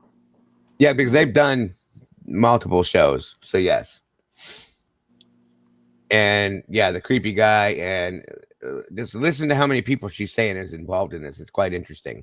Well, here's an interesting question, because there was only 2 Datelines in total so far, and if this there was Dateline times 2, there was Nightline. Daniel did Nightline. There was it may have been 2020, because I think there was a 2020 episode on this. I remember watching. Okay. Maybe even 48 hours. You know what? I think you might be right. I think there was, because there was a couple. I've watched about everything that came out. I remember Daniel did Nightline. That's when they made him look like a fool. But then you know what? There was a 2020 episode. I'll have to go back and try to find it. But no, I think you're right. I think our memories are failing us at this point. But well, I take back what I just said moments ago. Yeah, I agree with that. There was. And there was also, I swear to God, there was a 48 hours episode too. So this interview with Chronicles is after the 2020. I do agree, because the 2020 one, I'm pretty sure came out like almost immediately when this first popped off. So it'll be interesting to find out what, the date of that. 2020. SRB's right. There was. And I'm going to go back and see if I can find it. All I have to do is look it up and see if I can find. I bet chat will have it by the time we're done watching this. Probably, if not SRB or Lucy. Lucy probably already has it. Yeah, she said there was too. So, okay. Thank you guys. And yeah, good catch on that too to make me think, Eddie. I appreciate that. January 13th to 23. Jesus, Jesse. Okay. So there it is. And this was on the 21st, so that makes sense. All right. For the 2020. Thank you, Jess. Bingo. It's done. Thank you, Jesse. So my detector tests to be taken. I know they don't hold up in court, but they certainly work well to get, you know what I mean? Yeah. I think the only one who passed one is that Brian because he's such a sociopath. And when Brian was arrested, the first thing Brian said was, "Oh, was anyone else arrested?" Well, what I do think is the reason he wanted to be extradited so quickly is because he's got something. He knows every single thing that these kids have done. When they felt like they were being watched, stalked, they were being watched. They were being watched diligently. I believe he's been in that house before. I think my understanding is he had been in the house, but he was a creeper and they kicked him to the curb and wasn't allowed to come back. That is what I think happened like a few weeks prior. And I've told the police that. And that is because I've gotten that from the girls, because if they're not partying there and they're just getting this narrative from, but it's still really, the towns are pretty small together, if that makes sense. Yeah. I mean, it's pretty connected. So it's like being on the same campus. It's just 5 miles apart, right? This came out January 21st of 23, Jen. Sorry. So let me understand this. So in Kim's mindset, based on these conversations, these real conversations that she's having with these, her daughter knows these students, there is actually a creeper, right? And in her mind, it's Brian Kohlberger because he was arrested for it. Yeah. But as it turns out, in reality, because we know he wasn't stalking and has never been there, that there is a creeper. Someone that is not Brian Kohlberger has been there and is considered a creeper. And that is the truth. That plays off into the reports we read about the tree line guy, the guy that was in the shadows, maybe possibly beforehand. So yeah, maybe, but yeah, that I have to say, yeah. Hey, Firefly, good to see you, dear. I don't know. Interesting. Like I said, I had never heard this version of this ever. So, or by this date, this narrative. Yeah. They're pushing this. It's either a truth and it's not Brian Kohlberger, or it's a falsehood because that's the narrative they're pushing, and Kim's buying into the falsehood. Yeah. Good way to put it. It's interesting though that a lot of the things that she says in 2023, a month after the murders happened, almost have come to fruition per se. To some extent, a lot of them to some extent is weird to me. But I don't know. So your daughter mentioned that a few weeks prior, someone was kicked out. That was a creeper. Like, is that just something you heard from your daughter? That she just thinks she doesn't. She was told it was the creeper, and people would come to buy there, and they were like this 30-year-old. It's like they're like 25 to 30-year-olds that don't belong in college that have records. So what she just said that was bleeped out is that they would come to buy rugs there, is what she said. And it took me forever to get the police. I called every day for almost a month. And I do know a mom tried every day for 15 days. She had spoken with Ethan at 2, or her son had texted Ethan at 2 a.m. He was at Ethan's memorial service. They were good friends. Ethan had texted at 2 a.m. She knew, so this kid knew where he was at 2 a.m. And it took like 15 days, she said, to get somebody to call them back. They were so buried. And so I just called every day. And when I called the president of UI, because I thought I'm just going to call him because I'm not hearing back and I need to know he's heard my information. I don't need to know what's going on. I need you to know what I know because I do believe it. I see why you're saying it, Lucy. I get it. I respect it and I support you. I think what's happening is it's whoever's telling Kim's daughter this is lying, that there is never a creeper, and it's just part of propaganda.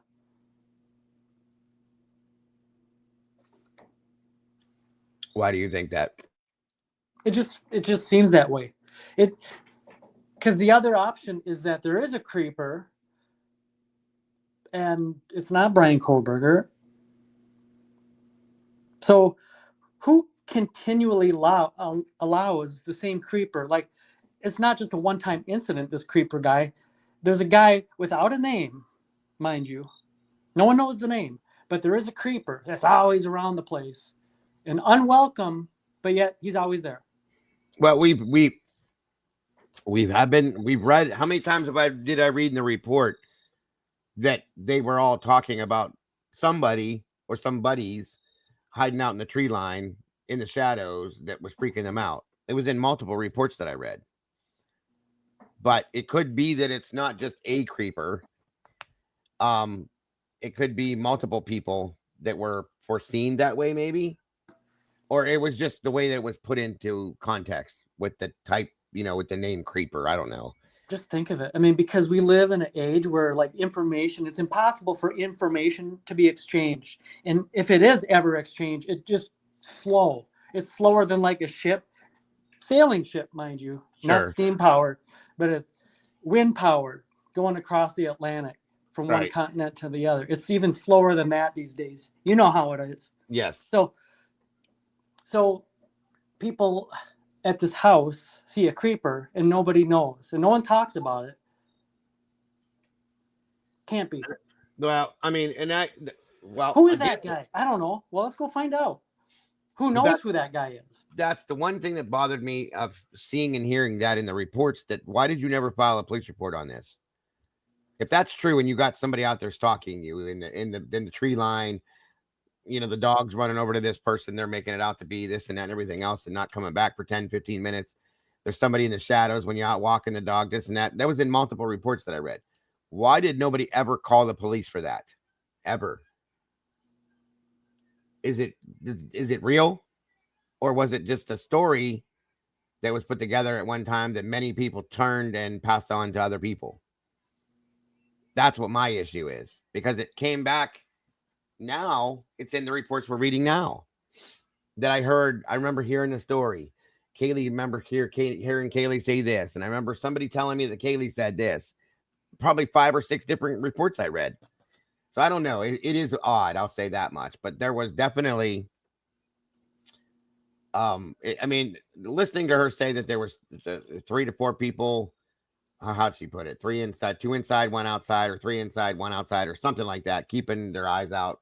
Like whatever you call that person that's watching out. Look out. There we go. Sorry.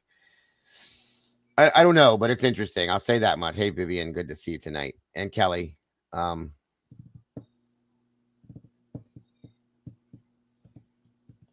wonder if it's the same character. Scooby and Shaggy had to nab the creeper, I think, in one of those. They do have to get the creeper. Times. I'd like to know where the name came from. That's interesting. I wonder if it's the same dude. Well, if they got a picture of him and he looks that way, I'm gonna have to say I'm quitting true crime forever. That's a fact. Anna P, welcome. Good to see you. Good to see you. I think it's relevant, and why would I make it up? I mean, or why would my kid make it up? Yeah, no, and the fact that there's multiple kids who experience that, it's not just your daughter making this up. There's like multiple kids that got the phone call. It's a rabbit hole sometimes when you're not getting anything from the police and things aren't adding up. I mean, 1 and 1 is making 12. Come on. It has to balance out. It has to make sense. And I can't help but think if I was a parent, I'd be thinking nothing is making sense. And it's being taken all these places where probably it's just the simplest explanation is usually the explanation, right? In life. But there's a lot of things in it, a lot of lying. And these kids are lying like crazy. Mm-hmm. I can't believe they let them come home for Christmas. And that's what I said to them. I said, are you seriously sending my kid home for Christmas?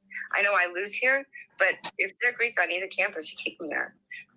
A SWAT the guy December 15th. Yeah, the Brent Kopaka. So my son, he came downstairs the day that the affidavit came out with the probable cause, and he said, Mom, the map doesn't work. Like, it doesn't work. Wazoo is a walking campus. I think Moscow's pretty, you walk a lot in Moscow too, but so they know the roads and they know all of those things and where their phones work. And there's really no range in Pullman. I mean, there's more range in Moscow truly than there is in Pullman, but he spent like 15 to 20 minutes. With her saying that what she's referring to, though, she's said it already a couple of times, is that the roommates were lying about what their statement was at that point. And she also said the 2020 girls were totally lying too. Yeah, right. So, and it all plays off of that whole situation. So who knows? I really want to rewatch that episode and see. I'm gonna go find it myself. The portions where they're speaking, and then try to pick out, if I remember, that are in there. Yeah, I remember. There was one girl in particular in there. I can't think of her name right now, but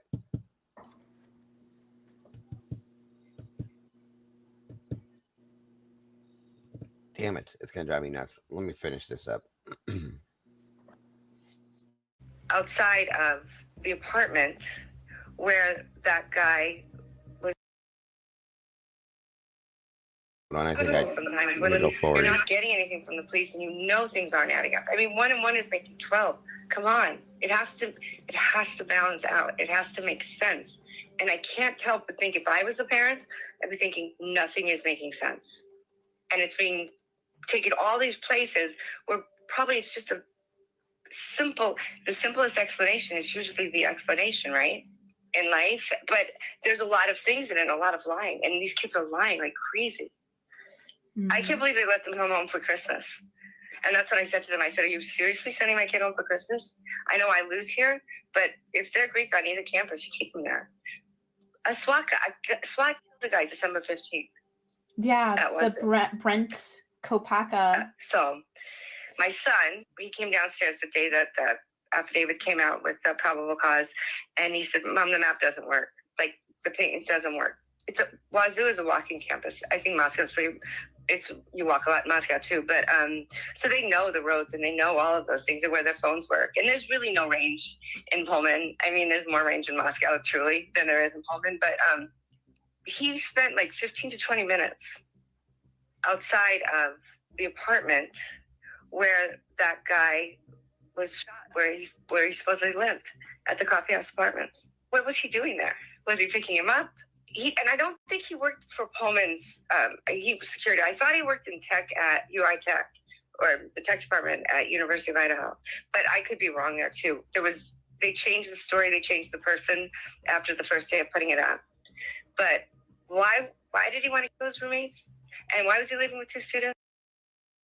Wait, who was knocked up? What the hell? That's new.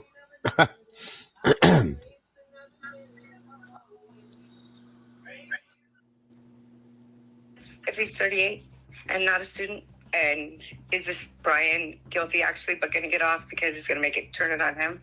Because I think he's got something up his sleeve. It's just, I can't wrap my head around the fact that, because we all thought at 11:58, the roommates woke up, saw the carnage, called the police. No, they were awake 4 hours earlier, and that is huge. That's not in the affidavit. Yeah, when I called her, when we got the alert at 5 o'clock, and I called her, my husband called, and she had she knew, right? And I think it hadn't sunk in what had happened yet, so she was giving it to me fresh, right?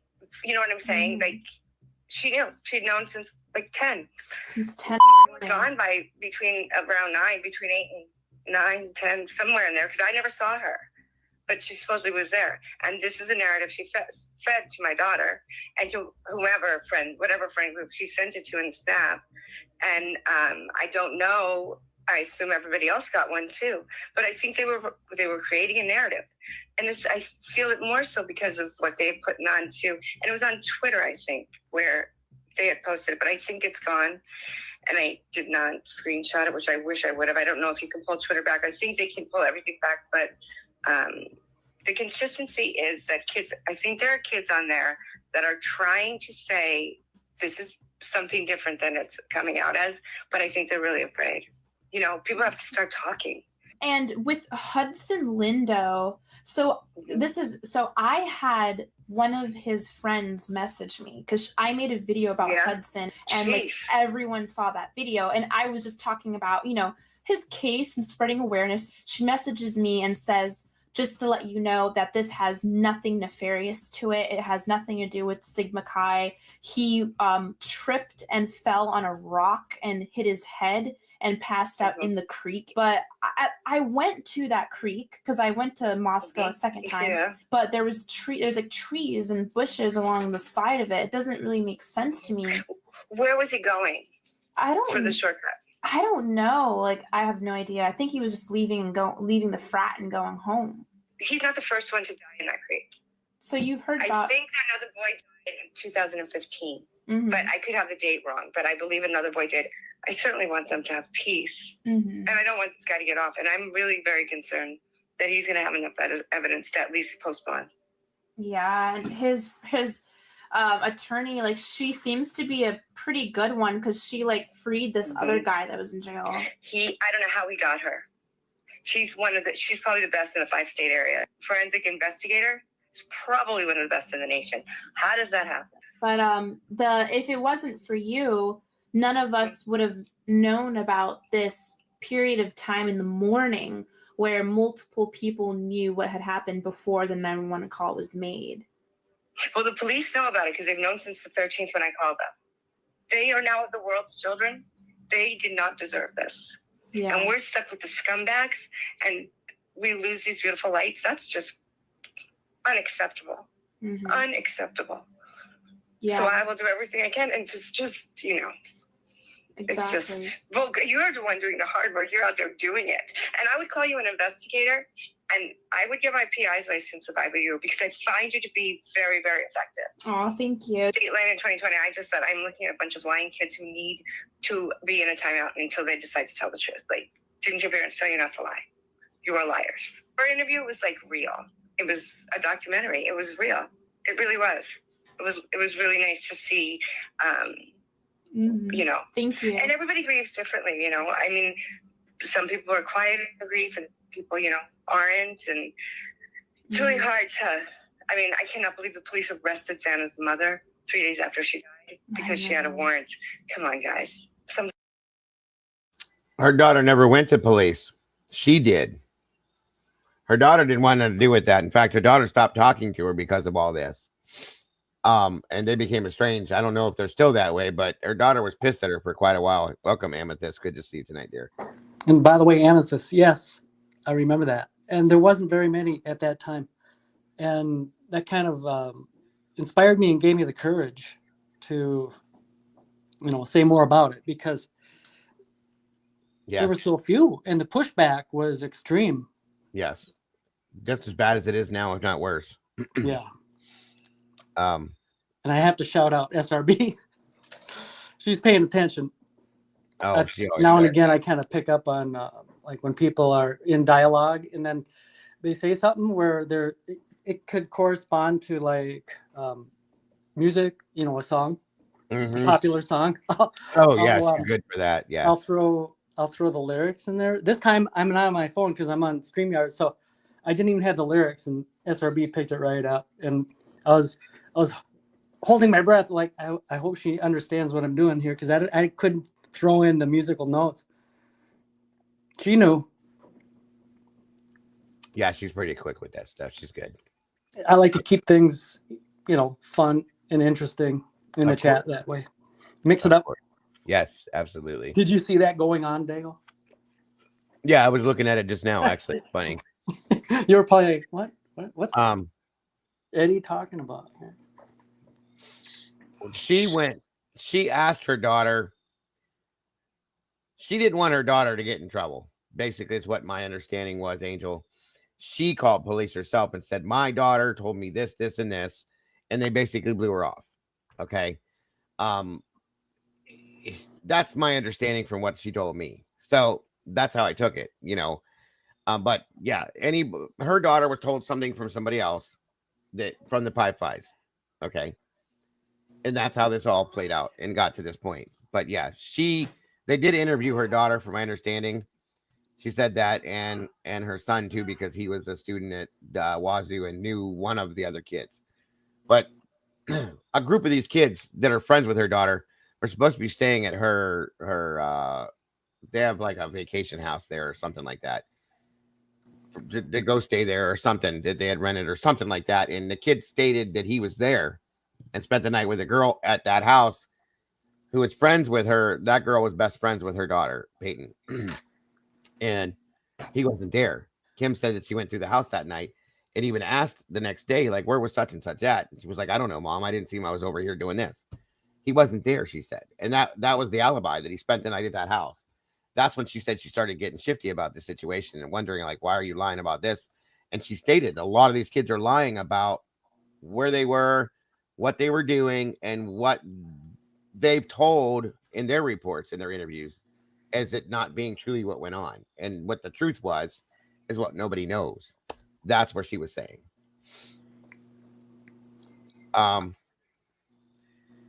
So does no one think that it's weird that University of Idaho claimed that Jana Kernodle was a current Pi Phi, but also that Jana's father said she dropped her sorority? Right. We know that 3 of them dropped their sororities. I mean, it's very weird. I don't know why they would do that, but it's very weird. I don't know a lot about sororities and fraternities and stuff, so I don't know how it works. It is very strange, though, Lucy. Very, very, very strange. So. This woman just lost her child. Don't care what you think of her, what she's done. Yeah, that timing was the worst. I can't even. Why would they do that to her? They have a choice. They can go to a judge and say, hey, this just happened. They have a choice. I can't imagine now. She's sitting in a jail cell while her daughter is, they're preparing to bury her. Like, come on. Give me a break. People's lives are hard enough. They don't need this. So I'm frustrated. So it's nice to see that there's this world out there who's communicating to people. And I really do appreciate that. I appreciate you. You are the first parent that has really come forward to say, like, there's more to the story. Because I really think I'm right. And if I'm wrong, I apologize. But I believe everything that's been told to me, and I would never lie. And I know that about myself. And I just can't imagine not saying anything. What kind of a mother would I be? What kind of a person would I be if I didn't tell everything I knew? And so with your daughter, like, does she know that you've, like, talked about this? Like, is she okay with that? Is she open, or is she kind of, like, scared? She does. She knows it's not. And I think that because she's there and she really wants to stay there, I have spoken for her. And so, and I said if it comes down to it and you need to call her in and she needs to be a witness or whatever, well, then we'll handle that at that time. I do not believe, if I believe she did anything wrong, I'd walk her in the police department myself. Trust me on that one. I would. And I don't think she has. I think she's given everything she has. And when she finds something, she tells me. She thinks I am over the top too nervous and worried. And I think she's not worried enough. So we have a little battle there. Mm-hmm. But nature of the beast, right? But she knows I'm speaking for her. And I tell everybody I am speaking for her. And I believe her because that's what all the girls said. And that's the most plausible story. Nothing else makes sense. For her to open the door and see him, and him to walk by. Echo. Sorry about that. Her, he would not have done that. He would have killed her. Mm-hmm. And if she was frozen, how did she shut the door and lock it? Right? She was on the first floor. She wasn't on the second floor. And I actually think that the girl who never moved in is the one probably who has a lot of answers. Why did the police say she was on the second floor? She was downstairs with Bethany. And you know that for a fact because your daughter. So she's stating that she believes that Ashlyn Couch has a lot of answers to this situation, which Ashlyn, as we all saw, and I think it was Dateline that her mother was in, and she became Maddie's best friend in and all that she moved away, will never go back, wants nothing to do with it, so on and so forth. That's where Ashlyn's at with this whole thing now, from our understanding. What is WSU Kim's mindset right now? That is she under the impression that Dylan is on the second floor? Well, she's explaining the story where Olivia thinks that Dylan was in a different area here. I think that's what they're getting ready to explain. So I'll let that play, and then we can stop and review that real quick. Second floor. And I actually think. Hold on, because I feel like I always stop at the wrong times to discuss things. And seen him, and him to walk by her, he would not have done that. He would have killed her. Mm-hmm. And I don't. And if she was frozen, how did she shut the door and lock it? Right? She was on the first floor. She wasn't on the second floor. And I actually think that the girl who never moved in is the one probably who has a lot of answers. So she said she was on the first floor, not the second floor. Okay, she spoke so fast, it's hard to understand what she's saying. Yeah, she talks very quickly. I've gotten used to it. But yeah, that's what she's saying, that she was on the first floor, not the second floor. But the story we're told was that she was on the second floor and then went to the first floor. So I don't know which way to go with it.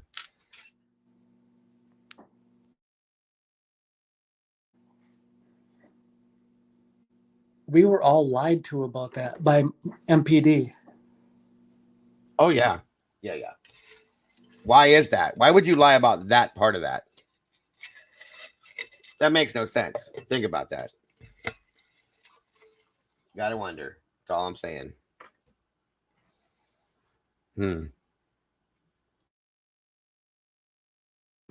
Why did the police say she was on the second floor?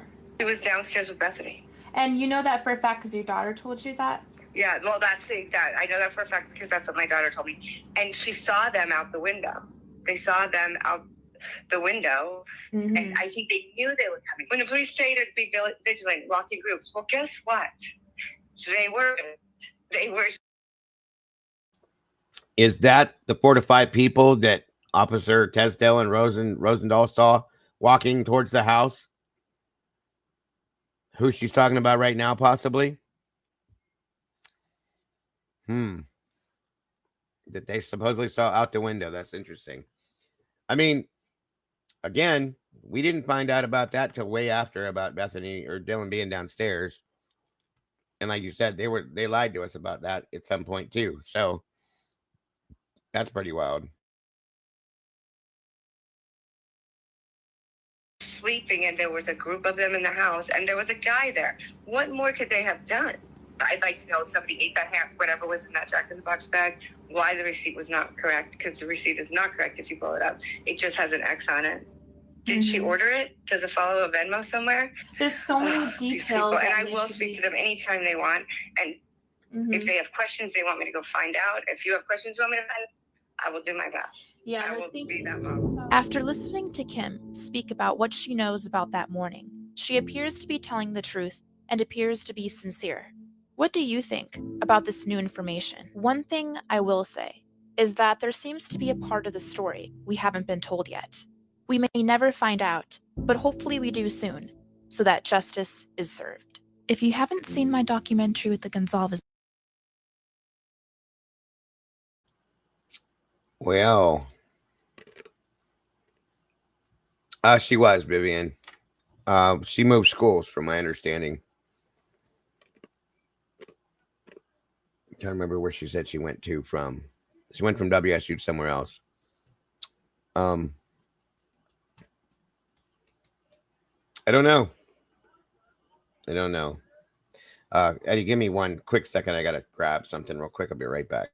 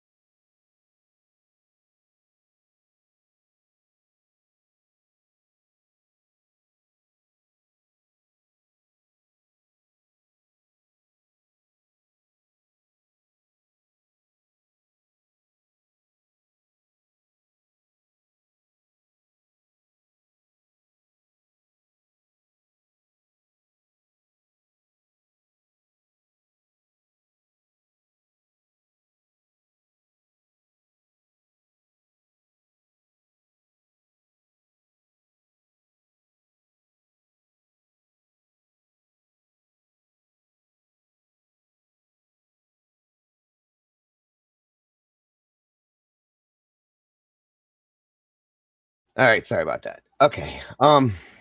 Anyway, here we are. So, any thoughts, Eddie? Nothing specifically. There's some truth, as far as like the Snapchat and the times of the Snapchats. But as WSU Kim says, there's also lies. She's able, using reason, common sense, logic, to know that there's lies in there too. So you have to be able to pick through it. Yeah, you got to weed through a lot of it. Like everything else, the truth Here's a snippet. is polluted with so many lies, and that's what makes this challenging. It's a constant battle to figure it out. And there's no way to prove it. You just have to know it and be good with that. Right. Very good point. It's pretty wild though. Going back to January 20th, of 23. That's this interview, right? 21st, January 21st. I think this one was put together the day after she did the family documentary thing.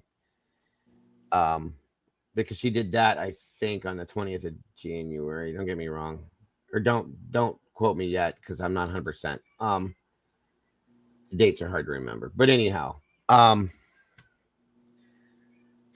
lot of the stuff that she stated has come to pass, and it shows it for what it is now. But she's even saying at that point that there's 3 to 4 people possibly being involved. I did remember that. Somebody outside to keep their lookout, blah, blah, blah.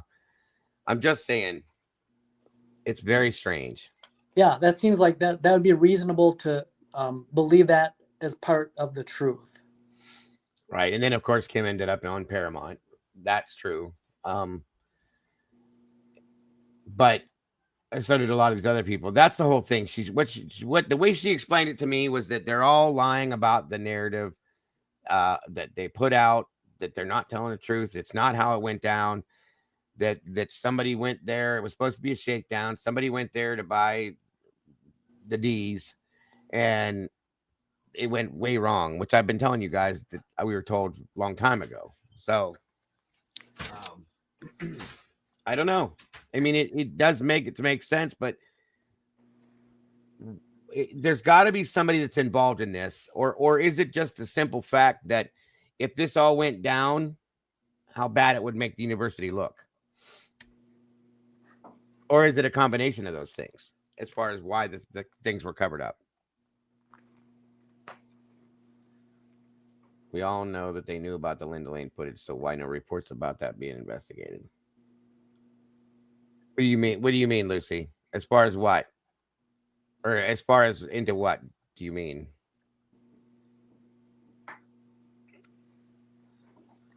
There was never an unknown male in that house. It started there and ended there. Meaning, like, you mean are you saying like what Dylan's story was about? There's someone in the house and she ran down screaming, Amethyst. Is that what you're talking about, hon? I know I'm trying to keep track with everything to stay together.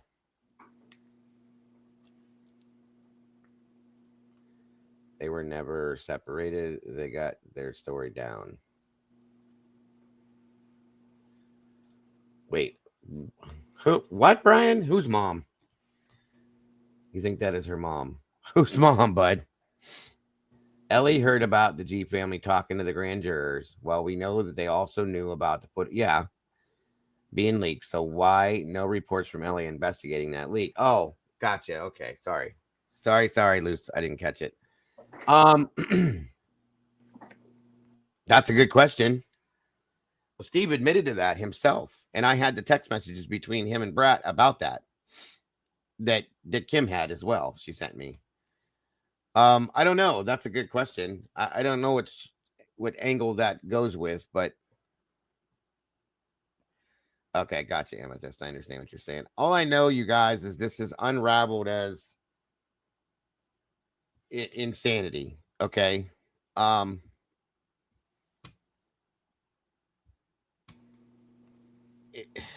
I've had people approach me and ask me if I thought because of the other investigation into obviously the rugs on campus, because we have two agencies involved in that investigation or those investigations.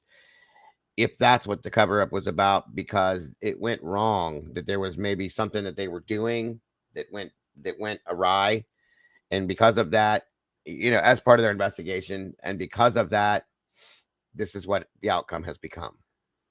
Does that make sense what I just said? That they were doing an operation within their investigation with this house, because it seems to be that it was a big deal and a lot of stuff came in and out of that house. And if that's the case and something went wrong with it, if that's why this has been covered up the way it has, because then it would expose that it was maybe a sting operation that flipped and it went the wrong direction or something. Does that make sense what I'm saying? And that would be why they're covering it up? Or does it even make sense how I said it?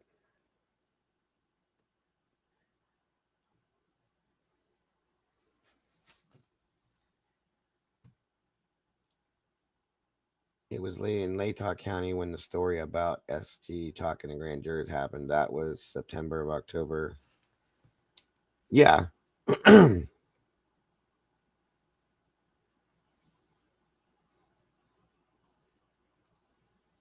You are right. Linda Lane came out July of 23.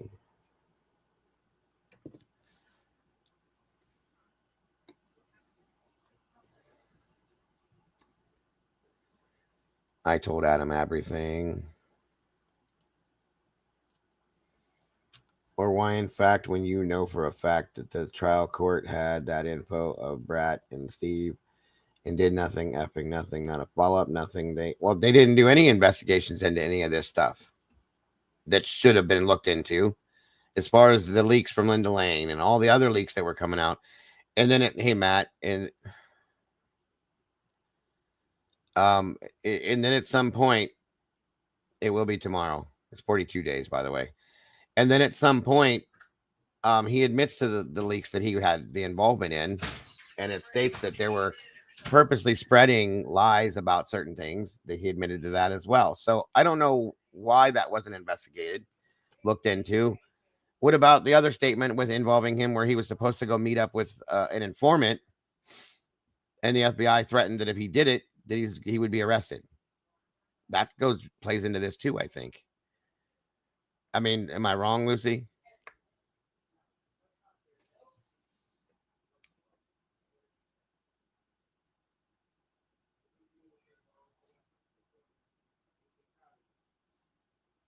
The whole thing is just off, way off. Are you still here, Eddie?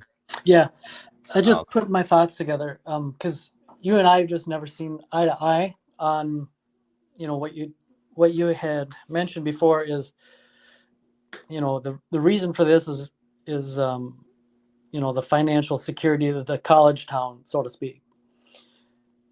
It's not that, but that refrain has been echoed so many times. There's just no way for me to be able to argue against it, but it can't be that. The reason is not to preserve the financial security of the town, although the end byproduct of this cover-up surely has that secondary effect. There's no doubt. And they'd be very pleased if you go on believing it. They'd be delighted if everyone believed that. But this is more sinister and has more to do with corruption reaching the highest levels and the need for it to be covered up at all costs. Let me rephrase it then, because that's what I believe that part of it is. Let me put it that way. There's definitely, with the corruption itself had to come out of it. Didn't just happen for no reason. You know what I mean? They didn't kill 4 people for no reason and then covered up for no reason, is what I was trying to say. Yeah. There's a base reason for this, where it starts at. And I can only relate it to the drug situation. And maybe yes, I'm saying the financial aspect as far as protecting the university, but also protecting people that are involved, possibly, is the other part of it. Hang on 1 minute, folks. I gotta grab somebody's at my door.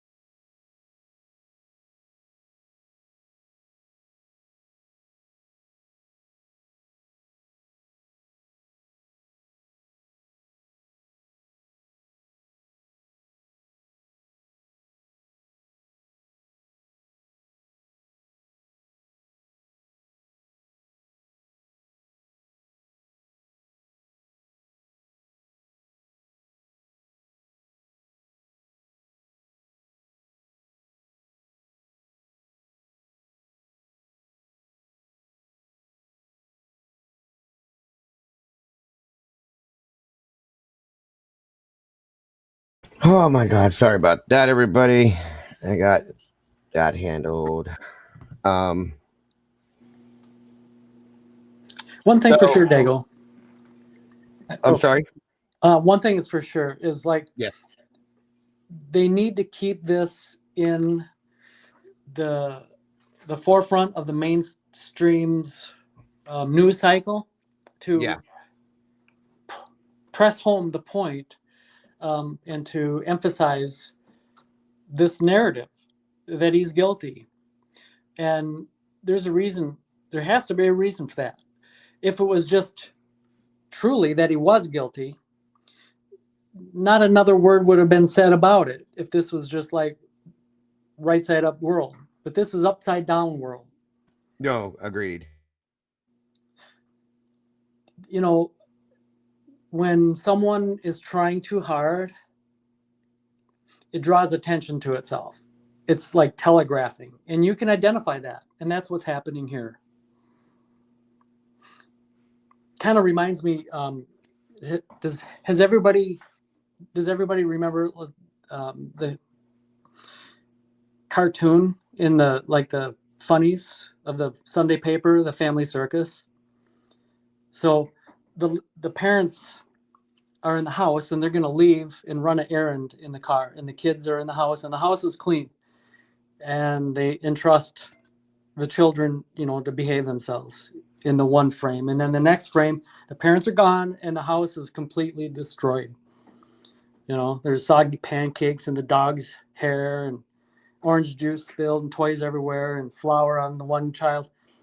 The parents get home and the children are outside in the next frame in the driveway to meet their parents, and they explain.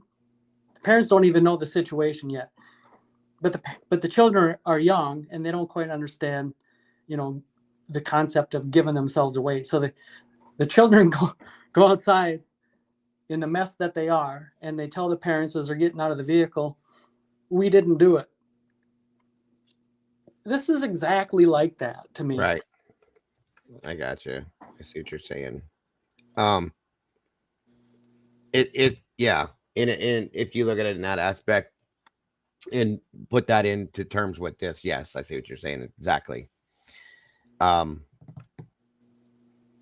They are protecting the Idaho money. Why you think he took pain into college work? He's rewarding him for saving that whole area. Is so obvious. We need Donald Trump. Well, I'm not gonna go there, but it to me, it's obvious that, well, what Eddie just said about they have to keep this in the mainstream media with that narrative, because here's the case. This is how I feel about that. I agree with Eddie on that aspect, 1,005%. That is because if it were to stop rolling that direction on the propaganda train nonstop, because again, folks, it's over at this point. If you look at it that way, he's already in jail. It's done. Whatever. They made their decision. Why are they still doing this? Why are they still doing this? Why are they still doing this? Because they have to. Because if any of the actuality of what really happened comes out, and anybody gets their claws in it enough to pull it all the way out, it's going to destroy this whole thing. So they have to keep running this and running this and running this, no matter what. I thought it would have quieted down a bit by now, but it hasn't.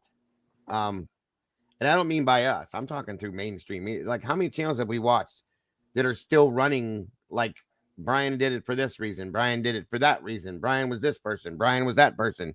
Brian. He's in jail. It's done. Why are you still pushing this? Are you all familiarized with the term dog whistle? So when the mainstream media is like giving a command, they're not going to say it in such terms. It's going to be cryptic. It's going to be said, but not said. What I mean by that is it feels like they're calling for his violence, and they already have. If you're watching close enough, this feels like what they're trying to do is normalize, and I hate to say this, but if, heaven forbid, if something happens to him, then it's like everyone is being primed to be good with that, and to have as many people on board with that concept, that belief. Bingo.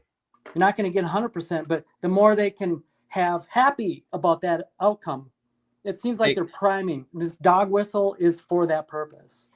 Yep, it's exactly like, thank you for saying it that way. I was trying to think of a way to put it, but every time they run a new show on this, okay, for instance, well, Brian did this, and this, they're bringing out professors saying things.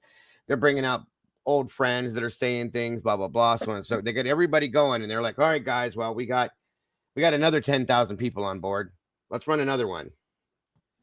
All right, guys. Well, we got another 5,000 people on board. We got to get everybody here, okay? Because if something goes down, we don't want people asking questions. 100%. I agree with that. That's exactly how I see it. Accelerationalist vibes. Yeah. Good point.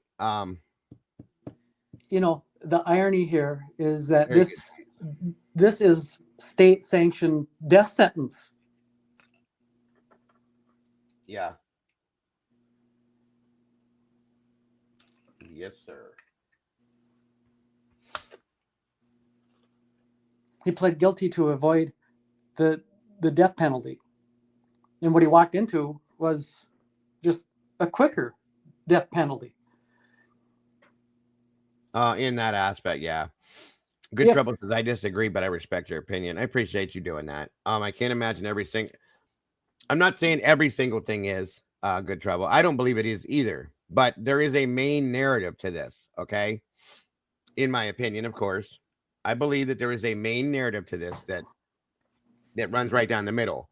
The things that are off to the side of it, like I said before, the people, okay, for instance. I do not believe, like I've said before, I know there's people that disagree with me, but I just don't.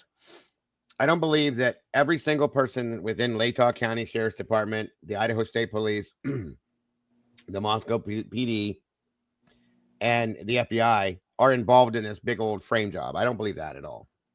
I believe that there's a handful of people that are the ringleaders, that are the bosses in this case, okay?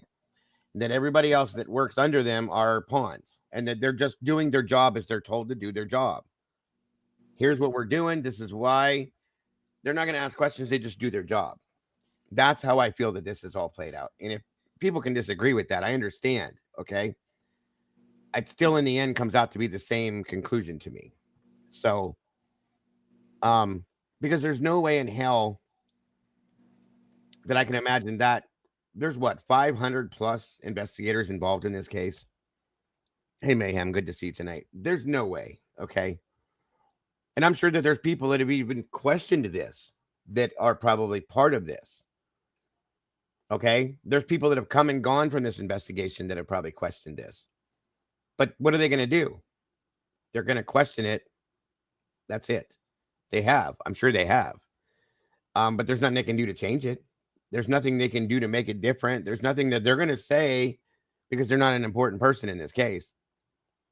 They can say all they want. It's just as much as us saying it. There's nothing they can do about it, is what I'm trying to say. So, I do, Brian. I talk to Lana all the time. Why? But why don't you see it happening? That's what I'm asking. Who are you asking that to, Tomboy?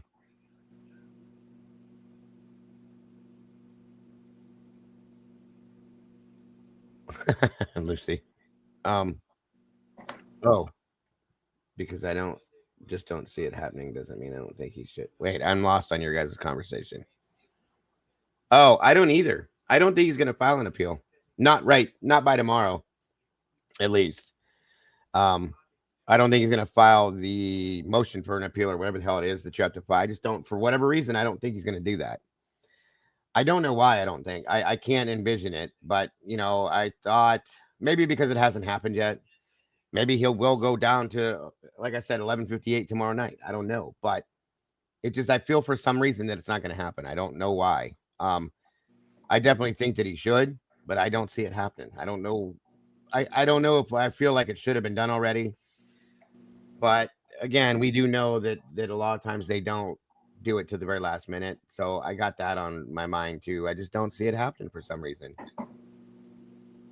But that doesn't mean that something won't happen down the road, I don't know.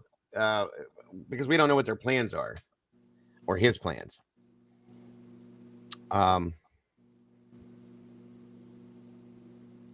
That's the other thing too, is we don't really know what's going on behind the scenes. I think that's what I mean. A motion to file an appeal. I don't expect to see it for some reason. I've had negative thoughts about that from pretty much the sentencing hearing. I don't know why. I've always said that I hope to see it. I just feel like I don't think it's going to happen. But I hope it happens because I hope that will be the kicking the door in to bringing the truth forward. If it happens, I'd love to see that happen. Truly, there's no way. I'm gonna put this to, hey, Hummingbird, good to see you, and Trey Hawker, welcome to you as well. There's no way that this is what it is. That is something I'm 100% comfortable saying. There's no way that this case is anything like what they're telling us that it is. It never has been. There's no way that this is the investigation that they've showed us. It never has been. And there's no way in my mind that Brian Koberger did this, and definitely not by himself, in my mind. I just don't see it. It makes no sense to me. And that part, I've actually tried to back away from, to feel differently about and look at it different ways. It just won't change. Sorry, Eddie, go ahead. No, I agree. The only thing I could add to that is now it feels like it's looking like they're trying to silence him to prevent him from being able to communicate and say anything. Mm-hmm. And now when you add, we were talking earlier when we were watching the body cam this evening, you add to that it looks like they had his general description already, and that they were right. It feels like they already knew it was him. Can't prove it, and I can't prove that. It feels like they're trying to put him underneath the prison to prevent him from saying anything, whatever that means, whatever he's got to say that's important that they can't have get out. Right. Whether that's the case, I'll never know, but that's what it feels like. It almost makes me wonder I don't know about you, Eddie. I've wondered this. I've been meaning to ask you this for a while, but now that you brought this back into perspective again, it makes me wonder. And I'm curious. You know what? I got a poll out of it if I can here. Hold on a minute here.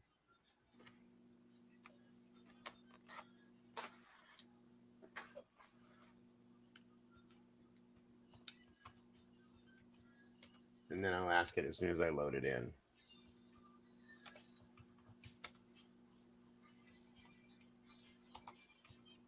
He feels like a political prisoner to me. Yeah, it is kind of like that, isn't it? What was that girl's name that was arrested in Italy? Amanda. Yes, Amanda Knox. Yep. It almost kind of reminds me of that situation a bit. Obviously the details are different, but in the case and all that. But it's this. Yeah, I know what you're saying. I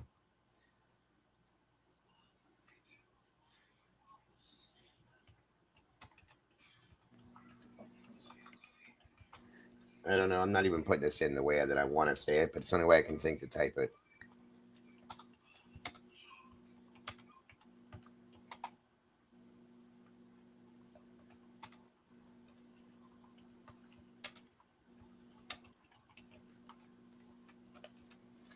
Okay. All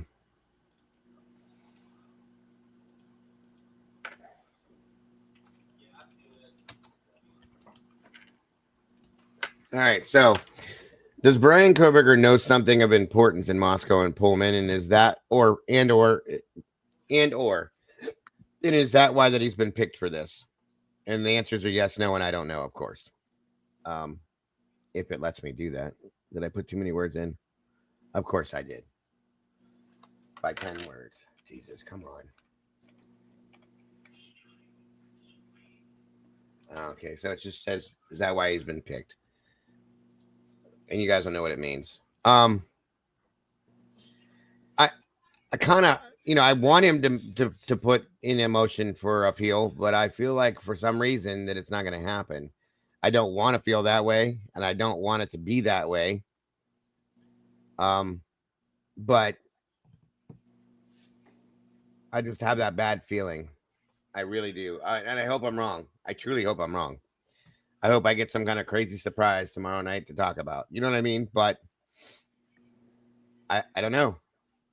And that's where I'm at with, I've said this before, that I feel like Brian might know something that he shouldn't know. And that's how he ended up here. Could it relate to the actual reason as to what happened and why the 4 kids were murdered? I wondered that too. And that's how he got his name interwrapped in this as well. I don't know. Hey, Randy, good to see you, buddy. Something just came to my mind, Daigle. Okay. That's always a good thing. I think it was also on that 2020 that we learned. Matter of fact, I'm like almost 100% sure on this. We learned that he was being followed by the FBI through Easy Pass, fixed wing aircraft, and there was a third. I know I have it in my notes, but that's where we learned that information. Is that 2020 That program? is true.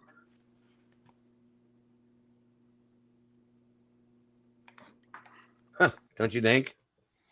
And they backed off of that because why? Because that's before December 19th, guys. He was pulled over on the 15th.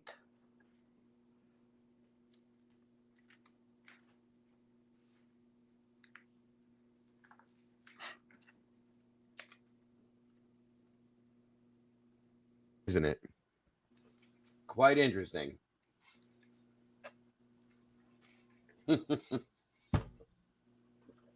Good catch, Eddie. Yeah, there was a lot of air surveillance. Agreed. Fixed wing aircraft, ground support. That was the other one. Yep. Yeah. What did Brian? That should be. I'd love to know. What did Brian know? What did Brian Koberger know about maybe what was going on in Moscow and Pullman or both? I'm going to say both because it wouldn't make sense for just Pullman. What did he know? You know what I'm saying? What could he have known for him to end up in this position? And I feel like if he did know it was an accident, I don't think he. Now, I've had other people say that maybe that's why Brian picked Idaho or Washington to go to out of the two schools he was looking at.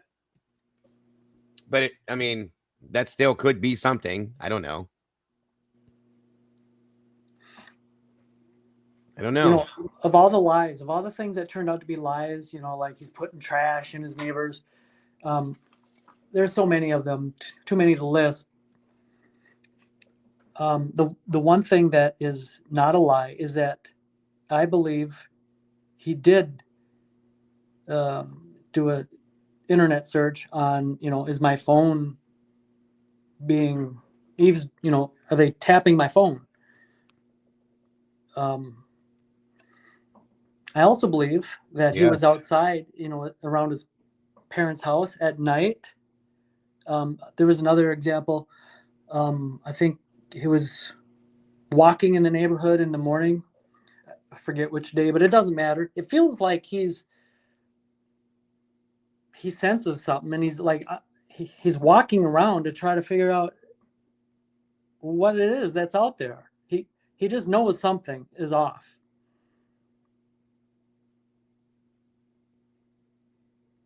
It makes sense. It makes perfect sense. He knew something. I think he did too. I really do. Something of importance too, that could have caused a big problem. As Cy would say, something much bigger. Mm-hmm. Yeah. Okay. And with what you're saying, Lucy, that's literally my whole effing point. All of it. I love how she talks. All of these people, both professionally and people like WSU Mom Kim, all came from the same source. What would be? Let me ask you that, because I've heard that before, Lucy, and it's a good point. What would be the gain from her coming out? Because with what she has told everybody, it's kind of put us all in the motion to go in the direction that we've gone in some senses. You know what I mean? So if they're all coming from the same source, what good would that do the situation? Let me ask that, in your opinion. Is today Donna's birthday? To confuse people. Mm-hmm. Okay. I can see. Yeah, I can see. Yeah, that's a good That's a good answer. But a lot of us haven't become confused, though. I mean, let me rephrase that, because we have been confused, but at the same time, we've also gone in a direction that is opposing what they want us to believe. Okay, so it's not going to gain them much of anything if we're going that direction. You know what I'm saying? They're not going to gain what they want from it by us hearing what she's saying. No, I agree with that. We'll never be able to debunk anything 100%. Sure, I get that. I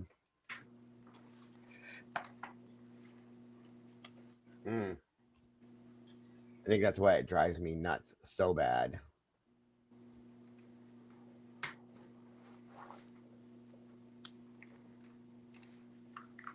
Give me 1 second, guys. I'm trying to pull something.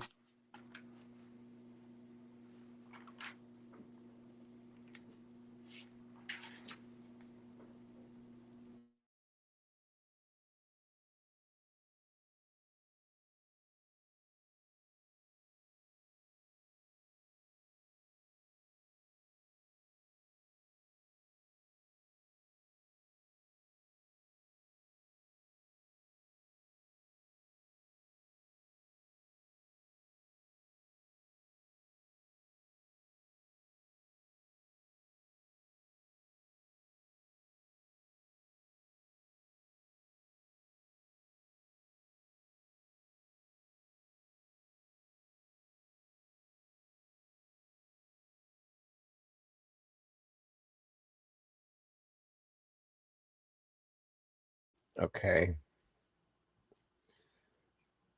Tommy literally laughed on a live this year, 2025, and said he made all that up. What?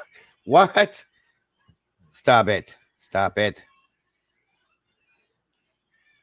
Remember how Tommy Jude came into the scene, his narrative? Yeah.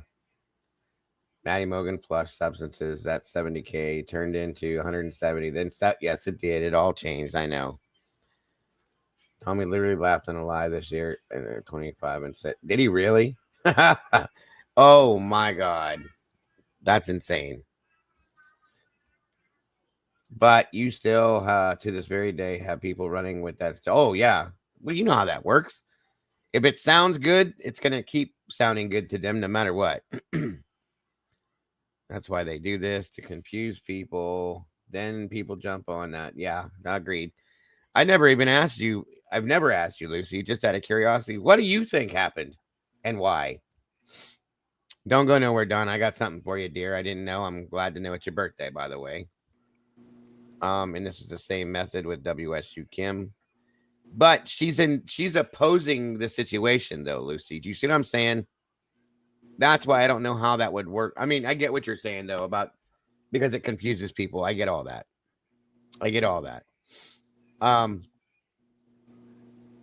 But a lot of people don't get as confused. They kind of go like a lot of people have taken that narrative and they've the opposing narrative and gone with it and they stuck with it and they refuse to let it go. A lot of us, okay? But I know what you mean though by confusing people, which there's been so much confusion within this. I guess that would make perfect sense. Oh no, nobody's picking on Tommy. I love Tommy. I was just she was explaining that what he had talked about. Yeah, I love Tommy, don't get me wrong. He's a trip for sure. 96 rabbit holes, which is what they have caused. They have caused that. They're covering something. There's no two ways about that. And I mean, like I said, when I heard Sai say it is when I was comfortable saying it. They're definitely covering something up much larger. Why, what, and why? You know, those are the answers that we don't have. That will we ever have it? I'd love to say yeah, but I don't know. Yeah, nobody was saying nothing bad about Tommy, you guys. Don't even know. She was just pointing out what he did and what the reasoning behind it, what it causes in some aspects. That's all.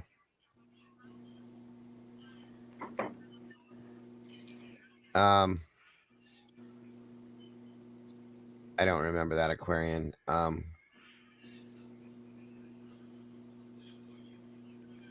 not really. But not really confusing. She let slip that everyone knew earlier, which counters the narrative, but it's something we would find out. It's that's how I saw it too. For lack of better terms, yes. And yeah, that's all it was just showing another example of the same thing taking place. Right. And thank you, Lucy. I appreciate it. Like I said, I will never ever believe until you can show me visual, viable proof that Brian Koberger did this ever, and especially not now. I'm further from the fact. I'm so much further away from the guilt side of this now. I don't know that I could ever go back to it unless you showed me something amazing, okay, to prove it. And they don't have that, or that would have been something that would have been put out at some point, especially with as much as they're running now. They've never had anything, and there's even their circumstantial shit was a joke. That's a problem. When you have 4 people that are killed and you have nothing but garbage circumstantial evidence in that, how is that possible? There's no way. I'm telling you, why didn't he? That's a good point. That was the question, because I believe honestly that this was the best thing that worked for him in this circumstance, and that's why they chose this. Because, not to mention, there were multiple threats being put against his mother and father, his sisters, Ann's family, other court staff, the rest of the defense team, Brian himself. Okay, multiple threats, hardcore threats, not just like I'm gonna beat you up. It was hard, nasty stuff. Okay, and that he was. I think that he felt cornered because, once again, like I said, that he knew after what had happened in the past 3 hearings that no matter what they provided or no matter what they did, they were not going to get handed a bone. Period. They denied the continuance. They denied the alternate perpetrators for stupid reasons. The reasoning behind that was so dumb as to why that was denied. That told me everything I needed to know right there. And when I heard Judge Hippler state, well, no, it has nothing to do, that it doesn't relate to the white Elantra. What did you just say? That told me what I needed to know about him. Okay. He wasn't going to give them anything. He was not going to allow for her to present the thing she was in the way that she needed to defend Brian. Therefore, in turn, they needed to get the death penalty off the table. And that had to be done no matter what. Okay. This was the only way to do that at that point, to give him a future, I guess you could say, to be able to do anything else. That's why I think it didn't go to trial. I don't think he trusted a jury. I don't think he trusted the prosecution with this, which I don't blame him at all. Lucy says pretty much because of WS Minnesota solidifies that she had said pretty basic tactics. Gotcha. Okay. I don't know why that popped up there because I didn't click on that. What I clicked on was that, which is where Randy states, or is giving us 5 new memberships. Hold on 1 second. Thank you so much, Randy. Let me find it in here. Where the hell did it go? And then somebody else did too. Brian did too. So it looks like Randy dropped 5. The Tea Time Sleuth got 1. Jagger Bags, Zanita, and Tickowitz, and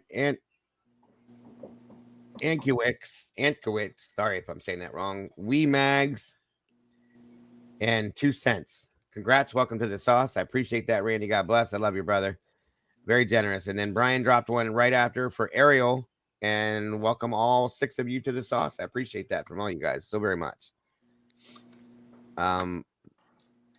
This is why you have to be leery about any creator pushing a strong narrative. Yeah, that makes sense. Such as DT. I gotcha. Meanie says, I agree. He was going to make this case go. Yes. And absolutely no question in my mind about that, Meanie. That, and like I said, and Willie said it too, finally, that he believes that this was never meant to go to trial. It kind of looks that way to me. And Eddie said, I don't know how long ago he said it, but he didn't think it was going to trial or make it to trial. And I thought that at some point, I wasn't seeing the whole picture at that time, that I thought that it wouldn't make it. If the only way it wouldn't make it to trial was because they were going to prove that Brian didn't do this. I was way off, way off. And I should have known better. Lucy says the point is to keep people apart. I agree with you, and I see it. Any creator that's pushing a strong narrative is no different than MSM, ESPC, especially when the narrative being pushed is based on things that I or anyone else with the skill set ability can debunk. Yes. Good point. Very good point. And there's how many creators out there that are pro guilt that have ran this into the ground and then some. So many, right along with MSM, and it's all the same propaganda nonstop.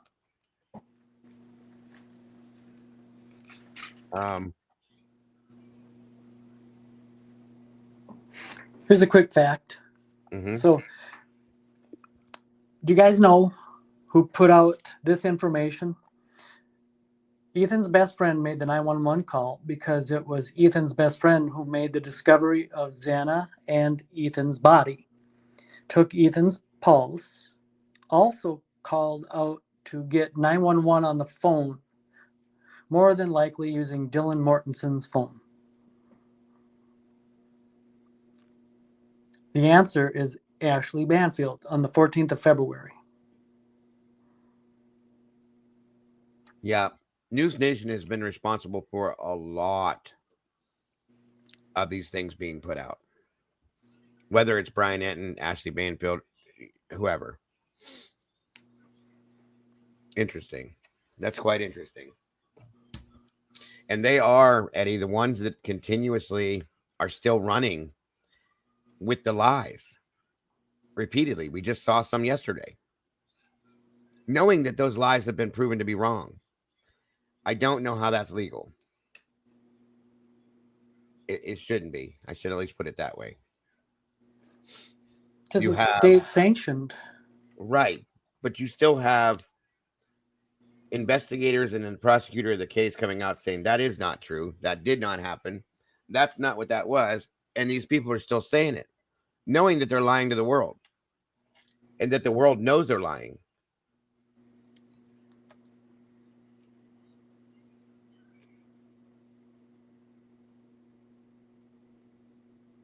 Have a great night, Michelle. Thank you so much for joining us. I'm sure it's probably pretty late there. It's 9:30 here, so appreciate you, and I hope to see you again soon. Somebody else is going to bed. We got a few people jumping out, going to bed. I don't know, you guys. So, Daigle, the other evening, I wasn't able to make it up on panel, but that was the evening you said you had a follow-up. And we don't have to go over it tonight, of course. But someone in the community found out the video that Joe Vito did. Oh, yeah. I got him right here. Sorry, buddy. Yeah, we'll have to cover that one of these times. Yeah, I that night you didn't get to pop up here, but I actually have part 1 and 2 of those. Tomboy found them. Bombtoy. Yes, Bombtoy was the one, and let me tell you where it came from. We can probably cover it tomorrow for sure. I'll be in here in the morning instead of the afternoon tomorrow. Let's see, there a bunch of people jumped on it, started looking for it immediately. I was looking. She came out with it. Let me see here. Well, thank you, Bombtoy. Yes, the Bombtoy found it. Okay. That's the one where he had just gotten out of bed. He's still in bed, but he's actually in bed through him, right? Yeah. Good. That's the one I couldn't find. I think they were actually found. What channel did you look for them on? It was always on Conspiracy. I think that's where she found it. Well, then, or somebody else took it from Conspiracy and they replayed it. One of those two. Okay. I'll know for sure tomorrow when I pull it back up. But yeah, TikTok. It came off of TikTok. She said, "There we go." Okay. Good. Yeah, she did good with that. Everybody was looking, but and I appreciate it again, Tomboy. Good to see you, Sonny. You know the best way to do it, Dago, just a suggestion. Is however long it lasts. Let's say it's a 5-minute video. Just do that video on its own, not a live stream, but just a video, right? And then label it as such. You know, the what's that called on the bottom? The thumbnail? The ticker or the thumbnail, yeah. Mm-hmm. Yeah, just in the thumbnail, describe it very, precisely or accurately, so that, because if you have like a 5-hour live stream and then we go over it somewhere in that live stream, it's buried again, and it's impossible to find in 9 months from now. No, I get it. Yeah, so just an idea, because it seems to be hard to find on YouTube anymore. So you'd be like the only place to. Yeah. I'll definitely title it as it is for sure. So the poll, does Brian Koberger know something of importance in Moscow and Pullman? Is that why he's been picked? 46% said yes, 28% said I don't know, and 24% said no. Not bad. Huh. No, Ann hasn't said a word, Sonny. Not a word. Wait, let me rephrase that. She did make a statement shortly thereafter the sentencing, and she said that the defense team, her and the defense team, would not be making any relative statements in the near future. Their plan is to continue with supporting their client in the best way possible. There was something along those words, wasn't it, Eddie? Yeah, very well said. Yeah, that's it precisely. I'm bad with memories, but I think that's what she said. Yes, which was kind of interesting to hear it that way, because that tells me that they're still working with him. I mean, that's the only thing I could take from that, to get him something, maybe. You know what I mean? Yeah, why speak publicly about their next move, or give away their tactics? Very smart, very smart. Yeah, she's not going to say that we're going to file an appeal on this day and this type of appeal, or this is our plan. No, because once again, I think that it was realized at some point by Ann that she had no chance. You know how early on they would have known that too? Do what? Consider how early on they would have known that. Well, I think she knew it, but I think she may have thought that if we take this to another county, that they may have had a chance. She tried it out for a couple hearings and found that this is nothing any better, if not worse, and knew. But yeah, I agree with that. That they knew in the beginning it was going to be, probably in the early stages, it was going to be a real tough time to get through this. And then I thought maybe they did think that, once they moved to Ada County, that they'd have some more help or some more options possibly. And it was way worse. And it ended up going way downhill. So I think she realized that, which is partly why I think, and the fact that she still never was getting her discovery as she was supposed to, that she realized that this is not going to happen, Brian. It's just not. I need to get the death penalty off the table to keep your life, and we'll go from there and see what we can do. That's my thought. And I figure, she'll give him the best options and as far as the best advice she can, which from what we've seen coming out of his own apartment, I don't know that he actually needs it. Seems to be he knows a lot.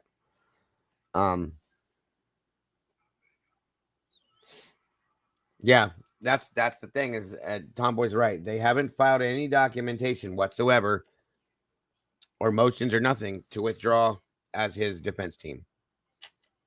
So there's that too. I think we'd have to do that at some point. We'd have to see that, I would say. But think about this. If you consider how far back that we knew, it was almost immediately. When I say we, I mean, yeah, I know what you mean. Like Amethyst, and I mean there was others. We kind of covered it a little earlier in the show, but kind of inspired me, because I'm like, well, other people can see it too. I'm not alone. But yeah.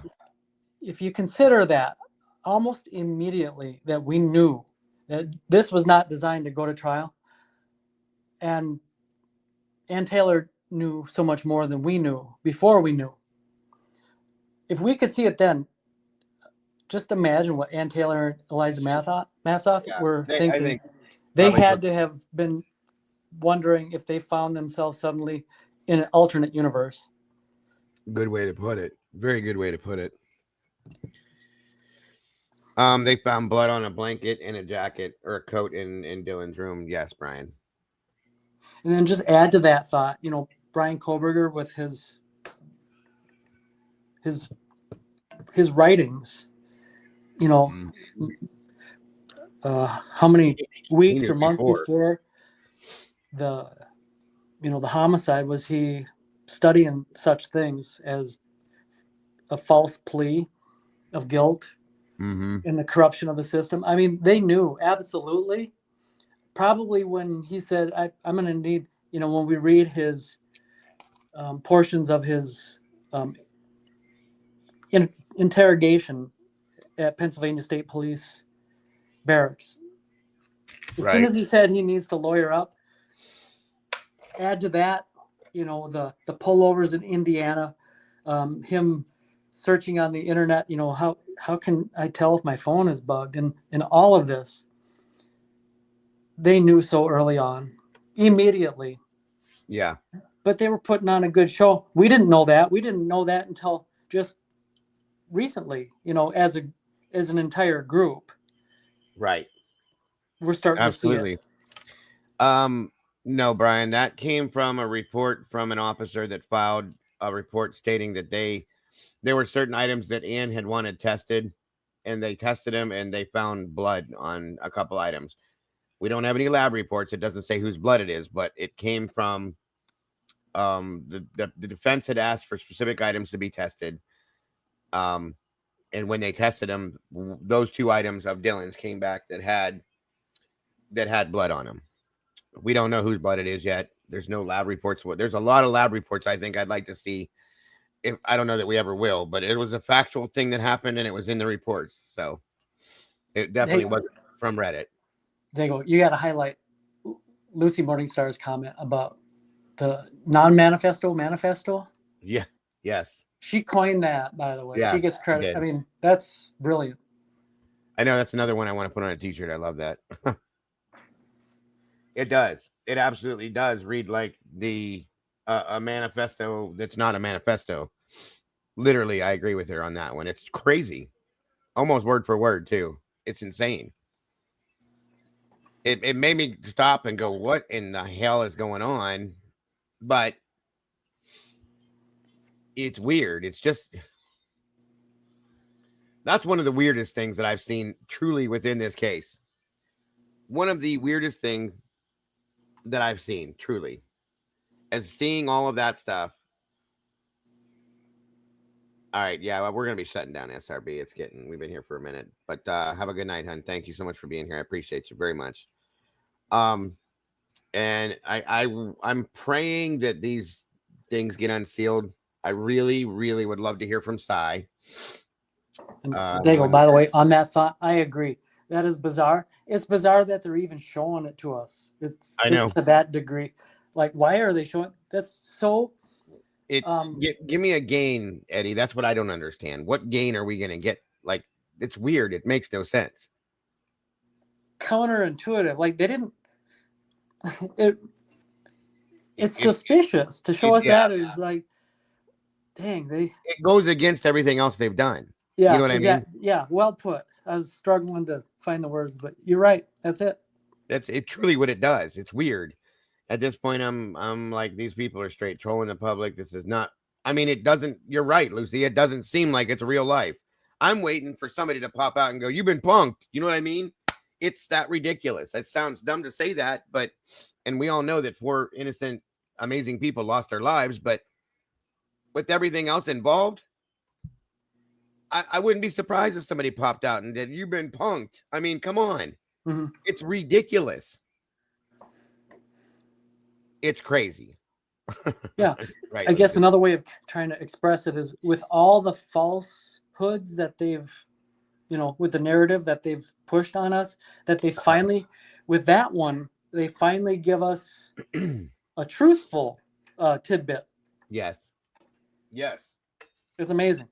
But on that, my phone is starting to get really hot here. And I got to bring her down anyway, but thanks again. And it was a great show as always interesting. Nice seeing everyone. And if I didn't get around to saying hello to everybody, not intentional. It's hard to monitor the chat and also do this too. Absolutely. But good night, everybody. Nice seeing you again. Thanks, and bud. Hope God bless you all. We'll see you tomorrow. All right, buddy. Thanks, have a great guys. night. Thank you again, as always. Sonny, you're not going to hear from him because he can't speak out right now. Lana's going to do an interview with Cy Ray when and if they unseal his documents. Okay. That's why he can't talk right now, because everything's sealed right now and he's not allowed to speak on it. Once that stuff is unsealed, the whole plan is that he's coming out to tell whatever he's going to tell. So that's kind of one of the big things I'm waiting to hear. Eddie, again, thank you for joining me tonight, bud. It's always an honor to have you here, and I really appreciate it so very much. The information that Cy has is still in sealed documents. I'm really not sure why people think that Cy would be out here talking because the gag was written. No, he can't until everything's unsealed, which is what they're going through right now. And I almost wonder if that's going to stay sealed because they don't want him to come out here talking. We'll see, but I've thought that they may not unseal that for that reason, but I could be wrong. I hope I'm wrong, because I really want to hear what he thinks and what his thoughts are. Thank you, Mayhem. This was another good conversation, a great show. I appreciate everybody here, and all your thoughts and feelings, and it's always love having these conversations and looking into these things. And I'm glad that everybody sees the ridiculousness of Dr. G and his whole thing that he did. It was so ridiculous, you guys, so ridiculous. But for sure, I'm not 100%. I mean, yeah, I feel like it probably won't. And if it won't be, if that one doesn't get unsealed, you guys, that should tell you something right there. That is kind of its own proof. They're not going to do it because of that situation. Oh, yeah. She definitely loves Dr. G, Twiz. You got that one for sure. Thank you, Randy. I appreciate you very much. Again, I appreciate everybody. Twiz, it's good to see you, bud. Like I said, I was getting worried about you. I hadn't seen you in a while. Sure thing. Is he a former? Jesus, I'm done with you guys. All right, you guys. I love you guys so very much. I appreciate all your thoughts, feelings, opinions on every bit of what we do. And I'm sure we'll be back here once again very soon with this. Fingers crossed that we see something probably put into motion for maybe tomorrow. I don't know. I'm not betting on it. I'm not going to be overly disappointed when we don't see it, but I will be sadly upset. Because then at that point, I really have no clue what could be going on, because I don't now, but that'll definitely put it in the bag for me. I don't know, but I hope you guys have an amazing rest of your night. I hope to see you guys tomorrow, hopefully, and I'll be here in the morning, hopefully. You guys are amazing. Don't forget that. Don't forget to love yourselves and love each other. Please don't change a thing, because you guys all know you guys are the beautiful people. And that's a big thing, folks. I appreciate you all so very much. Good night. God bless, and I'll see you soon. Bye-bye.